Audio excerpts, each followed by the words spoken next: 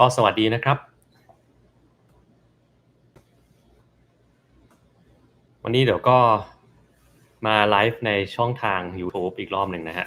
แต่วันนี้ผมจะลองเปิดในของ TikTok ไปด้วยอยากจะรู้ว่าในทาง TikTok มันมีใครที่แปลกๆถามอะไรมาหรือเปล่านะฮะอันนี้ก็น่าสนใจเหมือนกันนี้ที่อเมริกาวันนี้วันหยุดนะครับก็เป็นวันชาติอเมริกาวันที่4กรกฎานะครับถ้าเกิดว่าใครที่ไม่เคยรู้ประวัติของอเมริกาเนี่ยมันจริงๆเป็นประเทศซึ่งมีคนหลากหลายเชื้อชาติมาอยู่ด้วยกันนะครับอย่างแรกที่เราเจอก็คือมันมีเอ่อเรียกอะไรอะมันจะมีมันจะมีคนที่มาจากแถบยุโรปนะครับหลายๆประเทศเลยนะอย่างฝรั่งเศสนี่ก็มาแล้วก็พอมาอยู่ทวีปอเมริกาเนี่ยส่วนใหญ่ฝรั่งเศสเขาไปอยู่ตรงแคนาดากันดังนั้นถ้าเกิดว่าใครไปแคนาดาเนี่ยจะรู้ว่าเขาจะมีคนฝรั่งเศสค่อนข้างที่จะเยอะนะฮะมีคนมาจากอังกฤษจากแถบยุโรปทั้งหลายประเทศนะครับแล้วก็มีกลุ่มทาสที่มาจากแอฟริกาด้วยนะฮะนั้นอเมริกาเนี่ยเขาก็สมัยก่อนโดนปกครองโดยคนหลายเชื้อชาติแล้วเขาก็สุดท้ายตั้งเป็นประเทศเขาขึ้นมาเองนะฮะอ่าเป็นประเทศของเขาขึ้นมาเองก็คือเมื่อประมาณปี1776นะฮะมีการประกาศอิสรภาพจากทุกๆประเทศนะครับโดยก่อตั้งเป็นสหรัฐอเมริกาในตอนนั้นแหละก็คือมีมาเท่าไหร่อ่ะ248ปีแล้วตอนนี้นะครับในทาง TikTok ผมไลฟ์เป็นครั้งแรกนะครับผมก็จะตอบคำถามทางสุขภาพนะฮะแล้วก็กรุณาคอมเมนต์ด้วยความสุภาพเพราะว่าถ้ามีเกรียนเราก็จะบล็อกออกทันทีนะครับช่องของเราเนี่ยเราไม่สนใจเกรียนนะใครเกรียนมาเราจัดการหมดนะครับอืมอ๋อเกรียนผมไม่สนใจครับคือเกรียนมาเกรียนกลับนี่ข้าพเจ้าเกรียนที่สุดแล้วนะฮะดังนั้นถ้าเกิดว่าช่องทาง TikTok เนี่ยเราไม่เคยสนใจใครเลยอย่างผมทางยูทูบเนี่ยจะเป็นอีกแบบหนึ่งแต่ถ้าทาง TikTok เนี่ยก็เป็นอีกสไตล์หนึ่งเราเป็นปีศาจเต็มตัวดังนั้นถ้าใครมาหาเรื่องนี่ตายแน่นอนนะครับด่าไปจนถึงโคตรเหง้าเลยนะฮะเราไม่ค่อยแคร์นะครับ อยากทราบว่า posterior vena cava มันไม่มีคำว่า posterior vena cava นะปกติมันมีแต่ inferior vena cava นะครับผมไม่รู้ว่า posterior vena cava คำนี้มาจากไหนนะฮะมันอาจจะเป็นศัพท์ของอ่าสิ่งมีชีวิตชนิดอื่นหรือเปล่าผมไม่แน่ใจเหมือนกันว่าในสัตว์เขาเรียกอย่างนั้นหรือเปล่านะครับแต่ในคนเนี่ยเราไม่ได้มี posterior vena cava นะอืไม่น่ามีเท่าที่ทราบนะครับถ้ามันอาจจะมีก็อาจจะเป็นกรณีที่เป็นเรียกอะไรอะ ในตอนที่เราเป็น Embryo ในเด็กก็ได้นะครับแขวนก่อนบล็อกอ้อใช่ผมถ้าเกิดมีใครมาคอมเมนต์อะไรแปลกๆเราก็จะพูดชื่อเขาออกสื่อเลยนะเราจะพูดชื่อเขาออกสื่อแล้วเราก็สามารถที่จะจัดการออกสื่อได้โดยตรงนะครับเราก็ไม่สนนะครับแต่ทีนี้แหละปัญหามันอยู่ตรงที่ว่าถ้าเราไลฟ์ทั้ง2ทางเนี่ยเราจะต้องดูจอทั้ง2ทางก่อนว่ามันมีใครพูดอะไรมาตรงไหนหรือเปล่านะครับแล้วเดี๋ยวเราก็จะต้องลองดูคำตอบนะนั้นไม่น่าจะตอบได้ทุกคำถามขึ้นอยู่กับว่าใครที่เด่นนะเราก็จะเห็นคำถามนั้นก่อนโอกาสพบมะเร็งลำไส้ในคนอายุ20ปีมีน้อยครับมีน้อยมากเลยด้วยส่วนใหญ่มันจะต้องเป็นโรคที่มีพันธุกรรมที่มีปัญหานะฮะพวกนั้นก็จะมีปัญหาได้นะเจอมะเร็งลำไส้อายุน้อยได้นะครับ มีเพื่อนผมคนหนึ่งก็เสียไปด้วยมะเร็งลำไส้นะตั้งแต่อายุประมาณสัก30เองมั้งนะครับเจอทีก็ระยะหลังแล้วแสดงว่าเขาต้องมีปัญหาทางด้านพันธุกรรมอะไรสักอย่างนี่แหละนะฮะถ้าเจอเคสที่มีโอกาสผ่าแล้วสำเร็จค่อนข้างต่ำจะมีการถกกันว่าจะผ่าตัดหรือไม่ใช่ไหมครับใช่ครับโดยปกติเนี่ยเราก็มีการถกเถียงกันอยู่แล้วแล้วก็ดูซิว่าการผ่าตัดวิธีไหนมันจะปลอดภัยที่สุดแล้วบางทีถ้าเราทำไม่ได้เนี่ย ก็จะมีการส่งตัวไปที่เขาน่าจะทำได้โดยการโทรไปคุยก่อนนะครับปรึกษาอาจารย์ผู้ใหญ่ว่ามันสมควรหรือเปล่าถ้าสมควรทำได้ก็ส่งนะครับแต่ว่าถ้ามีโอกาสสำเร็จต่ำคนไข้ก็ต้องเข้าใจก่อนว่าต่อให้เป็นระดับมือเซียนมาผ่าตัดเนี่ยมันก็มีโอกาสที่จะพลาดจะเกิดปัญหาขึ้นมานะครับหลายคนเนี่ยจะมีความหวังที่สูงเกินไปพอสูงเกินไปผ่าแล้วมันไม่เป็นตามที่เราต้องการนะบางคนรับได้บางคนรับไม่ได้ก็โวยวายนะพวกนี้ก็มันก็มีปัญหาก็เคยเจอแบบนี้มาแล้วนะฮะก็สวัสดีทางช่องทาง TikTok ด้วยนะครับแล้วก็ทางยูทูบนะปกติผมไลฟ์ทางยูทูบอย่างเดียวนะแต่วันนี้ลองใน TikTok ไหนๆมันก็เป็นวันชาติอเมริกาซึ่งผมหยุดนะฮะก็ลองดูถ้ามีคำถามอะไรก็ ลองถามมานะครับแต่จะไม่สามารถอ่านได้ทุกคำถามแน่นอนอยู่แล้วนะครับมันเยอะนะครับคำว่าปวดหัวจี๊ดๆเกิดจากอะไรได้บ้างนี่ไม่น่าจะตอบไม่น่าจะมีใครที่ตอบได้นะส่วนใหญ่แล้วปวดหัวจี๊ดๆเราไม่สนใจด้วยซ้ำไปเพราะว่ามันเป็นการปวดหัวธรรมดานะครับถ้าปวดหัวที่มันหนักกว่านั้นเนี่ยถึงจะบอกได้นะครับแล้วที่สำคัญคือถ้าเราเป็นคนที่อยู่ในวงการทางการแพทย์แล้วเราบอกแค่ว่าเราปวดหัวจี๊ดๆเนี่ยผมว่าเราจะต้องบรรยายอาการปวดของเราให้มันดีกว่านั้นนะครับ เวลาหมอเขาวินิจฉัยว่าปวดหัวมันเกิดจากอะไรเนี่ยเขาวินิจฉัยจากลักษณะการปวดนะครับไม่ใช่บอกว่าโอ๊ยปวดเยอะปวดมากปวดมานานหรือปวดจี๊ดๆแค่นี้มันไม่สามารถที่จะตอบได้นะครับเพราะว่าถ้าตอบแบบนั้นเนี่ยมันจะกว้างมากเลยปวดหัวจี๊ดๆเกิดจากอะไรได้บ้างเช่นคุณอาจจะเกิดจากเครียดก็ได้นอนไม่พอดื่มน้ำน้อยไปกินข้าวไม่ได้กำลังมีประจำเดือนอยู่ปวดจากกล้ามเนื้อมันบีบเกร็งก็ได้หรือบางคนปวดจี๊ดๆของเขาเกิดการไมเกรนหรือมันมีใครที่ มีการบาดเจ็บทางศีรษะมาก่อนอย่างงี้ก็เป็นการปวดจี๊ดๆได้ดังนั้นมันตอบไม่ได้หรอกครับว่ามันเป็นจากอะไรดังนั้นต้องบรรยายให้มันดีกว่านั้นนะครับอืมกำลังจะไปจี้หัวใจไฟฟ้าตรวจเจอ SVT ต้องเตรียมตัวอะไรเป็นพิเศษไหมถ้าเป็น SVT เนี่ยโอกาสที่การจี้จะสำเร็จเนี่ยมันสูงมากนะครับสูงมากๆเลยด้วยซ้ำไปอันนี้ไม่ได้มีอะไรที่น่ากลัวสิ่งที่เราต้องทำก็คือนอนหลับให้สบายนะแค่นั้นเลยนะนอนหลับพักผ่อนคืนก่อนหน้าก็อย่าไปกินพวกชากาแฟหรือเครื่องดื่มที่มีกาเฟอีนนะครับก็พักผ่อนเท่านั้นเองไม่ได้มีอะไรที่ต้องเตรียมตัวเป็นพิเศษนะครับแต่ว่าหลังเที่ยงคืนก่อนที่จะไปทำการจี้เนี่ยเราต้องงดน้ำงดอาหารนะครับเพราะว่า เวลาที่เราจะจี้ไฟฟ้าเนี่ยเขาอาจจะให้ยาที่ทำให้เราสลบหรือว่าเรานอนหลับในตอนนั้นถ้าเกิดว่าเรามีอาหารเยอะในท้องเนี่ยอ่า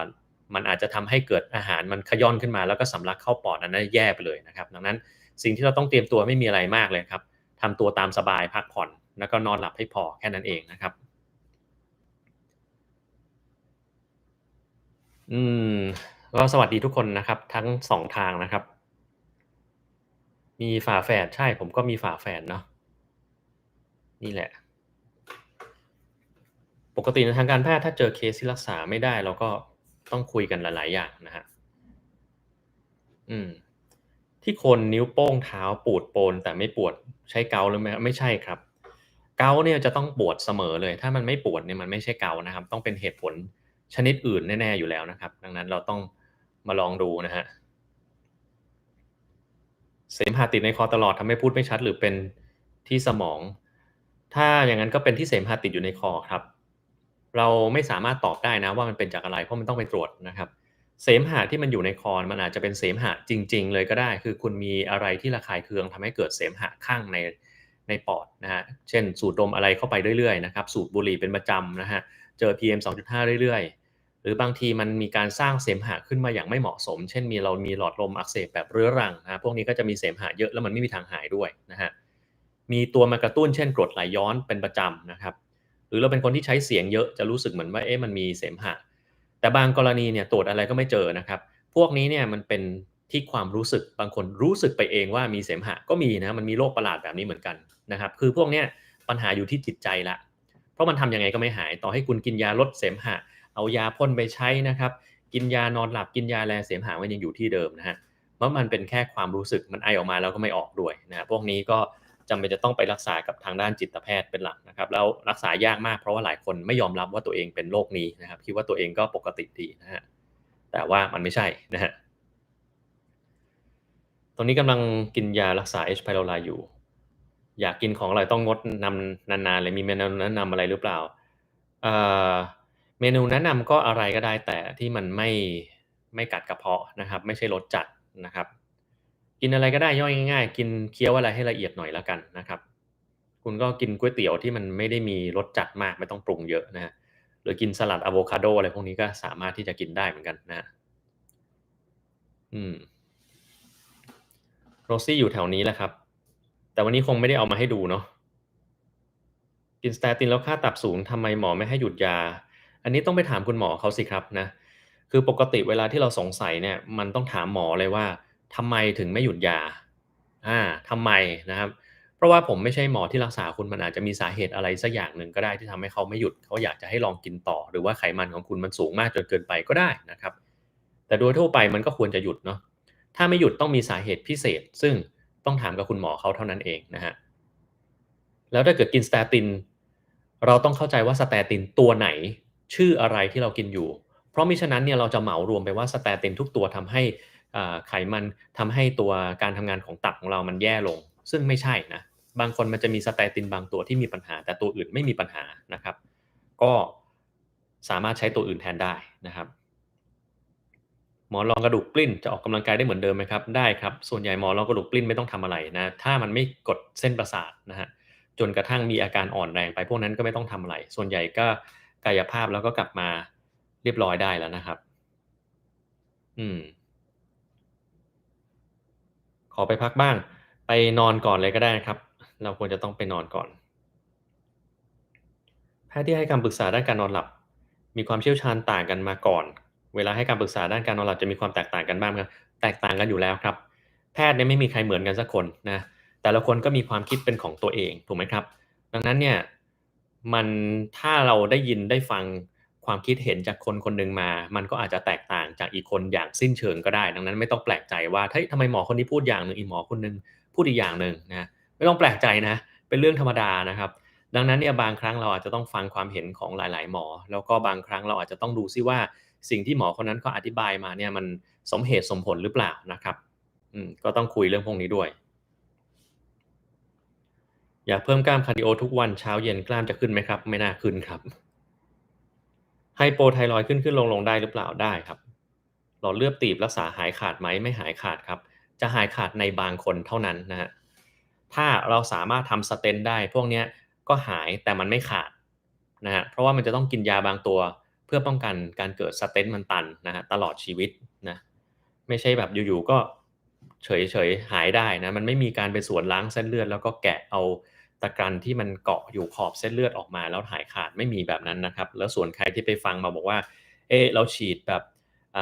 ทำ chelation อะไรพวกนี้ทำให้หลอดเลือดมันสะอาดได้หรือเปล่าคำตอบก็คือไม่ได้และท่านกำลังโดนโกหกอยู่ครับนะ chelation therapy เพื่อที่จะล้างหลอดเลือดเนี่ยมันเป็นศาสตร์ที่โกหกชัดๆเลยนะผมกล้าพูดตรงๆอย่างนี้เลยนะฮะแล้วที่มีหมอคนไหนที่ออกมาบอกว่าเฮ้ย chelation มันช่วยได้ผมใช้มาอย่างง้นอย่างนี้บอกเลยครับไร้สาระนะครับคุณไปหา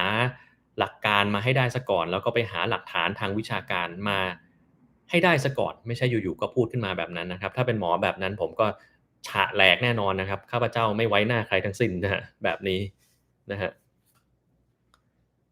นัตโตะแบบเม็ดมันอันนี้ไม่เคยเห็นเหมือนกันผมว่าผมกินแบบถั่วธรรมดาดีกว่านะมันอร่อยกว่าตั้งเยอะนะครับ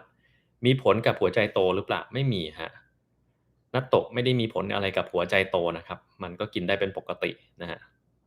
อืม ฉีดวัคซีน HPV 5สายพันธุ์ไปแล้วควรฉีดแบบ9สายพันธุ์ควรสิครับนะ HPV เนี่ยมันมีเป็นหลาย10สายพันธุ์เลยอะนะครับแล้วแต่ละสายพันธุ์มันก็ก่อโรคที่เราไม่ได้อยากจะให้มันเป็นเช่นเป็นหูดนะหูดหงอนไก่นะครับหรือมะเร็งปากมดลูกนะครับถ้าเกิดว่าเราฉีดครอบคลุมแค่5สายพันธุ์แล้วไอ้สายพันธุ์ที่เหลือล่ะใช่ไหมมันก็อาจจะติดเข้ามาแล้วก็เกิดอาการได้นะครับอืม เสื้อผมด็อกเตอร์แล้วมีต่อด้านล่างเห็นไหมครับมีครับทำไมพระสัมมาสัมพุทธเจ้าถึงสอนให้ภิกษุทานอาหารวันละมื้อจะไม่เป็นอันตรายต่อพระเหรอครับ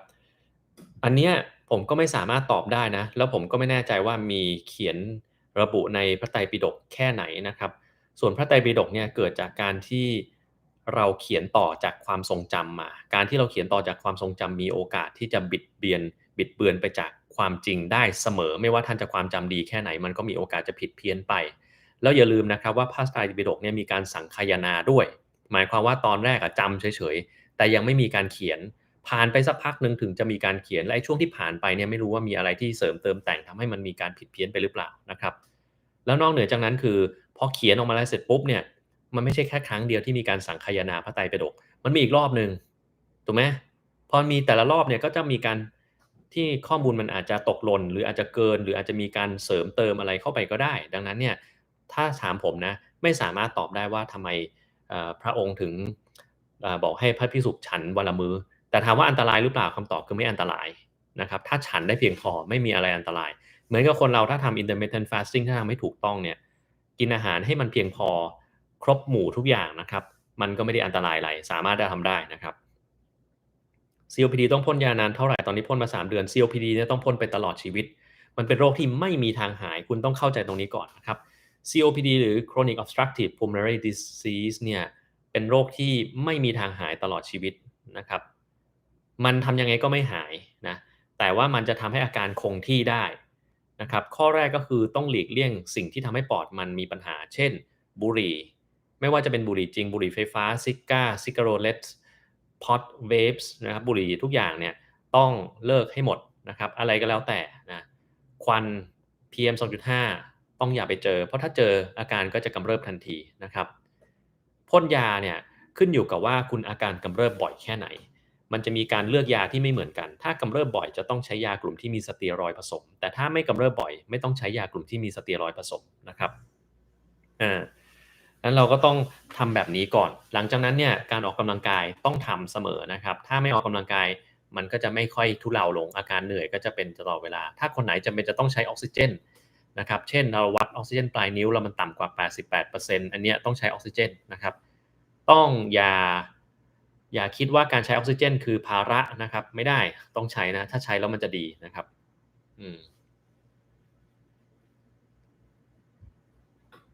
ก็สวัสดีคนทาง TikTok ด้วยนะครับ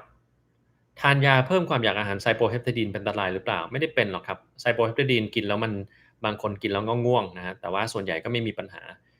ถ้าจะกินก็กินขนาดสักประมาณ8มิลลิกรัมต่อวันนะฮะเม็ดหนึ่งมัน4มิลลิกรัมคุณกิน2เม็ดนะกินก่อนนอนนะครับตัวหนังสือกับข้างอ่านว่าอะไรอืมไม่ทราบเหมือนกันน่าจะอ่านชื่อผมนี่แหละนะครับใช่ไหมอืมมันก็อาจจะเป็นนี่ถ้าทำให้แบบ Miller off มันก็จะอ่านได้นะฮะกำลังเรียนหมออยู่หนังสือหลายเล่มมีแต่อังกฤษมีเทคนิคอย่างไรให้อ่านอังกฤษคล่องบ้างจะทำอะไรให้คล่องมันต้องทำบ่อยๆครับนะถ้าเรายิ่งทำบ่อยเท่าไหร่มันก็จะยิ่งเก่งขึ้นเท่านั้นนะครับอ่านหนังสือเนี่ย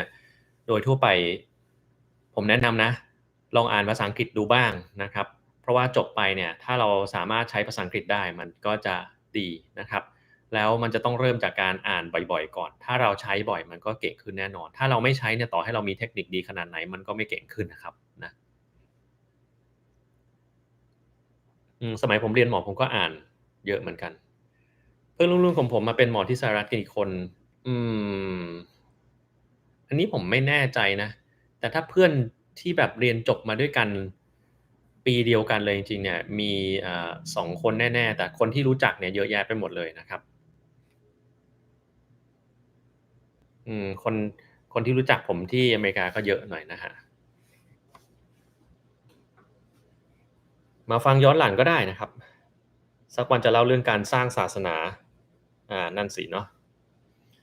คือศาสนาเนี่ยมันก็แบบมีคือบางทีเนี่ยการเล่าเรื่องของการสร้างศาสนาเนี่ยมันจะมีความยากอย่างหนึ่งเพราะว่ามันจะทำให้หลายๆคนเขามองแล้วเห็นรู้สึกมันขัดกับความเชื่อตัวเองมันอาจจะไปลบหลู่หรืออาจจะไปทำให้เกิดข้อขัดแย้งหลายๆอย่างได้เยอะด้วยไม่ใช่ได้เยอะธรรมดานะครับเพราะว่าคนสมัยก่อนเนี่ยแค่ศาสนาแตกต่างกันเขายังจะตีกันตายเลยนะต่อให้ศาสนาเดียวกันก็ตามพอแยกไปเป็นนิกายแต่ละนิกายก็ไม่ถูกกันเพราะว่าแต่ละคนก็คิดว่าเฮ้ยคำสอนของเราเนี่ยมันถูกอีกฝ่ายหนึ่งเนี่ยมันผิดนะครับแค่นิดเดียวก็ด่ากันได้นะครับดังนั้นก็ต้องระวังพวกนี้นะฮะ วัณโรคเทียมผมเคยทำคลิปไปแล้วใช่ครับอ้อแต่มันมีอีกอย่างหนึ่งที่อ่ผมยังไม่เคยเล่านะครับแล้วจริงๆสมัยก่อนผมเคยทำวิจัยเรื่องนี้ด้วยก็คือว่าไอ้ตัววัณโรคเทียมเนี่ยมันมีกรณีหนึ่งซึ่งคนไทยเจอบ่อยนะครับมีคนไทยกับคนไต้หวันเนี่ยเจอบ่อยแต่ที่เหลือในโลกเนี่ยไม่ค่อยเจอเพราะว่าคนไทยเนี่ยมันจะมีเรียกว่าเป็น HLA อย่างหนึ่งนะครับ ผมจำไม่ได้ว่า HLA-DRBQ1 หรืออะไรสักอย่างเนี่ยสักอย่างผมจำไม่ได้นะ HLA คือมันเป็นตัวที่เอาไว้รับสิ่งต่างๆที่มันเป็นสิ่งแปลกปลอมนะครับตรวจจับสิ่งต่างๆในร่างกายพอมันผิดปกติเนี่ยมันจะทำให้เรามีแอนติบอดีต่อ interferon gamma receptor นะครับ interferon gamma เนี่ยมันเป็นสารอย่างหนึ่งในร่างกายนะครับที่ทำให้เซลล์ของเราเนี่ยมันแข็งแรงแล้วก็ไปจัดการกับตัวเชื้อโรคต่างๆได้นะครับ ถ้าเรามีแอนติบอดีต่อไอ้ตัวนี้ขึ้นมาแล้วก็สิ่งที่เกิดขึ้นก็คือว่าร่างกายเราจะคล้ายๆคนที่เป็นเอดส์แต่เราไม่ได้เป็นเอดส์นะจะคล้ายคนที่เป็นเอดส์ก็คือมีการเจ็บป่วยด้วยเชื้อราแปลกๆได้มีการติดต่อจากเชื้อวัณโรคเทียมเข้ามาในร่างกายได้นะครับดังนั้นอันนี้อาจจะเป็นเหตุผลหนึ่งซึ่งทำให้คนไทยเนี่ยมีโอกาสที่จะเจอวัณโรคเทียมเยอะขึ้นได้นะครับแต่ในกรณีของข่าวของที่คุณหมอมนูนเอาออกมาที่บอกว่ามีคุณป้าคนหนึ่งเนี่ยรู้สึกว่ามีไอเรื้อรังหรืออะไรสักอย่างนะครับแล้วก็เป็นวัณโรคเทียมที่คาดว่าน่าจะมาจากปุ๋ยใช่ไหมฮะแต่ผมบอกเลยครับว่าคนที่จะเป็นวัณโรคเทียมได้ส่วนใหญ่แล้วนะมันจะต้องมีความผิดปกติทางปอดตั้งแต่แรกอยู่แล้วอยู่ๆไม่เป็นนะครับอย่างถ้าผมสูดดมเอาไอ้ตัววัณโรคเทียมเข้าไปเยอะๆเนี่ยผมก็ไม่เป็นวัณโรคเทียมนะส่วนใหญ่คนมักจะมีปัญหาอะไรสักอย่างอยู่ ส่วนจะรู้ตัวหรือเปล่าอันนี้ตอบไม่ได้นะครับต่อให้คุณไม่เคยสูบบุหรี่มาก่อนคุณอาจจะมีปัญหาในเรื่องของปอดอยู่แล้วก็ได้เพราะว่า PM 2.5เต็มหมดไงครับตอนนี้ถูกไหมฮะนั้นก็จะมีปัญหาได้นะครับคุณแพตตี้สอบปีนี้อยากเป็นรุ่นน้องผมเลยครับลุยเลยครับถ้าเราชอบอะไรมากๆเนี่ยมันต้องลุยเข้าไปนะฮะอย่าไปกลัวอะไรทั้งสิ้นนะครับแล้วก็ขอเป็นกำลังใจให้นะครับถ้าตั้งใจจะทำอะไรแล้วเอามันให้สำเร็จนะครับยังไงก็ต้องลุยสถานเดียวเลยนะครับ ผลพูดเรื่องมะเร็งได้ดีมากก็ดีแล้วครับนะเป็นเบเชตต้องกินยากดภูมิแต่ช่วงนี้หมอไม่ให้กินเพราะว่าอาการของโรคสงบก็โดยทั่วไปถ้าอาการโรคสงบแล้วเราหยุดยาได้เนี่ยก็ดีนะครับดีที่สุดเลยนะแต่ถ้ามันไม่สงบก็อาจจะต้องกินยาบางอย่างไปนะครับเบเชตนี่มันเป็นโรคที่หายากวินิจฉัยก็ยากด้วยอาการแต่ละคนก็ดันไม่เหมือนกันอีกนะครับนะแต่ว่าอาการบางคนที่เป็นเนี่ยมันจะมีพวกแผลในปากเยอะๆเหมือนแผลร้อนในนะฮะ แล้วก็มันสามารถทำให้เกิดริ่มเลือดอุดตันตามหลอดเลือดดำหรือหลอดเลือดแดงตรงไหนในร่างกายก็ได้ทั้งนั้นเลยนะฮะอาจจะไปอุดตันที่หัวใจอุดตันในเส้นเลือดดำของสมองอะไรอย่างนี้ก็ได้นะครับแล้วบางคนเวลามีแผลเนี่ยมันจะเป็นหนองง่ายนะครับอันนี้ก็จะเยอะหน่อยนะเกิดปัญหาต่างๆได้รักษาก็รักษาลำบากนะฮะวัณโรคเทียมเราบอกไปแล้วนะฮะ มีหมอท่านหนึ่งใน TikTok พูดเชิงแอนตี้โปรตีนมีความคิดเห็นอย่างไรคิดเห็นตรงกันข้ามกับเขาเลยครับโปรตีนไม่มีอะไรที่จำเป็นจะต้องแอนตี้มันเป็นสิ่งที่คนเราต้องกินเข้าไปอยู่แล้วนะครับถ้าคนเราไม่กินโปรตีนก็แย่แต่ผมมองว่าสิ่งที่คุณพูดถึงน่าจะหมายถึงการแอนตี้เวย์โปรตีนที่เขากินเพื่อเล่นกล้ามนะครับด้วยสาเหตุต่างๆนานานะเขาอาจจะไปบอกว่ากินแล้วเดี๋ยวตับมีปัญหาใช่ไหมกินแล้วไขมันพอกตับแต่มันไม่เป็นอย่างนั้นนะครับไม่เป็นจริงแบบนั้นนะดังนั้นโปรตีนก็สามารถที่จะกินได้ตามปกตินะครับ คือผมเนี่ยจะเป็นคนที่อาจจะบ้าวิชาการนิดหนึ่งนะเวลาที่เราอยากรู้อะไรผมจะลงไปอ่านถึงวิชาการลึกๆจริงๆนะครับแล้วเวลาที่ผมสอนนักศึกษาแพทย์เนี่ยผมจะเจอปัญหาอยู่หลักๆข้อหนึ่งคือถ้าเกิดเป็นนักศึกษาแพทย์ที่ไม่เก่งแล้วเนี่ยนอกจากเขาอ่านงานวิจัยไม่เป็นเขายังวิเคราะห์งานวิจัยไม่ออกอีกต่างหากบางคนโอเคขยันไปหามาใช่ไหมแต่หามาแล้วปุ๊บเนี่ย เขาอ่านไม่ค่อยได้แปลความไม่ถูกก็เลยเอาแต่หัวข้อแล้วก็สรุปมาให้เราดูนะครับถ้าเป็นแบบนั้นเนี่ยมันเป็นสิ่งที่ไม่ถูกต้องนะครับแล้วเราก็สอนเสมอว่าเฮ้ยนอกเหนือจากคุณไปเอางานวิจัยทางการแพทย์มาอ่านแล้วเนี่ยคุณยังต้องสามารถแปลความได้ว่าไองานวิจัยตัวนี้มันน่าเชื่อถือเพียงไหนมีข้อบกพร่องข้อด้อยอะไรบ้างมีจุดเด่นจุดด้อยหรือข้อจำกัดอะไรบ้างนะครับถ้าคุณไม่รู้ไม่สามารถตอบได้แล้วคุณเอาข้อสรุปมันมาใช้มันผิด นะครับแล้วผมเห็นหลายครั้งมากเวลาอยู่ในอินเทอร์เน็ตเพราะว่าหลายคนเนี่ยเขาก็จะเอางานวิจัยมาเป็นหลักฐานสนับสนุนตัวเองสิ่งที่พูดของตัวเองนะครับแต่พอผมตามไปดูหลายครั้งมันไม่ได้สรุปแบบนั้นเลยมีบางทีมันงานวิจัยไม่เกี่ยวข้องกับสิ่งที่เขาพูดอีกต่างหากบางคนเป็นหมอด้วยซ้ำไปนะโอ้ยคือแบบปวดหัวมากเลยเราเห็นแล้วแบบเฮ้ยเดี๋ยวนะนอกเหนือจากงานวิจัยไม่ตรงปกเข้าไปอ่านมันวิเคราะห์ไม่ได้เป็นแบบนั้นนะครับ เหมือนหมอที่เอาเรื่องของการต่อต้านวัคซีนต่างๆอย่างเช่นคนที่เอาเรื่องไวท์คลอตมาพูดเงี้ยยกงานวิจัยอะไรมาแต่ละตัวเข้าไปอ่านมันไม่ได้ตีความอย่างนั้นเลยอะคือเสียดายตำแหน่งแกมากเลยไม่รู้ว่าเพราะอะไรนะก็ต้องระวังเรื่องพวกนี้นะครับอะไรที่มันคัดค้านกับสิ่งที่มันเป็นสิ่งที่เราทราบมาตลอดเวลาเนี่ยอ่าเราควรจะต้องพิจารณาให้ดีซะก่อนนะครับอย่าเพิ่งไปเชื่อตอนนี้นะครับอืม TikTok TikTok ก็ลองทำไลฟ์วันนี้เป็นครั้งแรกนะครับลองดูว่าเป็นอะไรนะ กัญชาเสี่ยงเป็นมะเร็งปอดมากกว่าบุหรี่อีกใช่หรือเปล่าทำไมบางประเทศถึงให้ใช้เสพและสูบได้คือสำหรับผมไม่สนใจว่าประเทศไหนจะให้ใช้นะแต่ถ้ามันมีปัญหามันก็อย่าไปใช้นะครับการเสพกัญชาเนี่ยที่มันมีมะเร็งปอดคือการที่สูบมันเข้าไปเพราะว่าถ้าเกิดมันไม่บริสุทธิ์นะกัญชาที่ไม่บริสุทธิ์มันมีสารอะไรสักอย่างหนึ่งนั้นหรือแค่การเผาไหม้กัญชาที่เราสูบเข้าไปนั่นก็มีความเสี่ยงต่อการเกิดมะเร็งในปอดอยู่แล้วนะครับด้วยตัวมันเอง กัญชาถ้าไม่บริสุทธิ์มันจะมีเชื้อราได้ถ้าเราสูบเข้าไปคุณก็ได้เชื้อราเข้าไปในร่างกายตรงๆเลยนะครับดังนั้นก็ไม่แนะนำนะครับ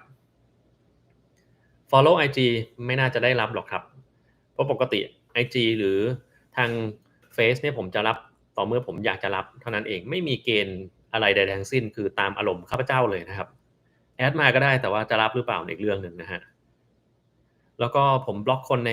IG ออกหลายคนเหมือนกันเพราะว่าหลังจากเข้ามาแล้วเนี่ยมาวุ่นวายนะฮะอย่างง้นอย่างนี้มาพูดจาเจาะแจ๊ะหรือบางคนมาแบบพอไม่คุยด้วยก็ตัดพ้อผมบล็อกทิ้งเลยคือแบบอุตส่าห์ให้เข้ามาแล้วยังมาทำตัวน่ารำคาญเนี่ยก็จัดการให้หมดนะฮะอืมเสื้อสีขาวครับเครื่องตรวจระเบิดก็น่าจะคิดได้อันนี้ไม่รู้เหมือนกันนะฮะถ้าอาการของ Behçet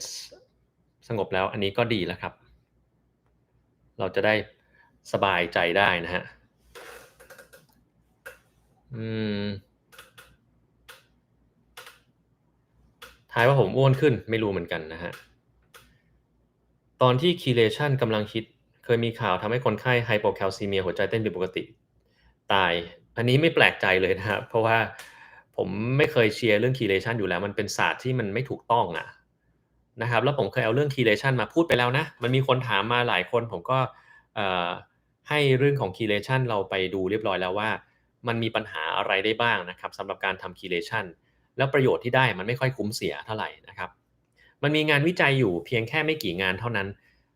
ทำในคนที่มีโรคหัวใจไปแล้วอันนั้นนะอาจจะพอได้ประโยชน์บ้างแค่อาจจะเฉยๆเลยซ้ำไปนะครับยังไม่ใช่แบบชัวร์ว่าได้ประโยชน์นะนั้นก็ต้องระวังให้ดีเวลาที่เราได้ยินไอ้ของพวกนี้นะฮะแล้วเราคิดไว้เลยว่าการรักษาอะไรก็ตามที่ประกันเขาไม่จ่ายตั้งแต่แรกเนี่ยมันต้องมีปัญหาแน่ๆนะครับมันต้องมีข้อถกเถียงเพราะว่าประกันเนี่ยก่อนเขาจะจ่ายอะไรได้เนี่ยเขาต้องแบบเฮ้ยมันเป็นการรักษามาตรฐานนะมันชัวร์นะครับ ส่วนฉาดชะลอวัยทั้งหลายแหล่เนี่ยประกันเขาก็ไม่รับรองถูกไหมครับมันอาจจะไม่ใช่อะไรเงี้ยเขายังไม่แน่ใจเขาก็เลยไม่รับรองนะครับอืมอ๋อถ้าจะมาจีบผมไม่สนใจอยู่แล้วมันน่ารำคาญอะคนพวกนั้นคือแบบเราก็ชัดเจนอยู่แล้วนะเพราะเราไม่ได้ชอบคนพวกนี้เราก็ต้องจัดการเขานะแล้วผมคือไม่เคยคิดจะถนอมน้ำใจใครด้วยนะครับถ้าเกิดว่าคนไหนที่มาไม่ดีเราก็จัดการเขาแค่นั้นเองนะครับถ้าต้องฉีดสีเพื่อทำ Bone Scan จะกระทบไตหรือเปล่า Bone Scan เนี่ยมันไม่ต้องฉีดสีอะไรนี่นาเอ่อ Bone Scan Bone Scan นี่คือทำไปทำไมครับเราทำอะไรเพราะว่าหลายๆครั้งมันมีคนเรียกว่า Bone Scan แต่มันไม่ใช่ Bone Scan นะครับมันยังมี Bone Survey คือทำเอกซเรย์ทั้งร่างกายหรือ Bone Scintigraphy ถ้า Scintigraphy นี่อาจจะต้องฉีดสีซึ่งสีมันก็ไม่ค่อยมีปัญหาต่อไตอะไรเท่าไรนะครับฉีดวิตามินซีและ B ผ่านเส้นเลือดอันตรายหรือเปล่าเพื่อสุขภาพผิวที่ดีอันนี้ไม่ได้อันตรายอะไรครับสามารถที่จะทำได้นะครับส่วนใหญ่ก็ปกติดีนะครับ นักเรียนแพทย์ที่ได้คำแนะนำจากผมเรื่องการอ่านงานวิจัยหลังจากนั้นเขาสามารถปรับปรุงได้อย่างที่ตั้งใจหรือเปล่าไม่เสมอไปนะครับแต่ว่าถ้าเป็นนักเรียนแพทย์ที่ Harvard เนี่ยก็เขาอ่านเก่งอยู่แล้วนะไม่ค่อยต้องเข็นอะไรเท่าไรนะครับถ้าไม่สบายปวดหัวเป็นไข้แม่จะไม่กล้าใช้พาราเพราะกลัวเป็นพิษกับตับฟ้าทลายโจรก็มีเคยบอกว่าไม่ควรใช้เราจะใช้อะไรบรรเทาอาการดีถ้ากลัวไปหมดเนี่ยไม่ต้องทำอะไรครับเอาน้ำเช็ดตัวพอแล้วนะครับ เพราะว่าของทุกอย่างที่เรากินเข้าไปกับร่างกายมันมีอันตรายหมดถ้าเกิดว่าคุณแม่กลัวเนี่ยผมว่ามันอาจจะไม่สมเหตุผลหน่อยนะคือปัญหาพิษจากตับจากพาราเซตามอลเนี่ยถ้าคุณไม่ได้กินเกินนะก็ไม่มีปัญหาอะไรอยู่แล้วถ้าคุณไม่ได้มีโรคตับอยู่เดิมก็ไม่มีปัญหาเช่นกันถ้าเกิดกินนะครับแค่วันหนึ่งแบบไม่เกิน8เม็ดอย่างเงี้ยก็ไม่มีปัญหาอะไรถูกไหมอ่าไม่งั้นเราต้องกลัวทุกอย่างสิ เฮ้ยกินน้ำเดี๋ยวเราทำให้โซเดียมต่ำชักแล้วก็เสียชีวิตได้อย่างนั้นเราไม่ต้องกินน้ำเลยก็ไม่ถูกต้องถูกไหมครับหรือแบบเฮ้ยมีคนบอกว่าโอ้โฮกินข้าวแล้วเดี๋ยวเป็นเบาหวานไขมันสูงไตรกลีเซอไรด์ขึ้นมันโอ้โฮข้าวขาวนี่ตัวแล้วใหญ่เลยห้ามกินนะครับ มันมีอินฟลูเอนเซอร์บางคนพูดขนาดนั้นเลยว่าข้าวมันเหมือนแทบจะเรียกได้เลยว่าโอ้โฮข้าวคืออาหารเป็นพิษอย่างเงี้ยห้ามกินเด็ดขาดอะไรเงี้ยโอ้โฮผมคิดว่าไอ้เนี่ยเพี้ยนแล้วนะสมองไม่รู้ว่ามันเกิดอะไรขึ้นนะครับก็ไม่ถูกต้องถูกไหมมันก็กินได้นะถ้าเราไม่ได้กินมันมากจนเกินไปนะครับผมทาน Creatine หรือเปล่าทานครับแต่ไม่ได้ทานสม่ำเสมออยากทานเมื่อไรก็ทานนะครับ โควิดพ่อเป็นรอบที่3ปฏิบัติตัวเคร่งครัดเหมือนช่วงแรกๆไหมครับใช่ครับทำเหมือนกันหมดทุกอย่างนะครับยังไม่มีการเปลี่ยนแปลงไปจากเดิมนะครับทานยามากๆมีผลต่อตับไตจริงหรือเปล่าไม่จริงนะครับส่วนใหญ่แล้วเนี่ยมักจะไม่จริงนะครับมีส่วนน้อยเท่านั้นน่ะที่จริงแล้วผมเคยทำคลิปเรื่องของทานยาแล้วมีผลต่อตับไตจริงหรือเปล่านะครับก็ลองไปฟังดูในยูทูบนะมันมีรายละเอียดไว้อยู่แล้วนะครับอืม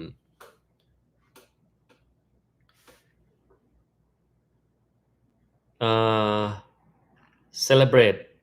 Independence Day นะครับ Independence Day เนี่ยจะมันมีเรื่องของอ่าหนังใช่ไหมอันนั้นน่ะเป็นสิ่งที่ทำให้ผมอยากดูหนังนะครับสมัยก่อนดู ID4 ติดใจสนุกดีนะครับแค่นั้นเลยนะครับแต่ตอนนี้ก็ไม่ได้ย้อนกลับไปดูแล้วนะครับ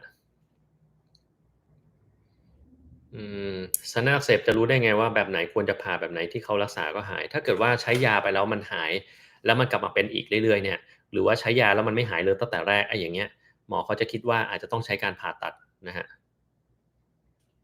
ไฮโปแคลซีเมียจากผ่าไทรอยด์แคลเซียมต่ำเกิดกินแคลเซียมคาร์บอเนต1,000มิลลิกรัมวันละ6เม็ดกับวิตามิน D3 วันละเม็ดแคลเซียมยังต่ำควรทำยังไงดี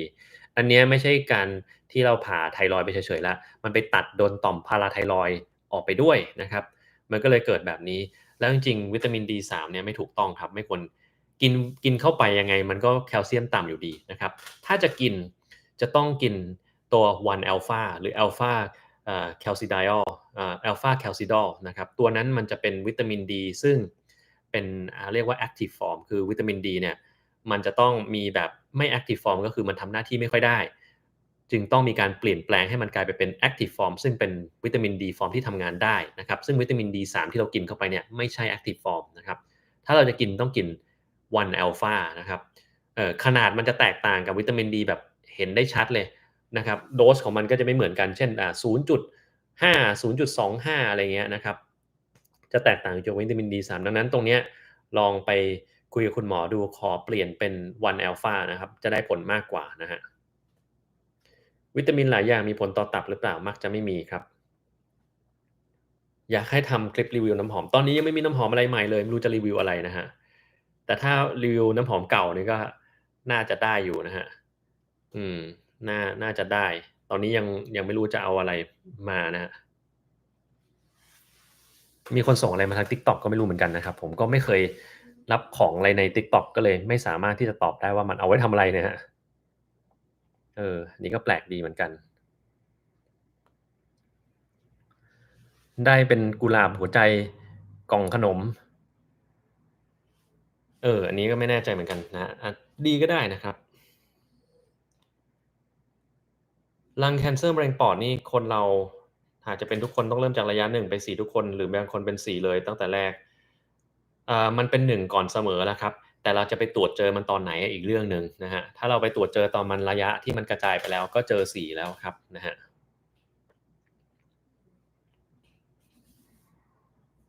อย่าไปดูผมใน TikTok แต่ไม่เล่น TikTok อ๋อไม่เป็นไรครับดูทางเดียวก็พอนะครับผมนี่ดู2ทางผมยังจะเริ่มอะไรยังไงเลยนะครับ ดื่มน้ำ RO เพราะว่าเข้าใจว่ากรองแล้วดีแต่ไม่ได้ยินว่าทำให้เลือดเป็นกรดจะมีผลเสียมากไม่มีเลยครับอันนี้สิ่งที่ได้ยินมาเนี่ยอาจจะคลาดเคลื่อนแล้วก็ไม่ถูกต้องนะครับน้ำ RO เนี่ยดื่มได้ปกติไม่ได้มีปัญหาบางคนเขาจะอ้างว่าการดื่มน้ำ RO เนี่ยมันจะไปละลายเกลือแร่ในร่างกายทำให้ซึสำทำให้เกลือแร่ต่ำแล้วก็เกิดกระดูกพรุนซึ่งไม่จริงนะครับน้ำอะไรมันก็ทำแบบนั้นได้ทั้งนั้นแหละนะครับเวลาที่คุณกินเข้าไปเนี่ยเขาจะบอกว่าเฮ้ยน้ำ RO เนี่ยมันไม่มีเกลือแร่พวกนี้อยู่ เราจะต้องเอาน้ำที่มันเป็นน้ำที่มันมีเกลือแร่อยู่ในร่างในนั้นกินเข้าไปหรือบางคนมากกว่านั้นอีกคือโฆษณาเลยว่าเนี่ยฟิลเตอร์ RO ของเราเนี่ยมีการเติมแร่ธาตุเข้าไปในน้ำทำให้ท่านไม่ขาดแร่ธาตุพวกนี้ก็ไร้สาระนะครับเพราะว่าอะไรรู้ไหมไอ้แร่ธาตุที่อยู่ในน้ำทั้งหลายแหล่เนี่ยมันน้อยคุณได้เข้าไปอะมันไม่เกิดอะไรขึ้นหรอกสิ่งที่คุณจะได้น่ะโน่นไปกินอาหารมากกว่านะครับถ้ากินอาหารน่ะมันจะได้เกลือแร่พวกนั้นเข้าไปต่อให้ท่านกินน้ำ RO เข้าไป3ลิตร4ลิตร แล้วท่านกินอาหารตามปกตินะเกลือแร่ท่านก็ไม่ต่ำแต่ถ้าท่านโอเคไม่กินข้าวเลยเนี่ยแล้วกินแต่น้ำอย่างเดียวเช่นพวกทำ water fasting พวกเนี้ยอันเนี้ยมีเกลือแร่ต่ำได้นะครับไวรัสตับอักเสบซีตอนนี้มียารับประทานต้านไวรัสนั้นไหมครับมีครับแล้วหายขาดด้วยงั้นตรงเนี้ยเป็นข้อดีของไวรัสตับอักเสบซีในปัจจุบันสมัยก่อนเนี่ยมันรักษายากมากแล้วก็ไม่ค่อยหายด้วยนะครับการรักษาก็แบบโหดร้ายมากว่าต้องไปฉีดอินเตอร์เฟอรอนอย่างเงี้ยแล้วก็ให้ยาไรบาเวรินซึ่งมันทำลายเม็ดเลือดแดงมีแต่พิษนะครับแล้วมันบางคนก็ไม่หายให้อินเตอร์เฟอรอนก็ต้องให้วันศุกร์เพราะว่าให้ทีทรมานทั้งเสาร์อาทิตย์อะคือทำงานไม่ได้เลยนะครับก็ต้องให้วันศุกร์อย่างเงี้ยนะ แต่เดี๋ยวนี้มียากินเออ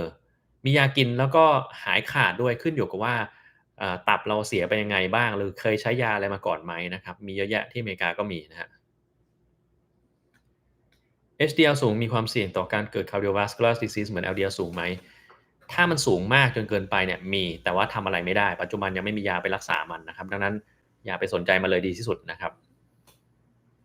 ผมกินวันละกี่แคลไม่เคยนับเลยครับ ถ้าเราขยับไหล่ตอนเล่นไหล่ข้างแล้วมีเสียงกึกๆแบบอันนี้เป็นอันตรายไหมถ้าเล่นหนักแล้วมันเจ็บก็มีอันตรายได้ส่วนใหญ่ที่มันกึกๆเนี่ยเพราะว่าเส้นเอ็นไหล่ด้านหลังมันไม่แข็งแรงนะครับเราก็จะต้องไปเล่นไหล่หลังให้มันเยอะหน่อยหรือไม่ฉะนั้นเนี่ยให้เรายืนเอาหลังพิงกำแพงนะครับแล้วก็เอาแขนออกมาแบบนี้นะเอาศอกเอามือแนบกำแพงทั้งสองข้างอย่างนี้แล้วยกขึ้นมายกให้แขนแนบกับกำแพงตลอดเวลาจนกระทั่งมันแตะขึ้นข้างบนอย่างเงี้ยแล้วก็เอาลงมานะครับ แบบนั้นมันจะทำให้เอ็นไหล่หลังเนี่ยค่อนข้างแข็งแรงนะครับหรือไม่ฉะนั้นเราก็จะใช้วิธีนอนคว่ำก็ได้นอนคว่ำแล้วก็อย่างเงี้ยยกแขนขึ้นมาจากพื้นนะครับเกรงค้างไว้เหมือนซูเปอร์แมนอย่างนั้นก็ได้นะฮะก็สวัสดีทั้งสองทางนะครับวันนี้เราลองไลฟ์ใน TikTok เป็นครั้งแรกเราอยากลองดูว่ามันมีอะไรน่าสนุกบ้างนะฮะก็ยังไม่รู้เลยว่ามีอะไรนะฮะแมกนีเซียมทานทุกวันดีหรือเปล่าก็ดีครับผมเคยทำคลิปเรื่องแมกนีเซียมไปแล้วนะอยู่ในยูทูบต้องลองไปฟังดูว่ารายละเอียดเป็นยังไงกินแมกนีเซียมฟอร์มไหนได้อะไรนะครับทานยังไงนะฮะพวกนี้แต่ถ้าทานแล้วปวดท้องเสียก็ต้องทานหลังอาหารหน่อยนะฮะบางคนมันจะมีคนที่ไวต่อแมกนีเซียมมากๆโดยเฉพาะแมกนีเซียมออกไซด์กินแล้วก็ท้องเสียเลยก็มี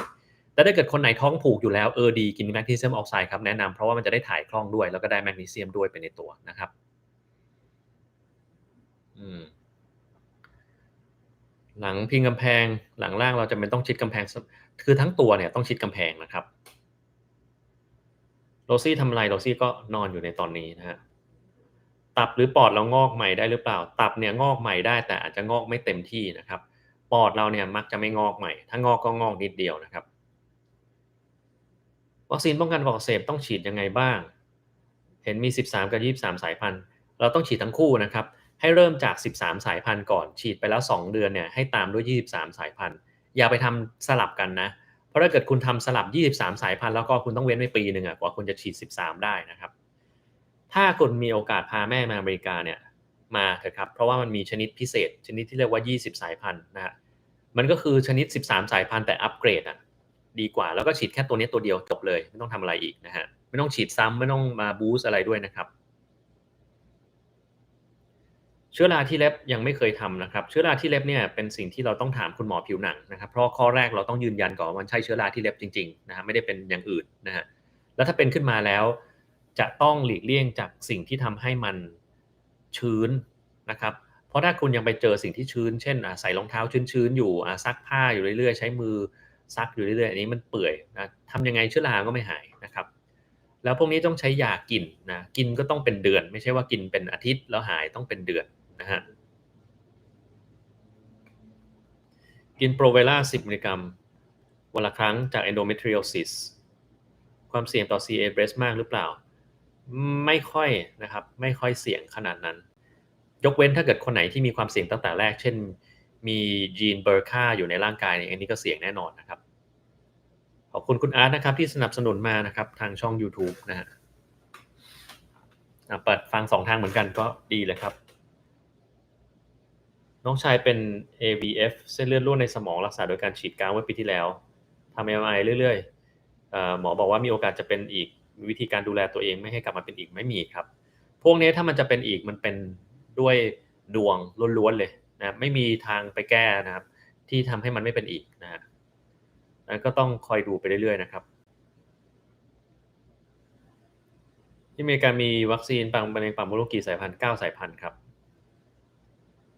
ออกกำลังกายมีผลต่อการอ่านหนังสือสอบอะไรพวกนี้ขนาดนั้น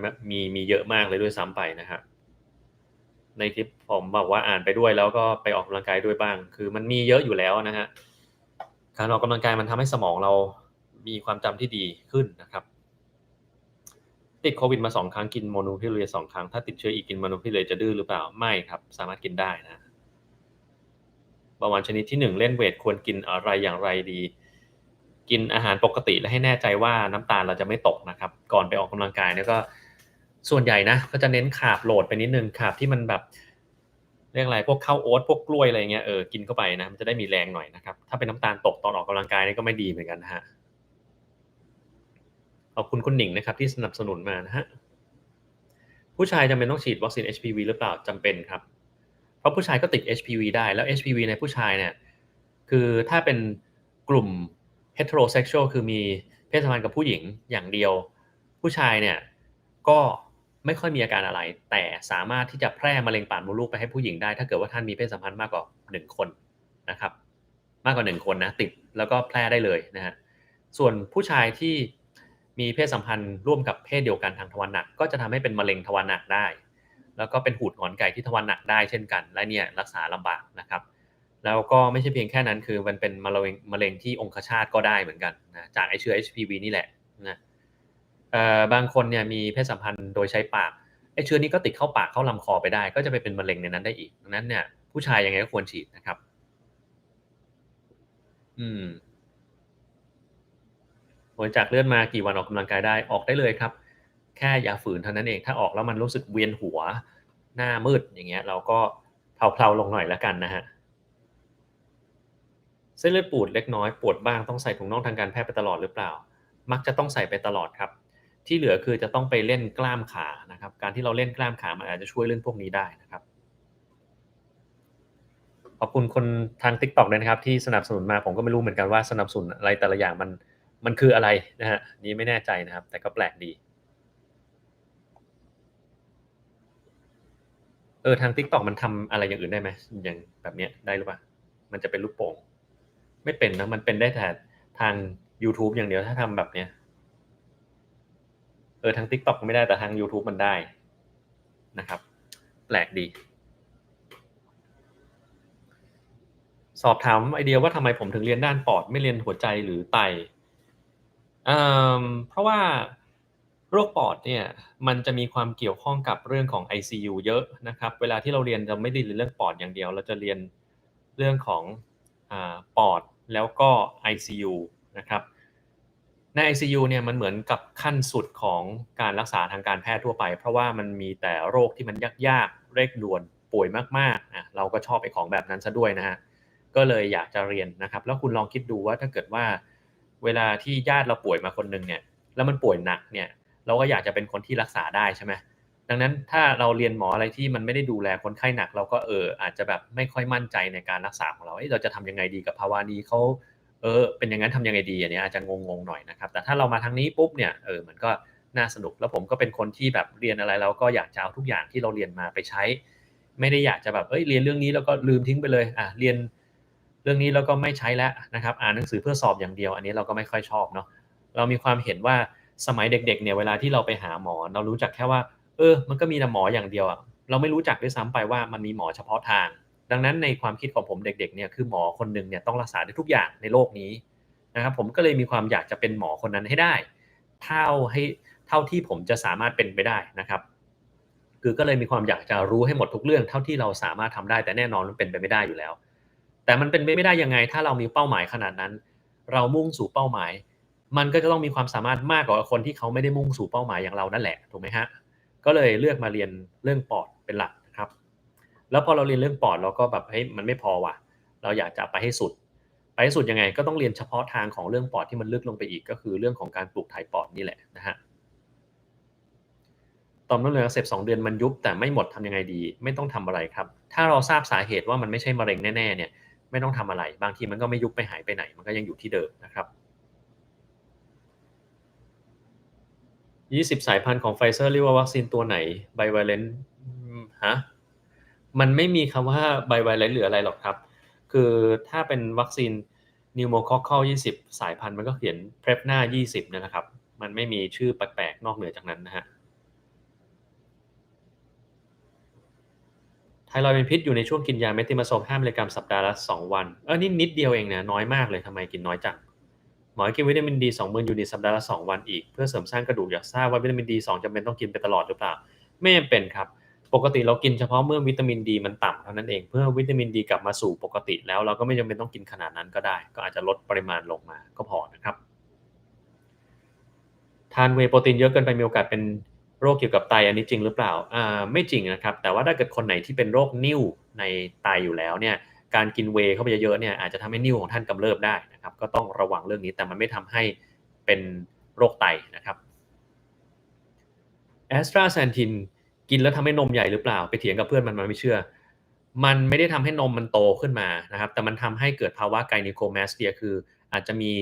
การเจ็บคัดบริเวณเต้านมได้ในผู้ชายนะครับผู้หญิงไม่ต้องดีใจไปนะครับเพราะมันกินเอสตราเซนทินเข้าไปท่านไม่ทำให้ท่านนมใหญ่ขึ้นมานะถ้าคิดว่าแบบเฮ้ยมีคนบอกว่ากินแอสตราเซนทินแล้วแบบนมใหญ่เดี๋ยวเราไปหามากินบ้างจะไม่ต้องผ่านมมันไม่ได้ผลแบบนั้นนะครับไม่ต้องมาหามากินนะแต่ได้กินเพราะว่ามันกินแล้วผิวสวยผิวชุ่มชื่นนะอยากจะไปเอามากินตามสบายนะครับกินอยู่ที่ประมาณ6-12มิลลิกรัมนะถ้าต่ำกว่านั้นก็อย่าไปกินดีกว่ามันไม่ได้ผลอะไรทั้งสิ้นนะครับ ถ้าเกิดคนผู้ชายคนไหนกินแล้วมันรู้สึกมันเจ็บหน้าอกเจ็บนมอะไรเงี้ยก็ต้องหยุดไปก่อนนะครับหยุดแล้วก็จะหายโคโรนาซีแพมทานนานๆมีผลอะไรไหมฮะมีครับโคโรนาซีแพมทานนานๆแล้วจะมีผลต่อสมองนะครับคือพูดง่ายมันคือเหล้าดีๆนี่แหละคุณกินเหล้าเข้าไปเยอะๆมีปัญหาอะไรไหมนั่นแหละครับบางคนก็ทำให้การนอนหลับมีปัญหาได้นะฮะการนอนหลับไหนๆก็เล่าแล้วการนอนหลับของเราเนี่ยมันจะแบ่งเป็น2ช่วงแรกที่เราเรียกว่า REM กับอีกช่วงหนึ่งคือ Non REM นะครับ REM เนี่ยมันย่อมาจาก Rapid Eye Movement ก็คือมีการกรอกตาไปมาในเวลาที่เราหลับอย่างเงี้ยเรากรอกตาอย่างเงี้ยแต่เราหลับตาอยู่มันก็จะเป็นประมาณนี้นะฮะในช่วง REM เนี่ยจะเป็นช่วงส่วนใหญ่ที่เราฝันนะฝันไม่จำเป็นต้องเป็นช่วง REM อย่างเดียวนะมันเป็นช่วง Non REM ก็ได้นะครับแต่มันเป็นช่วง REM ซะส่วนใหญ่ในช่วงที่เรากินยาโคลนาซีแพมหรือยากลุ่มเบนโซไดอะซีปีนเนี่ย มันจะไปกดการนอนที่มี REM sleep นะครับทำให้เราไม่ค่อยฝันซึ่งดูเหมือนมันจะดีใช่ไหมเหมือนเราจะได้พักผ่อนแต่เปล่านะครับการกด REM sleep เนี่ยมันมีผลเสียเยอะแยะไปหมดข้อแรกคือมันทำให้ความจำไม่ค่อยดีนะครับสมาธิก็จะมีปัญหาได้นะครับภูมิต้านทานก็จะบกพร่องได้นะแล้วถ้าเราอยากจะริเริ่มทำอะไรใหม่ๆเนี่ยมันก็จะไม่มีความคิดสร้างสรรค์ต่างๆมันก็จะไม่เกิดขึ้นนะครับถ้าเราไปกด REM พวกนี้ไว้เยอะๆนะฮะ นั่นคือสิ่งที่เราต้องระวังกับการกินพวกเหล้าหรือว่าเบนโซไดอะซีปีนแล้วก็ไม่ใช่แค่นั้นนะครับมันยังไปทำให้กล้ามเนื้อในช่องคอของเรามันหย่อนนะครับพอกล้ามเนื้อในช่องคอของเรามันหย่อนเนี่ยมันจะตกไปอุดทางเดินหายใจของเราในขณะหลับได้ทำให้เรายิ่งหยุดหายใจในขณะหลับนะครับดังนั้นคนที่กินเหล้ามากๆบางคนเราจะเห็นเขาทำไมกรนจังเลยนั่นก็เพราะว่าทางเดินหายใจของเขามันแคบลงเวลาที่เรานอนนั่นแหละนะครับก็ต้องระวังภาวะนี้ไว้ด้วยนะครับ ผมมีงานอดิเรกที่ชอบไหมมีครับก็ชอบเล่นเปียโนชอบวาดรูปชอบไปออกกำลังกายนะมีอยู่3อย่างที่ชอบนะครับซื้อน้ำมันหอมระเหยฮิโนกิได้ที่ไหนสั่งมาที่ไทยอันนี้ผมไม่ทราบเหมือนกันครับถ้าที่ไทยมันเป็นหน้าที่ของคุณแล้วแหละที่ต้องไปหาเอาเองนะที่อเมริกาผมบอกได้เลยว่าคุณสั่งจาก Amazon ได้แต่ Amazon มันดันไม่มีที่ไทยก็เลยไม่รู้จะบอกได้ยังไงนะครับถ้ามีอาหารเสริม1อย่างที่แนะนำคืออะไร ถามก่อนเลยว่าแนะนำใครอะคนคนนั้นเป็นยังไงนะครับเช่นสมมุติมีคนหนึ่งขาดสารอาหารผมก็บอกว่าคุณกินวิตามินบีก็กินวิตามินรวมไปมันจะได้ทุกอย่างเลยนั่นคืออาหารเสริมสำหรับคนที่ขาดสารอาหารนะฮะคนนี้ไม่กินปลาเลยสักวันคือแบบไม่ชอบปลาเลยเราก็แนะนำ Fish Oil นะครับคนนี้ออกกำลังกายแหลกเลยเหงื่อออกเยอะกินแมกนีเซียมก็ขึ้นอยู่กับว่าคุณเป็นคนแบบไหนทำอะไรชีวิตประจำวันยังไงใช้ชีวิตยังไงมันต้องมีเรื่องแบบนี้นะฮะ นี่มันก็วัคซีนในคนสูงอายุถ้าจำไม่ได้ว่าเคยฉีดมาก่อนฉีดซ้ำได้ไหมฉีดได้ครับมีผลป้องกันกี่ปีขึ้นอยู่กับคุณฉีดตอนอายุเท่าไหร่ถ้าเกิน65ปีป้องกันได้ตลอดชีวิตไม่ต้องฉีดอีกแล้วนะครับแต่ถ้าต่ำกว่านั้นถ้ามันเป็นกรณีของ Pneumovax เนี่ยต้องฉีดทุก5ปีนะครับถ้าต่ำกว่า65นะแต่ถ้ามันเป็นกรณีของ Prevnar ถ้าคุณได้ Prevnar 20ไปแล้วครั้งเดียวทั้งชีวิตไม่ต้องฉีดอีกเลย แต่ถ้าเป็น Prevnar 13และคุณได้ Prevnar 20ในอนาคตให้ฉีด Prevnar 20ซ้ำด้วยแต่ถ้าเกิดว่า Prevnar 13แล้วคุณไม่มี Prevnar 20มันก็ไม่ต้องฉีดเพิ่มเติมฉีดแค่เข็มเดียวไม่ต้องฉีดซ้ำนะครับอืมต่อจากเรื่อง Clonazepam แล้วจะดูแลให้ตัวเองดีขึ้นจาก Prolan Usage ได้ยังไงทำอะไรไม่ได้ครับมันทำได้อย่างเดียวคือต้องหยุดมันให้ได้ ยาพวกเบนโซไทอาซิปีนเนี่ยเราจะให้ระยะสั้นเท่านั้นนะครับระยะสั้นเนี่ยก็แล้วแต่ว่าโรคที่เราเป็นคืออะไรบางคนเป็นโรคทางจิตเวชวิตกกังวลซะเหลือเกินเนี่ยต้องกินไอ้เนี่ยระยะยาวถึงจะควบคุมอาการได้นะครับแต่แน่นอนมันก็จะต้องร่วมไปกับการทำจิตบำบัดแล้วก็การใช้ยากลุ่มอื่นนะฮะพอเราใช้เสร็จปุ๊บเนี่ยมันดีแล้วนี่เราก็จะสามารถที่จะค่อยๆลดยาเหล่านี้ได้แต่ระหว่างที่ทานยาอยู่ มันก็ไม่มีวิธีอะไรที่แบบพิเศษพิสดารที่ทำให้เราแบบเฮ้ยเจ๋งขึ้นมานะฮะแต่แน่นอนการทำพื้นฐานอย่างที่ผมเคยเล่าไปแล้วเล่าหลายรอบมากแล้วคือออกกำลังกายให้สม่ำเสมอนอนหลับพักผ่อนให้เพียงพอความเครียดก็ต้องไปจัดการนะครับทานอาหารก็ทานให้สมดุลมีปฏิสัมพันธ์กับสิ่งแวดล้อมที่ดียาเสพติดอะไรสักอย่างเนี่ยก็อย่าไปใช้นะครับต้องทำแบบเนี้ยนะเป็นวิธีเดียวเลยที่จะสามารถทำให้มันดีขึ้นนะฮะ การแพ้กับการระคายเคืองต่างกันอย่างไร แพ้มันคือปฏิกิริยากับร่างกายนะครับที่ทำให้มีการตอบสนองไม่ปกติ มันก็มักจะเกิดกับคนบางคนเท่านั้นนะครับแล้วก็บางคนนั้นคือมีความไวเช่นเราแพ้เกสรดอกไม้นะครับคนทั่วไปที่ไม่แพ้ดมเข้าไปก็ไม่เห็นเกิดอะไรขึ้นแต่ถ้าเกิดว่าคนที่เขาแพ้เกสรดอกไม้เขาดมเข้าไปเนี่ยจามคันจมูกนะครับนั่นคือการแพ้นะหรือถ้าเรามีอ่า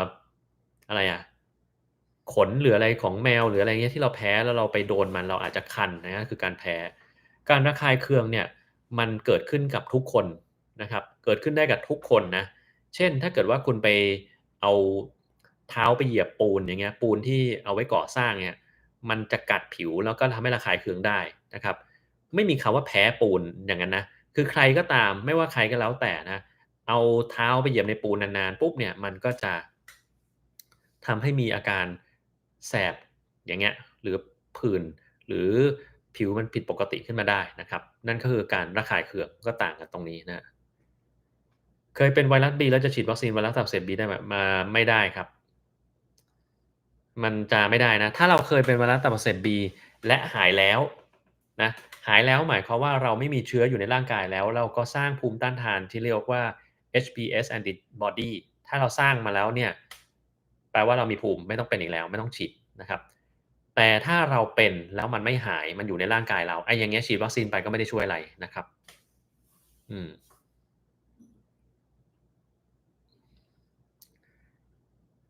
เคยพูดว่าทำไมถึงไม่ถามแพทย์ในรักษาความเป็นจริงคนไข้ถามแต่เจอหมอแบบไม่อยากตอบจะหงุดหงิดใส่คนไข้ก็ไม่ทำเฉยเมยแล้วก็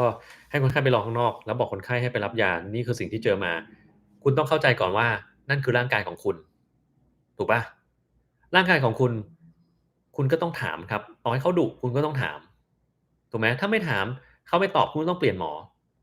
เหมือนถ้าคุณไปกินข้าวอย่างเงี้ยใช่ไหมเราไปถึงร้านอาหารร้านหนึ่งแล้วคุณสั่งบอกว่าเฮ้ยขอข้าวผัดปูจานหนึ่ง แล้วคนสั่งเขาแบบคนรับออร์เดอร์เขา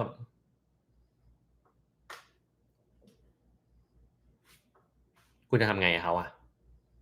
คุณก็ต้องคุณก็ต้องว่าเขาจนกระทั่งคุณสั่งได้เฮ้ยเรียกเจ้าของร้านมาคุยซิอะไรอย่างเงี้ยใช่ไหม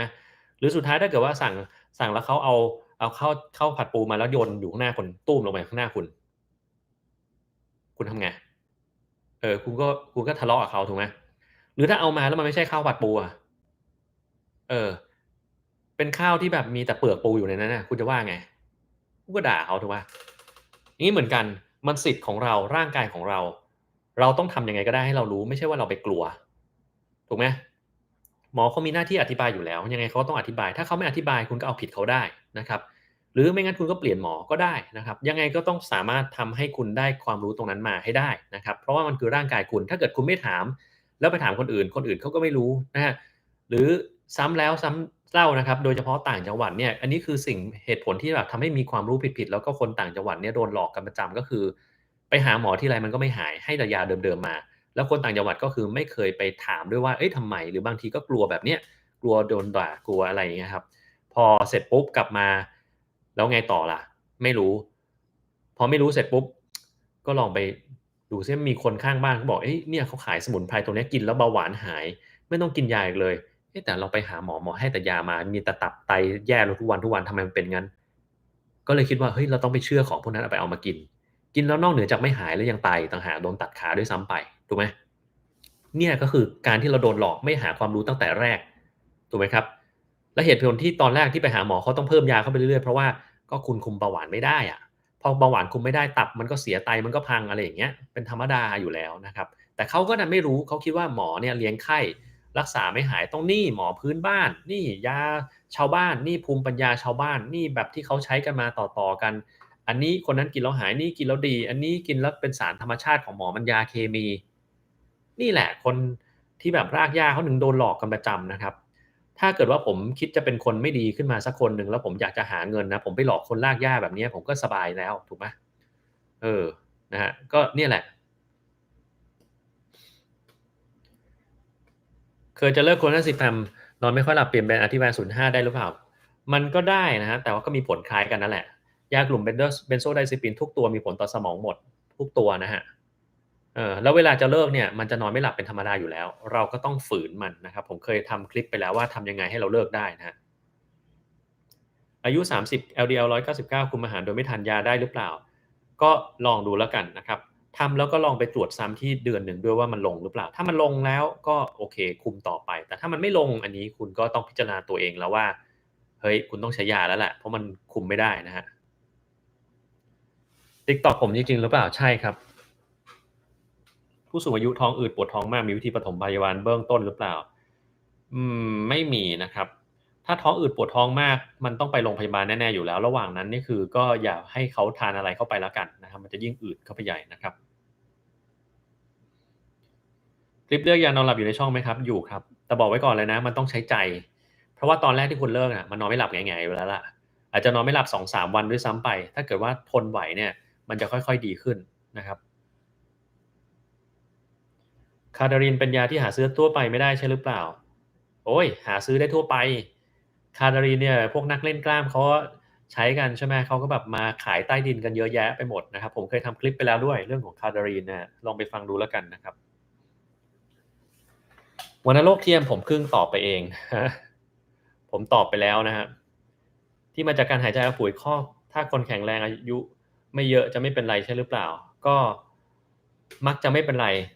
ถ้าเกิดคนที่ไม่มีโรคปอดปัญหาคือบางคนไม่รู้ตัวด้วยซ้ำไปว่าตัวเองมีโรคปอดอยู่ในร่างกาย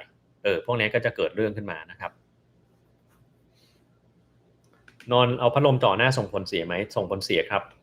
มันจะทำให้ทางเดินหายใจแห้งบางคนเจ็บคอบางคนมีอาการนอนกรนเยอะขึ้นนะครับบางคนก็มีอาการคัดจมูกนะครับจมูกตันน้ำมูกไหลหรือไอหรือหายใจแล้วมันเหนื่อยนะมีตั้งหลายอย่างนะครับ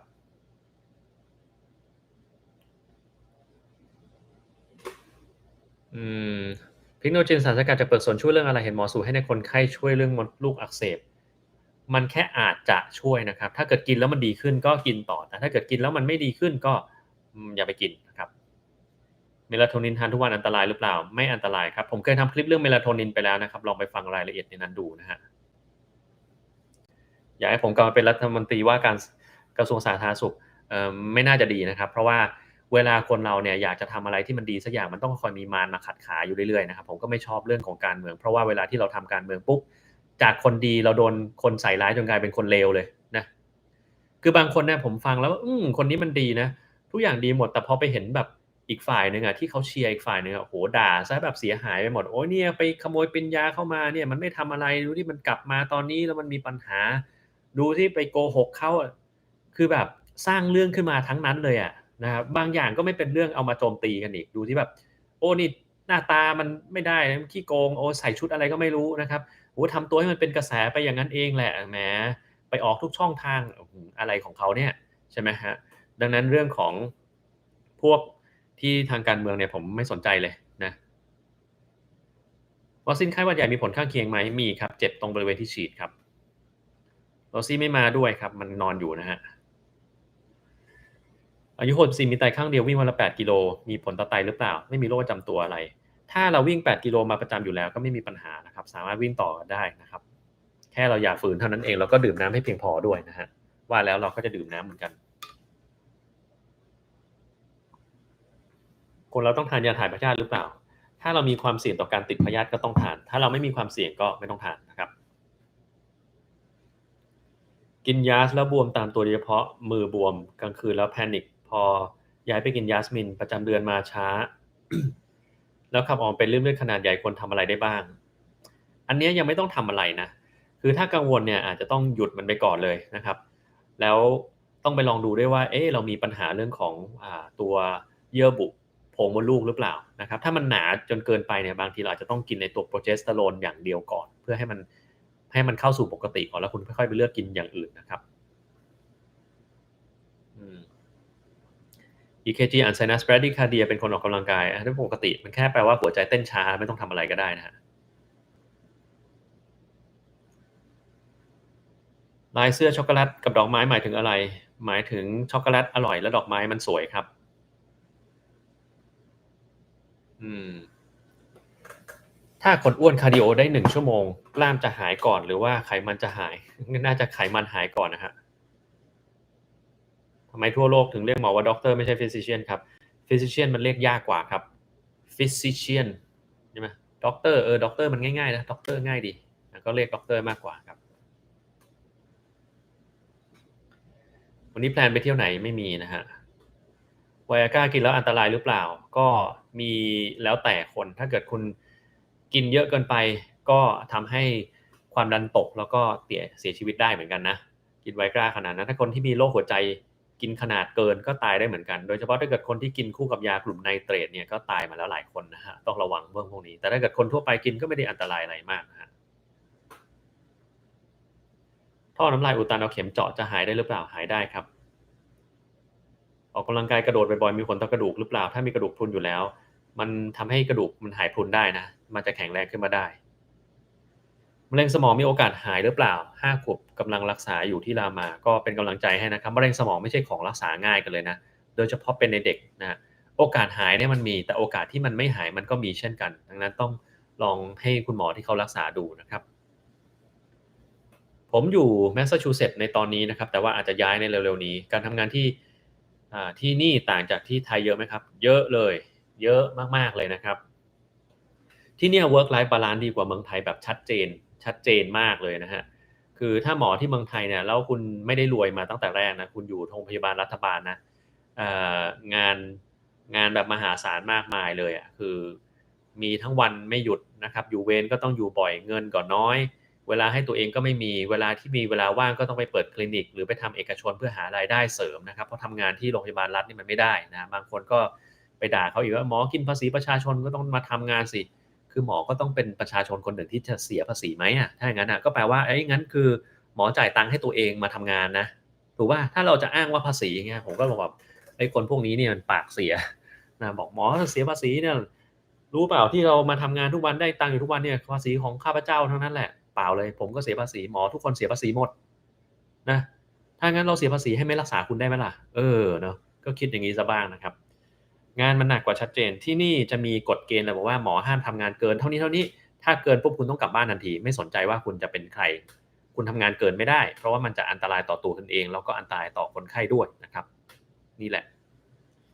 วันนี้ไลฟ์ TikTok ครั้งแรกใช่ครับ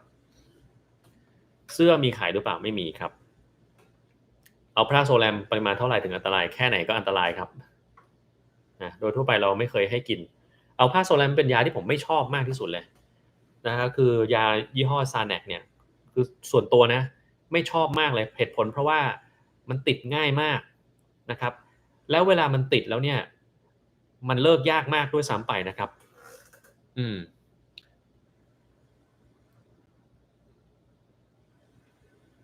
เนี่ยมันจะเลิกยากมากหน่อยนะฮะนั้นก็ต้องระวังนะครับโดยทั่วไปผมก็จะไม่ค่อยชอบให้ Xanax นะฮะเวลาที่ติดแล้วเนี่ยอาการมันคือเวลาเวลาที่ไม่ได้ยาเนี่ยมันจะมี panic ละใจสั่นนอนไม่หลับกระวนกระวายก็ต้องกินเข้าไปนะครับกินเข้าไปแล้วก็จะดีขึ้นพักหนึ่งก็ต้องกินเข้าไปอีกถึงจะดีขึ้นอีกอย่างเงี้ยถ้าไม่กินก็จะมีอาการพวกนั้นขึ้นมาแล้วพอจะเลิกยาก็จะเลิกไม่ได้สักทีมันเพราะแบบนี้นี่แหละนะผมก็จะไม่ค่อยชอบให้นะ คนประเภท skinny fat ควรจะออกกำลังกายแบบไหนเพื่อลดไขมันหน้าท้องแบบที่สร้างกล้ามครับถ้าเล่นเวทเยอะๆเนี่ยมันจะสามารถลด skinny fat ได้เหมือนกันนะ ไลฟ์ TikTok บ่อยๆก็ไม่แน่ใจเหมือนกันต้องลองดูนะครับ TikTok เวลามีรูปคนให้ของขวัญเหมือนกันมันอาจจะมีแต่ผมไม่ค่อยเข้าใจหลักการทางของขวัญใน TikTok สักเท่าไหร่เพราะไม่เคยไลฟ์ในทางนี้มาก่อนไม่รู้มันจะได้อะไรมาบ้างนะครับคนแก่แถวบ้านบอกตอนช่วงโควิดไม่ยอมฉีดวัคซีนโควิดเพราะว่าฉีดแล้วภูมิจะตกก็นี่แหละครับถึงบอกว่าคนแก่ที่บ้านเนี่ยหลอกง่ายนะครับเวลามีใครพูดอะไรมานิดนึงก็เชื่อแล้วนะครับอย่างมีคนแนะนำให้กิน CDS คลอรินไดออกไซด์เนี่ยคนรากหญ้าเนี่ยเชื่อไปก่อนเลยนะครับคนที่แบบรากหญ้าเชื่อคนง่ายเนี่ยหูเบามากเลยเชื่อกินยาพิษกินยาล้างห้องน้ำเชื่ออีกนะตอนผมฟังครั้งแรกผมยังแบบมันมีใครที่จะแบบเชื่อไอ้เรื่องพวกนี้ด้วยเหรอนะปัญญานี่มันไม่ถึงเลยหรือไงนะถึงเชื่ออะไรได้ขนาดนี้นะผมก็แบบ แปลกนะแต่มันก็มีคนเชื่อแบบนี้เหมือนกันนะครับเคยได้ยินแมวเพร์ลหรือเปล่าเคยครับผมอายุเท่าไรอายุ42นะครับไปฟังจาก Permocare Medical บอกว่าฮิต15นาทีจะดีกว่าการวิ่งเหยาะๆชั่วโมงหนึ่งใช่อันนี้จริงเห็นด้วยนะครับแต่มันจะฮิตทุกวันก็ไม่ได้นะครับร่างกายพังหมดดังนั้นคุณควรจะมีการสลับไปทำอะไรอย่างอื่นบ้างนะครับวัคซีน HPV สำคัญกับเด็กอายุ14ผู้ชายหรือเปล่าสำคัญครับ อืมขี้แมลงวันใช้ยารักษาได้หรือเปล่าถ้าไม่เลเซอร์ไม่น่าได้ครับคนสูงอายุที่ไทยเชื่อแปลกๆเยอะผมก็ว่างั้นเหมือนกันนะแล้วเขาจะมีความมั่นใจในความคิดของตัวเองสูงด้วยซ้ำไปพวกนี้ไปพูดแล้วก็ไม่ค่อยเชื่ออยู่ดีเราก็ต้องปล่อยไปตามยถากรรมเนาะถ้าดันให้ Xanax เป็นยาเสพติดไปเลยหรือเลิกใช้หมอเห็นด้วยหรือเปล่าไม่เห็นด้วยครับมันยังมีประโยชน์ในบางกรณีอยู่สำหรับหมอบางคนนะครับแต่ถ้าถามผมก็บอกว่าผมไม่จ่ายนะครับเคยมีคนไข้มาขอคือไม่ให้นะครับ ลุกจากที่นั่งมีอาการหายใจรัวหายใจไม่ทันเหมือนคนไปวิ่งมาแนะนำให้ลุกเบาๆใช่ครับแต่ไม่ช่วยเลยเคยเล่นเวตที่ขาหรือยังนะครับ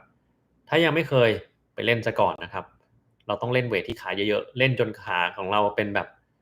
โน่นเลยเอาระดับ Cristiano Ronaldo เลยหรือว่าจะเอาเป็น Roberto Carlos ก็ได้นะครับถ้าขาคุณแข็งแรงขนาดนั้นผมบอกคุณเลยว่าคุณจะไม่เป็นอีกนะครับ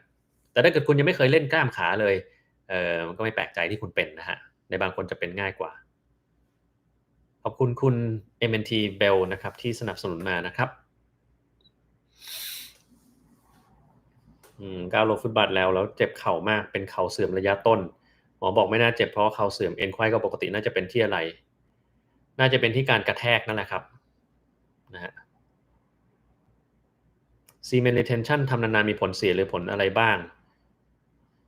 ก็มันก็จะมีความรู้สึกเขาเรียกอะไร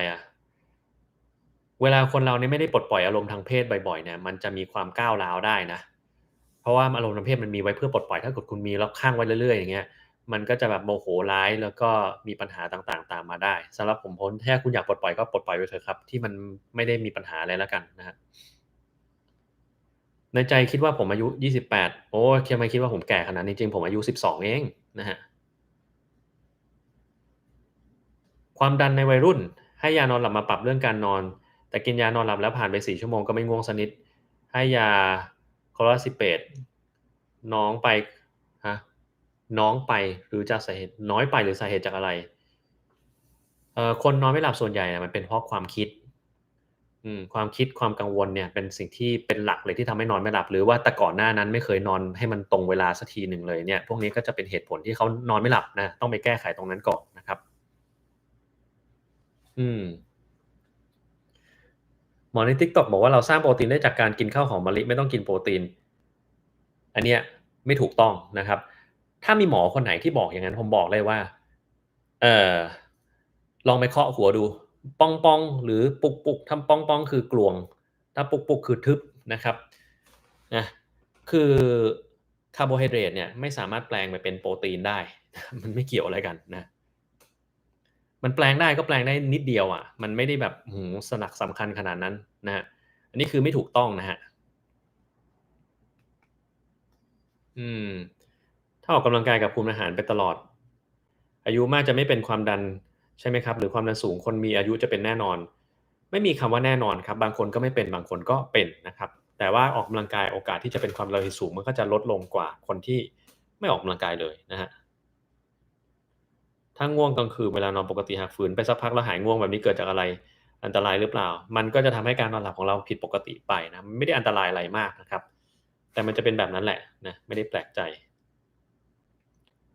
อยากศึกษาเฉพาะทางที่สามารถรักษาผู้ป่วยระดับ ICU ได้มีทางเลือกด้านใดได้บ้างนอกจากปอดจริงๆได้ทุกทางนะครับมันสามารถมาเรียนเฉพาะ Critical Care อย่างเดียวก็ได้เช่นบางคนจบหัวใจก็มาเรียนได้จบเวชศาสตร์ทั่วไปก็เรียนได้นะครับใครอยากเรียนก็เรียนได้นะครับจบดมยาก็เรียนได้เหมือนกันนะฮะได้จากหลายสาขาคอร์ส18ต่างจาก Alpha Solam ยังไงต่างที่ความแรงแล้วก็การออกฤทธิ์แค่นั้นแหละนะครับมันติดยากกว่า Alpha Solam นะฮะ อะไรก็ตามที่มันออกฤทธิ์เร็วมากๆเนี่ยแล้วก็ออกฤทธิ์เร็วฤทธิ์สั้นเนี่ยจะติดง่ายนะครับกิน AC emitter แล้วมีอาการไอถือว่าปกติหรือเปล่ามันจะมีคนอยู่ประเภทหนึ่งคือกินแล้วมันทำให้มีอาการไอได้ก็แนะนำว่าควรจะเปลี่ยนยาเป็นกลุ่มอื่นนะครับจะลดอาการไอได้นะเคยฟังเสียงสั่งจิตหรือเปล่าไม่เคยครับเคยแต่สั่งคนที่เขาพูดนะฮะเอ่อติดตามมาตั้งแต่ยูทูบก็ขอบคุณมากนะครับที่ติดตามแต่พรุ่งนี้ในเมื่อเราจะไลฟ์เฉพาะเมมเบอร์ดังนั้นผมจะอาจจะไลฟ์ทาง TikTok นะแต่ผมไม่ตอบคำถามทาง TikTok จะตอบเฉพาะ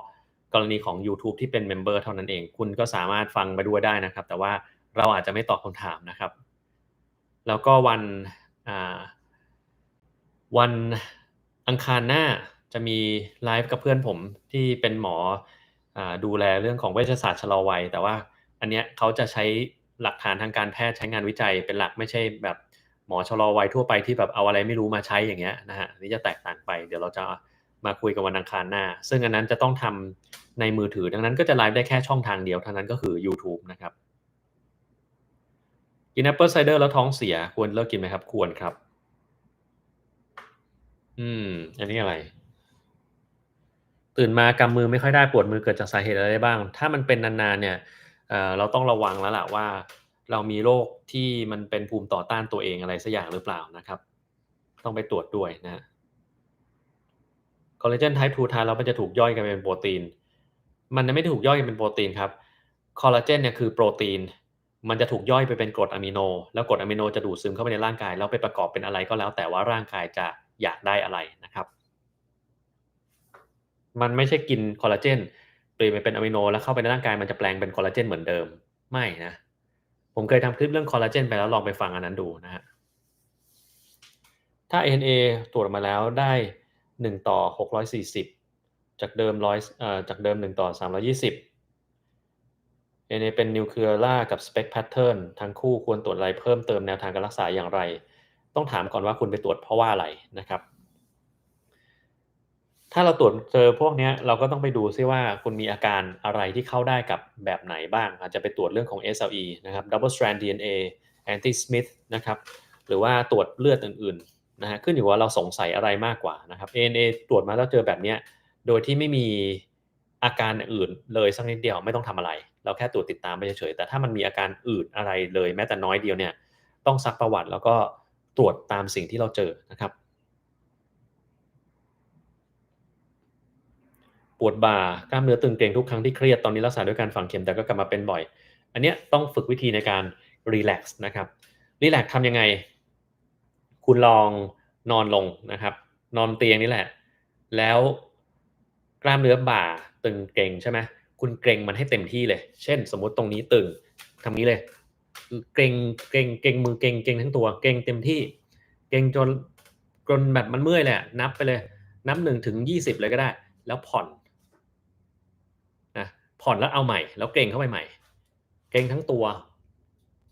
แล้วผ่อนออกมาทำอย่างนี้เรื่อยๆเนี่ยมันจะเกิดความพิเศษอย่างหนึ่งเราเรียกว่า mind muscle connection นะครับเราใช้ในการเล่นเวทแต่นี่เราเอามาใช้ในการรีแลกซ์ก็ได้มันจะทำให้จิตใจของเรารับรู้ได้ว่ากล้ามเนื้อมันนี้มันกำลังเกร็งอยู่ตอนที่คุณเกร็งมันจนเมื่อยจนมันปวดเนี่ยคุณจะรู้สึกว่าอ๋อไอ้กล้ามเนื้อมัดนี้เนี่ยมันกำลังเกร็งเวลานั้นแล้วพอเราเกร็งจนเต็มที่แล้วเราผ่อนคลายออกมาเราจะรู้สึก อ๋อการผ่อนคลายของกล้ามเนื้อมันรู้สึกแบบนี้นี่เองต่อไปเนี่ยคุณจะสามารถสั่งให้กล้ามเนื้อตรงนั้นมันผ่อนคลายได้ด้วยตัวเองโดยที่คุณไม่จำเป็นจะต้องไปฝังเข็มบ่อยนะครับลองทำดูแต่มันจะต้องหัดนิดหนึ่งนะครับขอบคุณคุณจุฑารัตน์นะครับที่สนับสนุนมานะครับอืมนี่อะไรอายุ76ออกกำลังกายแบบเดินลู่วิ่งวันละ50นาทีเป็นเบาหวานมา10ปีนอนกลางคืนฝ่าเท้าชาแสบร้อนต้องทำยังไงบ้างอันเนี้ยแสดงว่าเบาหวานเนี่ยมันเป็นจนกระทั่งเส้นประสาทมันอักเสบไปแล้วนะครับอาจจะต้องทานยาที่มันลดการอักเสบของเส้นประสาทเช่นยากลุ่ม Gabapentin เป็นต้นนะครับต้องลองไปปรึกษาคุณหมอดูเพราะว่ายากลุ่มนี้เนี่ยเวลาเราเริ่มกินใหม่ๆโดยเฉพาะถ้าอายุ76ปีมันอาจจะมีปัญหาได้ต่อระบบประสาทดังนั้นเราควรจะให้กินขนาดน้อยๆก่อนแล้วก็อย่าเพิ่งรีบร้อนถ้ากินแล้วมันยังมีอาการไม่หายเนี่ย ไม่ต้องกังวลกินไปสักระยะหนึ่งก่อนให้แน่ใจว่ามันไม่มีปัญหากับการกินยาตรงนี้ซึ่งปัญหาก็คืออาการง่วงนอนมึนหัวรู้สึกหัวมันหนักๆตื้อๆนะครับอาจจะเป็นอาการอย่างนี้ก่อนนะฮะแล้วพอเราชินไปแล้วเนี่ยค่อยๆเพิ่มขนาดเข้าไปทีหลังได้นะครับผมใช้คอมรุ่นไรไลฟ์ใช้ MacBook Pro ครับถ้าถามวันนี้ผมไม่ตอบไปถามวันพรุ่งนี้ก็ดีครับถามได้บอกแล้ววันนี้ถ้าเกิดว่าคำถามใครมันไม่เด่นเนี่ยเราไม่เห็นนะเนื่องจากเรามอง2จอนะครับ ก่อนที่นอนตอนเช้าแทนตอนกลางคืนกรดฮอร์โมนมันจะหลั่งหรือเปล่ากรดฮอร์โมนเข้าใจว่ามันหลั่งตอน4ทุ่มถึงตีหนึ่งจริงหรือเปล่านี่แสดงว่าไม่ได้ดูคลิปเรื่องกรดฮอร์โมนของผมไปดูเลยครับกรดฮอร์โมนของเราหลั่งตลอดทั้งวันครับมันจะหลั่งเยอะเฉพาะเวลาที่เราหลับลึกแล้วมันไม่เกี่ยวข้องกับอะไรกับตอน4ทุ่มนะฮะแต่มันมักจะเป็นตอน4ทุ่มเพราะว่าคนส่วนใหญ่เขานอนกันตอนนั้นนะฮะมันก็เลยออกมาตอนนั้นแต่คุณลองคิดดูถ้ามันจะหลั่ง4ทุ่มใช่ไหม4ทุ่มประเทศไหนอะ ถ้าสมมุติว่าวันนี้เนี่ยคุณนั่งเครื่องบินไปที่ออสเตรเลียนะครับซึ่งเวลามันต่างจากประเทศไทยถูกไหมแล้ว4ทุ่มของประเทศไทยกับ4ทุ่มออสเตรเลียเหมือนกันเปล่าไม่เหมือนนั่นหมายความว่าเฮ้ยถ้าเกิดว่ามันจริงมันหลั่งออกมาตอน4ทุ่มแล้ววันนี้คุณบินไปออสเตรเลียแล้วคุณจะนอนเฮ้ยออสเตรเลียมันยังไม่4ทุ่มเลยอะนอนไม่ได้เดี๋ยวเอา growth hormone ไม่หลั่งรอมัน4ทุ่มก่อนแล้วค่อยนอนถามว่าถูกต้องไหม growth hormone จะหลั่ง ไม่ถูกถูกป่ะไม่ถูกมันจะหลั่งเฉพาะเวลาที่คุณง่วงนอนแล้วก็นอนหลับได้สนิทเท่านั้นแหละที่มันจะหลั่งเยอะกว่าปกติแต่ถามว่าถ้าเกิดคุณไม่ง่วงไม่ทำอะไรเนี่ยมันหลั่งไหมอย่างเช่นตอนเนี้ยมันหลั่งในตัวผมเปล่าหลั่งอยู่นะเออรายละเอียดให้ไปฟังคลิปเรื่องของนี่เลยที่ผมเคยทำไปนะครับเรื่อง growth hormone นะครับเล่าไปแล้วขอบคุณพี่แอ๋วนะครับที่สนับสนุนมานะครับผมเริ่มออกกำลังกายตอนเรียนหรือทำงานแล้วผมออกตั้งแต่ตอนสมัยอยู่ตอนเรียนหมอเลยครับออกกำลังกายตั้งแต่ตอนนั้นแต่มาออกเยอะหน่อยตอนที่มาอยู่ที่อเมริกาแล้วครับงานวิจัยปลูกฟันงอกใหม่มีความเห็นยังไงบ้างเห็นว่ามันดีเลยครับมันดีแล้วก็น่าจะได้ผลด้วยซ้ำไปตอนนี้ก็คงจะต้องมีการทดลองกับคนนะฮะคิดว่าไวรัสเป็นสิ่งมีชีวิตหรือเปล่าก็เราก็ต้องเข้าใจก่อนว่าคำว่าสิ่งมีชีวิตเราจะตีความหมายของมันไว้ว่าอะไรนะครับสำหรับผมเนี่ยสิ่งมีชีวิตคือสิ่งที่มันสามารถเพิ่มจำนวนของตัวเองได้นะดังนั้นไวรัสมันสามารถเพิ่มจำนวนของตัวเองได้ดังนั้นมันก็ถือว่าเป็นสิ่งมีชีวิตนะครับบางคนจะบอกว่าสิ่งมีชีวิตจะต้องมีรหัสพันธุกรรมไม่ว่าจะเป็น DNA RNA นะครับแต่มันก็จะมีสิ่งมีชีวิตแปลกประหลาดเช่น prion ซึ่งมันเป็นโปรตีนไม่มี DNA ไม่มี RNA แต่มันเพิ่มจำนวนได้นะครับแล้วมันก็ติดคนได้ด้วยเช่นเชื้อวัวบ้าอย่างเงี้ยนะฮะก็ติดมาได้นะครับนั่นก็เป็นอย่างหนึ่งเป็นหมอได้เขียนโปรแกรมหรือเปล่าผมไม่ได้เขียนนะครับเขียนไม่เป็นนะอัดคลิปไลฟ์ใน TikTok หรือเปล่าไม่ได้อัดครับ TikTok ไม่น่าจะอัดได้เนาะฮอร์โมนอาจจะมีวันหยุดราชการนี่น่าสนใจเหมือนกันนะครับทำไมฉีดยาที่บริเวณกล้ามเนื้อแล้วบางคนมีอาการไออันนี้ไม่ทราบเหมือนกันนะมันไม่น่าจะเกี่ยวอะไรกันนะครับเปิดแอร์27องศาแล้วแสบจมูกมีอาการแก้หรือเปล่าก็อย่าให้แอร์มันเป่าโดนตัวของเรานะครับถ้าแอร์เป่าโดนตัวแล้วมีแบบนั้นเนี่ยก็จะเป็นอาการได้นะถ้า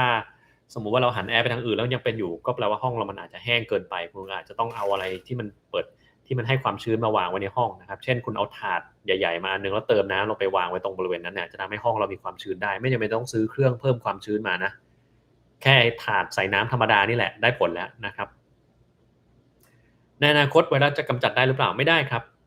ถ้าเราบอกว่าเราจะกำจัดไวรัสออกไปเราก็ต้องบอกว่าและในอนาคตเราจะกำจัดสิ่งมีชีวิตในโลกเราออกไปได้หรือเปล่ามันดูไม่แฟร์กับไวรัสนะแล้วมันก็ทำไม่ได้ซะด้วยทำมันเยอะเกินนะครับแบบนี้สาขา prosthodontic จะตกงานหรือเปล่าผมว่าไม่ตกหรอกครับนะเพราะว่าต่อให้มันมีอะไรที่มันสามารถปลูกฟันได้คุณไม่สามารถที่จะอยู่ๆปลูกมันได้แล้วก็ไม่ใช่ทุกคนจะเข้าถึงการรักษาแบบนั้นนะครับถูกไหมเออคุณชนให้โดนัทมาอันหนึ่งไอ้โดนัทเนี่ยมันจะเอาไปทำอะไรได้นะอยากรู้เหมือนกันนะทาง TikTok นี่โดนัทมันจะเอาไปทำอะไรได้แต่ก็มีคนให้ดอกเอ่อดอกกุหลาบหัวใจอะไรมาอันนี้เราไม่แน่ใจเหมือนกันว่ามันเอาไปทำอะไรมันน่าจะเอาไปแลกแบบคืออยากจะเอาไปแลกโดนัทได้เหมือนกันนะถ้าเอาไปแลกได้นี่ก็น่าจะดีเนาะมันน่าจะแบบแลกของจริงได้อืม มีคำแนะนำในการทำให้การปวดไมเกรนหายหรือลดลงเวลาทำงานหรือเปล่าไม่อยากกินยาพาราไม่ช่วยแล้วส่วนใหญ่ต้องทานซูมาทริปทันถึงจะหายแต่ไม่อยากกินบ่อยๆถ้าไม่อยากกินบ่อยก็จะต้องแน่ใจว่าคุณดื่มน้ำได้เพียงพอแล้วอย่าใช้สายตามากใช้สักพักหนึ่ง20 นาทีคุณต้องไปมองอย่างอื่นละมองอะไรที่มันเขียวๆหลับตาซะบ้างลุกขึ้นมาบิดขี้เกียจบ้างนะครับความเครียดก็ต้องจัดการให้มันหายไปนอนก็ต้องนอนให้พออาหารก็ต้องกินให้ตรงเวลานะครับไม่งั้นพวกนี้มันจะกระตุ้นไมเกรนบางคนมีไมเกรนมานี่ช่วยไม่ได้แล้วเพราะว่าทำไงให้มันไม่มีเมนนะก็นอกเหนือจากใช้ยาคุมไปตลอดซึ่งก็คือยาอีกนั่นแหละนะฮะหรือบางคนอยากจะกินแมกนีเซียมนะครับมันก็จะช่วยลดอาการปวดไมเกรนได้แต่บางคนก็บอกว่าเฮ้ยแมกนีเซียมมันก็คือสารเคมีอย่างหนึ่งเราต้องกินเข้าไปก็ไม่กินถ้าอย่างนั้นก็ไม่รู้จะทำยังไงเหมือนกันนะฮะอืมมันเป็นเหรียญแทนเงิน ไม่รู้เหมือนกันแต่มันไม่ได้เป็นคือถ้าเกิดคนให้โดนัทผมมาทาง TikTok แล้วผมเอา TikTok เนี่ยไปยื่นที่ดังกินโดนัทข้างหน้าแล้วแลกโดนัทได้ไหมไม่ได้อยู่ดีเนาะวันนี้มันเป็นวันหยุดของอเมริกาเป็น 4th of July นะครับผมเล่าไปตอนต้นคลิปแล้วว่า 4th of July มันมีที่มาที่ไปอย่างไรนะครับคือมันสมัยก่อนเนี่ยอเมริกาเขาเรียกอะไรเป็นที่รวมของชนชาติหลายๆชนชาติเลยคือมีเผ่าที่อยู่ที่นี่อยู่แล้วเผ่าอินเดียนแดนใช่ไหม indigenous นะเขาอยู่ตรงนี้ของเขามาตั้งนานแล้วมาจากไหนก็ไม่รู้เหมือนกันนะฮะแล้วก็มีคนมาจากยุโรปอังกฤษฝรั่งเศสมาจากทุกที่มารวมกันอยู่ตรงนี้นะครับแล้วก็บางทีมีนักโทษด้วยมาจากที่ต่างๆเขาทิ้งไว้ตรงเกาะอเมริกานี่แหละสุดท้ายก็เลยแบบไม่เอาละอยากจะประกาศเป็นประเทศของตัวเองขึ้นมาในวันที่4กรกฎาคมปี1776ก็เลยมีการประกาศอิสรภาพว่าข้าพเจ้าจะไม่ใช่ประชาชนของที่ไหนเลยในโลกนี้จะตั้งเป็นประเทศอเมริกาที่นี่สหรัฐอเมริกานะครับแล้วตอนนั้นเนี่ยก็คือเป็นเหมือนมีคุณโทมัสเจฟเฟอร์สันนะครับเขาก็เขียนร่างเลย Declaration of Independence นะฮะนี่แหละเราสามารถไปดูได้นะในหนังก็มีนะครับดังนั้นวันนี้ก็เลยเป็นวันหยุดแล้วคนอเมริกาเนี่ยเวลาวันหยุดเขาคือหยุดของจริงหยุดของจริงคือไม่มีใครทำงานอะไรเลยยกเว้นหมอนะหมอก็ต้องทำงานอยู่เหมือนเดิมนะอยู่เวรเหมือนเดิมแต่แบบบางทีห้างร้านปิดหมดเลยอย่างเงี้ยต่างจากประเทศไทยนะประเทศไทยเป็นไงวันไหนวันหยุดวันตรุษจีนวันสำคัญวันปีใหม่ไม่ใช่แค่ไม่ปิดนะเปิดดึกกว่าเดิมอีกที่อเมริกานี่ตรงข้ามถ้าใครมาถึงไม่เคยเจอแบบเนี้ยพอกล่าวว่าเทศกาลนี่โอ้โหมันจะต้องสนุกสนานแน่ๆเลยนะฮะ ก็อาจจะไม่เป็นแบบนั้นนะบางที่เขาก็เปิดบางที่เขาก็ปิดนะครับอืมปล่อยแสง2ที่มันปล่อยได้แค่ที่เดียวครับทางYouTube ได้ที่เดียวนะครับแต่อีกที่ไม่ได้ยินดีต้อนรับคุณ CC Pom นะครับที่มาเป็นเมมเบอร์นะมาพอดีเลยเพราะว่าพรุ่งนี้เราจะไลฟ์เฉพาะเมมเบอร์ดังนั้นคนอื่นสามารถดูได้แต่ว่าสอบถามไม่ได้ครับเช่นเดียวกัน TikTok พรุ่งนี้ก็อาจจะเปิดไว้แต่ว่าไม่ตอบเพราะว่าเราจะตอบทาง YouTube ที่เป็นเมมเบอร์เราเท่านั้นนะครับนี่แหละ ผมก็จะพยายามนะถ้าเราสามารถไลฟ์ได้ใน1อาทิตย์เนี่ยจะมีไลฟ์ที่เป็นเฉพาะเมมเบอร์เท่านั้นนะครับที่ถามเราได้ลองคิดหัวข้อที่อยากฟังมาเดี๋ยวพรุ่งนี้จะเอามาตั้งเป็นหัวข้อให้คนที่ไม่ใช่เมมเบอร์เขาอิจฉาเล่นนะถ้าอยากถามไปถามวันอื่นดีกว่านะครับของไทยหยุดแบบงงๆนะฮะตำราเรียนประวัติศาสตร์มี คือผมเนี่ยไม่ค่อยชอบประวัติศาสตร์เลยนะคือจำอะไรไม่ได้นะนานๆทีก็จะจำได้นิดๆหน่อยๆแบบเนี้ยนะ Independence Day อาจจะมันก็อยู่ตรงเนี้ยนะฮะ P53 คืออะไรสำคัญอย่างไร P53 มันเป็นยีนตัวหนึ่งนะครับที่ถ้ามันมีการกลายพันธุ์แล้วมันจะทำให้เกิดมะเร็งหลายๆอย่างนะครับถ้า P53 mutation เกิดการกลายพันธุ์เราจะเรียกกลุ่มอาการเนี้ยว่า Li-Fraumeni syndrome นะครับ Li-Fraumeni syndrome จะทำให้เรามีมะเร็งแบบผุดมาเต็มตัวเต็มไปหมดเลยนะฮะได้ทุกที่เลยมะเร็งเม็ดเลือดมะเร็งกระดูกมะเร็งปอดมะเร็งอะไรกันต่อมเหลืองอ่ามะเร็งกระเพาะมะเร็งลำไส้เนี่ยคือมันมีได้หมดทุกอย่างเลยนะครับแนะนำ residency dental school ในอเมริกาผมไม่ได้เป็น dental medicine ด้วยผมจะตอบได้ยังไงไม่รู้เหมือนกันนะฮะผมก็ไม่สามารถแนะนำได้นะครับดังนั้นอาจจะต้องไปถามรุ่นพี่หมอฟันนะครับที่ Harvard นี่ก็มีหมอฟันคนไทยนะลองไปสอบถามดูนะครับเขาอาจจะตอบคุณก็ได้นะ มีพี่คนหนึ่งเขาเคยเป็นอาจารย์ที่จุฬาหรือมหิดลนี่แหละแล้วเขาก็ย้ายมาอยู่ที่อเมริกานะก็สอบถามลองถามไปดูนะฮะเพราะว่าผมไม่รู้เรื่องนี้เลยว่ามันมีอะไรที่แตกต่างไปจากของแพทย์บ้างนะฮะก็สวัสดีคนทาง TikTok แล้วก็ทาง YouTube นะครับที่เข้ามาใหม่ด้วยนะฮะจัดการสภาวะอารมณ์ต่างๆในชีวิตประจำวันอ่าลองดูก่อนไม่แน่ใจนะครับ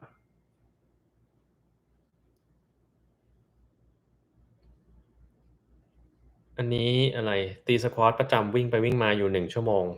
แต่รู้สึกว่าไม่เหนื่อยเท่าไรยังพูดได้นิดๆก็ดีแล้วครับวิ่ง elliptical แป๊บเดียวกับเหนื่อยมากพูดไม่คล่องเหนื่อยท่วมแปลว่าเพราะว่าเปลี่ยนแล้วไม่ชินหรือเปล่าอาจจะเป็นอย่างนั้นก็ได้นะครับคิดยังไงกับ Carnivore Diet เห็นมี Influencer ที่อเมริกาโพรโมตกันเยอะมากผมเคยทำคลิปเรื่อง Carnivore Diet ไปแล้วนะครับสามารถไปดูได้นะครับ ก็สำหรับผมมันเป็นไดเอตอันหนึ่งซึ่งสามารถช่วยในการลดน้ำหนักได้แต่ว่ามันควรจะกินระยะสั้นๆไม่ใช่กินไปตลอดนะครับคนเราไม่ได้เป็นสัตว์กินเนื้อกินแต่เนื้ออย่างเดียวนะครับดังนั้นสำหรับผมมองว่าระยะสั้นโอเคสามารถทำได้แต่ระยะยาวไม่เห็นด้วยครับบางคนมันจะบอกว่านี่เราทำมาตั้งหลายปีไม่เห็นเป็นไรเลยก็ปัจจุบันเรารู้แล้วนะว่าสิ่งซึ่งจะทำให้คนอายุยืนเนี่ยมันคืออาหารจำเพศพวกผักไฟเบอร์ต่างๆนะครับต้องเน้นพวกนี้เป็นหลักมันถึงจะมีอายุที่ยืนแล้วก็แข็งแรงนะครับการกินแต่เนื้ออย่างเดียวเนี่ยมันเป็นสารที่ก่อการอักเสบแบบมหาศาลมากมายนะถ้าเราไม่กินให้มันบาลานซ์เนี่ยก็จะมีปัญหาได้นะครับโรคภูมิแพ้พัฒนาไปเป็น SLE ได้หรือเปล่าอันนี้ไม่ได้ครับมันจะไม่เป็น SLE นะครับมันเป็นคนละโรคกันเลยนะฮะแล้วมันก็ไม่เกี่ยวอะไรกันด้วยนะครับ ตอนนั้นเรียนวิศวะแทนหมอจะคิดว่าตัวเองฮะตอนนั้นเรียนวิศวะแทนหมอคิดว่าตัวเองจะทำอะไรอยู่ในตอนที่โควิดกำลังเริ่มระบาดแล้วมีผู้ต่อต้านวัคซีนออกมาตอนนั้นผมก็ถ้าสมมุติว่าผมเรียนวิศวะจริงๆเนี่ยผมคงไม่อินกับเรื่องของวัคซีนอะไรมากเหมือนตอนนี้คงจะคิดว่าเรื่องไม่เกี่ยวอะไรกับเรานะครับเราอาจจะทำยูทูบเหมือนกันนะแต่เป็นยูทูบในแง่ของอย่างอื่นเสียมากกว่าคณิตศาสตร์วิศวกรรมจักรวาลอะไรพวกเนี้ยสิ่งที่เราชอบนะครับก็คงจะแบบไม่ได้มา วุ่นวายอะไรกับเกี่ยวกับเรื่องการแพทย์นะครับอืมอาจารย์นะครับแบบที่จบจุฬาเคยสอนที่มศวเอออาจารย์เตยอาจารย์เตยผมก็รู้จักครับนั่นแหละอาจารย์เตยตอนนี้ก็คือผมเคยรู้ที่ทำงานอาจารย์เตยนะมันเป็นซอยแคบๆเข้าไปในตึกแต่ผมไม่เคยเข้าไปในนั้นเลยเพราะมันเป็นที่ที่แบบดูแล้วมันไม่ค่อยน่าเข้าไปอะเขาก็ทำงานอยู่ในนั้นนะเออเคยไปบ้านเขามาด้วยนะครับ แต่นี่ก็ไม่ได้ไปเจอมาเป็นปีแล้วครับ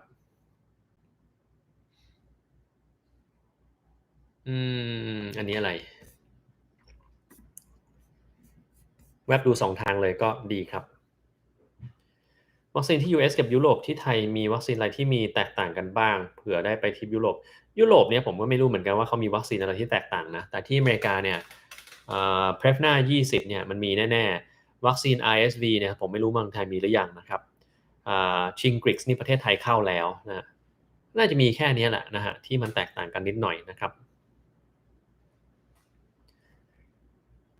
กินเอสขวด1 ลิตรวันละขวดอันนี้เยอะมากเลยนะไม่ได้ทำงานหนัก52 กิโลแต่มีอาการปวดท้องบริเวณใต้สะดือพอไปขับถ่ายเหลวเล็กน้อยแล้วมีลม สุขภาพยังปกติดีหรือเปล่าไม่น่าจะปกตินะกินขนาดขวด1ลิตรวันละขวดนี่มันเยอะเกินไปแล้วนะครับแล้วอีกอย่างหนึ่งคือน้ำตาลเทียมเนี่ยบางคนกินแล้วท้องเสียได้นะครับอืมน้ำตาลเทียมบางคนกินแล้วท้องเสียนะอ่าถ้าเป็นกลุ่มพวกไซลิทอลเนี่ยท้องเสียได้มากฝรั่งบางคนที่มีไซลิทอลเยอะๆเคี้ยวเข้าไปก็ท้องเสียได้นะครับแต่ถ้าแบบนั้นเนี่ยคือลมมันก็เยอะมีความเป็นกรดก็เยอะนะครับมันก็ทำให้มีปัญหาได้ไม่ควรจะกินนะครับ ยาฉีดกลุ่ม Biologics Agent ช่วยเรื่องสะเก็ดเงินได้จริงได้จริงสิครับนะไม่งั้นเขาไม่เอามาใช้หรอกครับนะฮะเอ่อศิษย์เก่าโรงพยาบาลสมเด็จใช่ผมก็ศิษย์เก่าโรงพยาบาลสมเด็จเหมือนกันนะครับแต่ว่าก็จบมานานมากแล้วนะครับทานยาคุม28เม็ดมีเลือดออกกระปิดกระปอยทั้งวันปกติไม่ปกติครับอันนี้ควรจะกลับไปตรวจนะครับวัคซีน RSV ให้แต่เด็กฉีดที่ไทยแล้วก็มาอเมริกาก็ได้ครับเราสามารถจ่ายตังค์ฉีดเองได้นะครับ ที่ไทยกักวัคซีนให้กลุ่มเปราะบางก่อนหรือเปล่า มันอาจจะเป็นอย่างนั้นก็ได้นะครับ เหมือนกับที่ไทยเนี่ยเขาจะไม่ฉีดวัคซีนป้องกันไข้เลือดออกให้กับคนที่อายุเกินอะไรสักอย่างนี่แหละ แต่ว่าเหตุผลของเขาคือมันไม่ได้มีอยู่ในการทดลองนะครับ ในการทดลองเขาไม่ได้ทำกับคนที่อายุเยอะ แต่ถามว่าเอาจริงๆโดยหลักการแล้วเนี่ยคนอายุเยอะจะมีปัญหาอะไรไหมผมตอบเลยว่าไม่มีนะครับเพียงแต่ว่ามันอาจจะตอบสนองไม่ได้ดีเท่ากับคนอายุน้อยเท่านั้นเองนะครับ โรซี่กินอาหารเม็ดหรือโฮมคุกโรซี่กินอาหารเม็ดเป็นหลักนะครับโฮมคุกนี่ก็คือนานๆทีเช่นเมื่อ2วันเมื่อวัน2วันก่อนเนี่ยเป็นวันเกิดเขาผมก็ให้เขากินสเต็กนะครับวัคซีนไข้หวัดใหญ่ขนาดสูงมีผลข้างเคียงยังไงเจ็บตรงบริเวณที่ฉีดครับแค่นั้นเลยปวดหัวตุ๊บๆที่ท้ายทอยจะปวดตามจังหวะชีพจรเลยส่วนตัวเป็นความดันสูงอยู่มีภาวะหัวใจตัวบนตอนกลางคืนปวดจนนอนไม่หลับเลยถ้าปวดจนนอนไม่หลับผมว่าคุณต้องไปรักษาแล้วครับมันต้องแปลว่ามีอะไรที่มันมากกว่าปกตินะ แล้วก็ต้องแน่ใจก่อนว่าความดันของคุณคุมได้ถ้าความดันคุมไม่ได้นั่นแหละครับเหตุผลนะครับถ้าปวดจนนอนไม่หลับนี่มันแสดงว่ามันต้องมีอะไรสักอย่างที่มันรุนแรงนะครับไมเกรนเนี่ยก็เป็นเหตุผลหนึ่งที่ทำให้มีการปวดแบบนั้นได้ต้องไปตรวจดูนะครับค่าตับสูงจะทำไงให้มันลดลงต้องไปหาสาเหตุก่อนว่าทำไมมันถึงสูงก่อนนะครับถ้าเกิดคุณกินสมุนไพรอะไรสักอย่างอยู่นั่นแหละครับเหตุผลหยุดซะมันก็จะดีขึ้นนะครับคนที่กินเหล้าแน่นอนนะฮะ ยาต่างๆนะครับก็ต้องปรึกษาคุณหมอว่ามียาตัวไหนที่คุณกินอยู่แล้วมันทำให้มันสูงไหมถ้ามีก็ต้องหยุดตัวนั้นไปก่อนนะครับถ้ามันไม่หยุดไม่หายไปไหนเลยก็ต้องไปตรวจแล้วว่าคุณมีไวรัสตับอักเสบอะไรซ่อนอยู่ในร่างกายไหมมีตับอักเสบจากเหตุผลอื่นอะไรหรือเปล่านะครับหรือมีไขมันไปพอกตับก็ต้องไปรักษาที่ต้นเหตุถึงจะหายนะครับภาวะร่างกายเย็นเกี่ยวกับฮอร์โมนไทรอยด์หรือเปล่าก็ถ้าไทรอยด์ต่ำเนี่ยก็จะรู้สึกหนาวง่ายกว่าปกติครับหมอทำเสื้อขาย FC หรือเปล่าไม่ได้ทำครับ น้ำหนัก78ลดลงเหลือ70ตอนนี้น้ำหนักคงที่มา2เดือนแล้วทำยังไงลดต่อได้ก็มันจะต้องคุมอาหารนี่แหละคือน้ำหนักเราจะลดได้ด้วยอาหารที่เราคุมอย่างเดียวเลยนะเราไม่สามารถลดด้วยการไม่คุมอาหารได้นะครับออกกำลังกายให้น้ำหนักลดเนี่ยน่าจะยากมากเราก็ต้องลองดูนะครับปวดท้ายทอยตอนตี3ตี4อันตรายไหมครับอันตรายครับปกติตี3ตี4เราไม่ควรจะตื่นมาเพราะปวดท้ายทอยนะครับเวลาที่เรามีโรคอะไรก็แล้วแต่ที่มันทำให้เราต้องตื่นมาเพราะว่าอาการของมัน ผมจะบอกคุณว่าระวังไว้ดีๆมันมักจะเป็นโรคร้ายเสมอเลยนะครับคุณต้องไปตรวจให้แน่ใจก่อนว่าคุณไม่เป็นโรคร้ายสักโรคเดียวมันถึงจะเบาใจได้นะครับถ้าอะไรก็แล้วแต่ที่คุณนอนแล้วตื่นมาเพราะว่ามีอาการไปตรวจก่อนนะครับแกแล้วยังมีสิวเม็ดโตๆเกิดจากอะไรอันนี้ผมก็ไม่แน่ใจเหมือนกันน่าจะเป็นจากฮอร์โมนอะไรสักอย่างต้องถามหมอผิวหนังดูนะครับกินข้าวมันไก่ใส่ตับไก่มีประโยชน์หรือโทษมากกว่าผมว่าเฉยๆนะครับมันจะมีทั้งประโยชน์ทั้งโทษได้ถ้าเกิดคุณกินเยอะเกินไปก็มีโทษได้นะฮะ Natural Sweetener ตัวไหนไม่เป็นอันตรายบ้างไม่มีครับอันตรายทุกตัวไม่มีตัวไหนที่ปลอดภัยถ้าเกิดคุณกินเข้าไปเยอะๆนะครับถ้าคุณกินพอประมาณไม่ได้กินเยอะก็ปลอดภัยครับปัจจุบันมีเครื่องวัดน้ำตาลโดยไม่ต้องเจาะเลือดปลายนิ้วหรือยังครับมีตั้งนานแล้วครับแต่มันแพงหน่อยนะเรียกว่า continuous glucose monitoring มันเป็นเข็มเล็กๆเจาะเข้าไปไว้คุณจะแปะไว้ตรงพุงก็ได้ตรงแขนก็ได้แล้วมันก็อยู่อย่างเงี้ย24ชั่วโมงหรือนานกว่านั้นนะครับ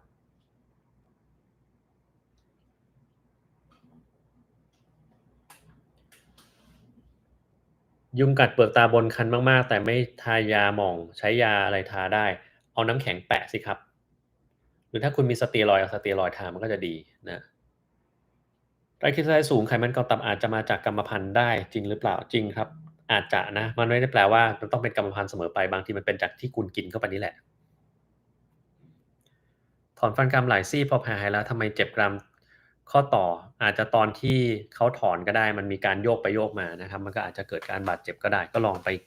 หาหมอที่เขาทำดูนะครับ วัคซีนโควิดยังฉีดฟรีที่ร้านขายยาหรือเปล่า ตอนนี้ไม่แน่ใจเหมือนกันครับ ต้องลองไปตรวจดู ผมจำไม่ได้แล้วเหมือนกัน ครีเอตินชงทานทุกวันไม่ได้อันตรายอะไรฮะ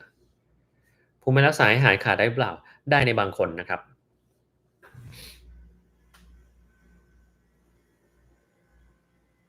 ผู้ชาย 42 ปีออกกำลังกายทุกวัน แต่เวลานั่งยองๆนานๆลุกขึ้นมีอาการหน้ามืดเป็นแบบนี้มานานเพราะสาเหตุอะไรมีวิธีแก้หรือเปล่า อย่านั่งยองๆนานๆครับเพราะว่าเลือดมันคั่งอยู่ที่ขาแล้วเวลาเรายืนลุกเร็วๆเนี่ยทุกคนเป็นหมดเลยนะครับยิ่งนั่งนานเท่าไหร่นะแล้วยิ่งลุกเร็วเท่าไหร่ยิ่งเป็นนะครับวิธีแก้ไขคือเราเลิกนั่งยองๆก่อนยืดขาออกมาก่อนรอสักพักแล้วค่อยยืนขึ้นมานะครับแล้วที่ออกกำลังกายทุกวันเนี่ยออกกำลังกายขาจนมีกล้ามแข็งแรงหรือเปล่านะครับวิธีที่คุณอยากจะลดอาการหน่อยนะตอนที่คุณกำลังยืนขึ้นมานะให้เกร็งขาเหมือนคุณกำลังเล่นกล้ามขานั่นแหละมันจะลดอาการได้นะครับ เคยเอ็กซเรย์หน้าอกเห็นหมอวัดจากข้างซ้ายมาที่หัวใจฝั่งซ้ายมองอยู่ที่117เซนวัดทำไมเหรอครับผมไม่แน่ใจว่าเขาวัดทำไมเหมือนกันนะเขาอาจจะวัดดูซิว่าไอตัวหัวใจของคุณมันใหญ่แค่ไหนก็ได้ดูขนาดของมันนะครับตัวปกติเราไม่วัดกันแล้วก็วัดที่ตัวหัวใจเลยดีกว่านะฮะบุหรี่ไฟฟ้าอันตรายจริงหรือเปล่าถ้าเทียบกับบุหรี่มวลต่างกันมากหรือเปล่าครับอันตรายจริงครับจริงมากๆเลยที่ซ้ำไปนะฮะคือข้อแรกนะมันมีนิโคตินเพราะว่าถ้าไม่มีนิโคตินคนไม่ติด ไม่ติดเขาก็ขายไม่ได้ดังนั้นเขาต้องทำให้คนติดก่อนโดยการใช้นิโคตินซึ่งมีผลต่อจิตประสาททำให้ความดันโลหิตสูงได้ด้วยเหมือนกันนะฮะนี่คือตัวของมันอันที่2คือไม่มีการควบคุมอะไรเกี่ยวข้องกับบุหรี่ไฟฟ้าสักอย่างดังนั้นเวลาที่คุณไปซื้อมาไม่มีใครรู้ว่าข้างในนั้นมันใส่อะไรไว้บ้างอาจจะมีสารที่อันตรายก็ได้แล้วส่วนใหญ่มันจะมีซะด้วยเพราะว่าสารที่อันตรายนั้นมันราคาถูกนะครับพอมันราคาถูกปุ๊บเขาก็เอาของที่มันอันตรายมาผสมสิมันง่ายดีนะครับเนื่องจากอยไม่มีการตรวจไม่มีใครมาตรวจสักคนเขาก็ทำอะไรก็ได้นะฮะเขาก็เอาของราคาถูกขายกำไรเยอะๆถูกไหม นั่นก็เป็นปัญหาอีกอันหนึ่งตัวเครื่องทำความร้อนให้เกิดไอก็เหมือนกันมันก็ทำให้มันมีไอของโลหะที่ระเหยออกมาซึ่งอาจจะทำให้ปอดอักเสบได้นะครับดังนั้นก็อันตรายสำหรับผมมันอันตรายพอกันทั้งคู่นะครับกรดไหลย้อนกินยาอะไรดีกรดไหลย้อนกินยากลุ่มโปรตอนปั๊มอินฮิบิเตอร์เช่นโอเมปราโซลนะครับแพนโทรปาโซลหรือเอสโอเมปราโซลพวกนี้ก็ได้แต่ต้องไปปรับพฤติกรรมด้วยนะครับถ้าไม่ปรับพฤติกรรมต่อให้คุณกินยามันก็ไม่หายเดี๋ยวกินยาเสร็จปุ๊บมันก็เป็นใหม่ได้นะก็ต้องระวังเรื่องพวกนี้นะฮะ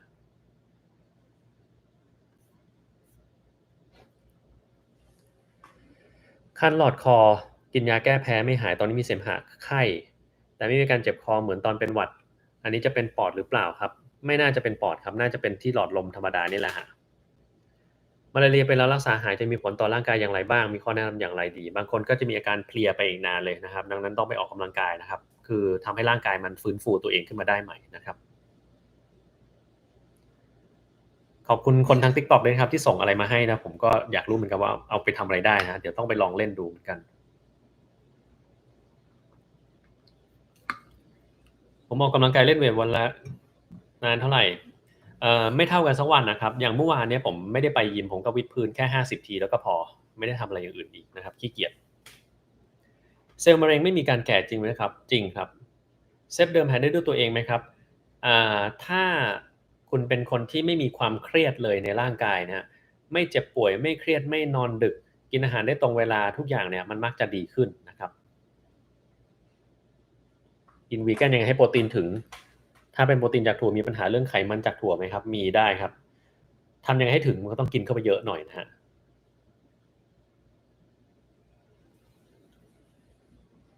ปล่อยลูกโป่งไปแล้วนะครับ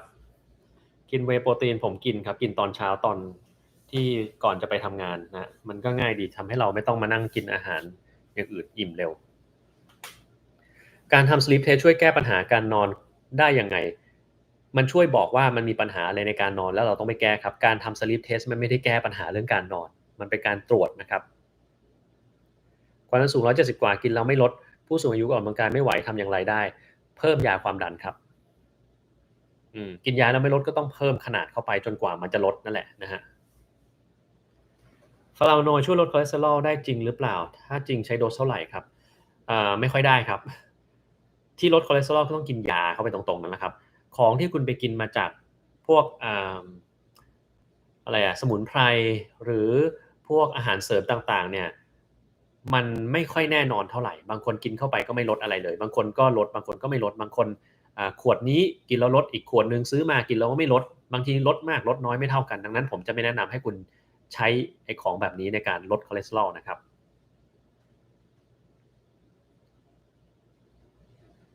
นักกีฬาแบดอายุ17ที่เสียชีวิตขณะแข่งขันเกิดจากอะไรไปฟังผมทางยูทูบเลยครับผมทางยูทูบเนี่ยมีวิเคราะห์เคสนี้ไว้เรียบร้อยแล้วนะครับแต่มันเป็นจากหัวใจสักอย่างนี่แหละนะฮะมีคนส่ง Lightning Bolt มาให้ด้วยเอาไว้ทำอะไรได้นี่อยากรู้เหมือนกัน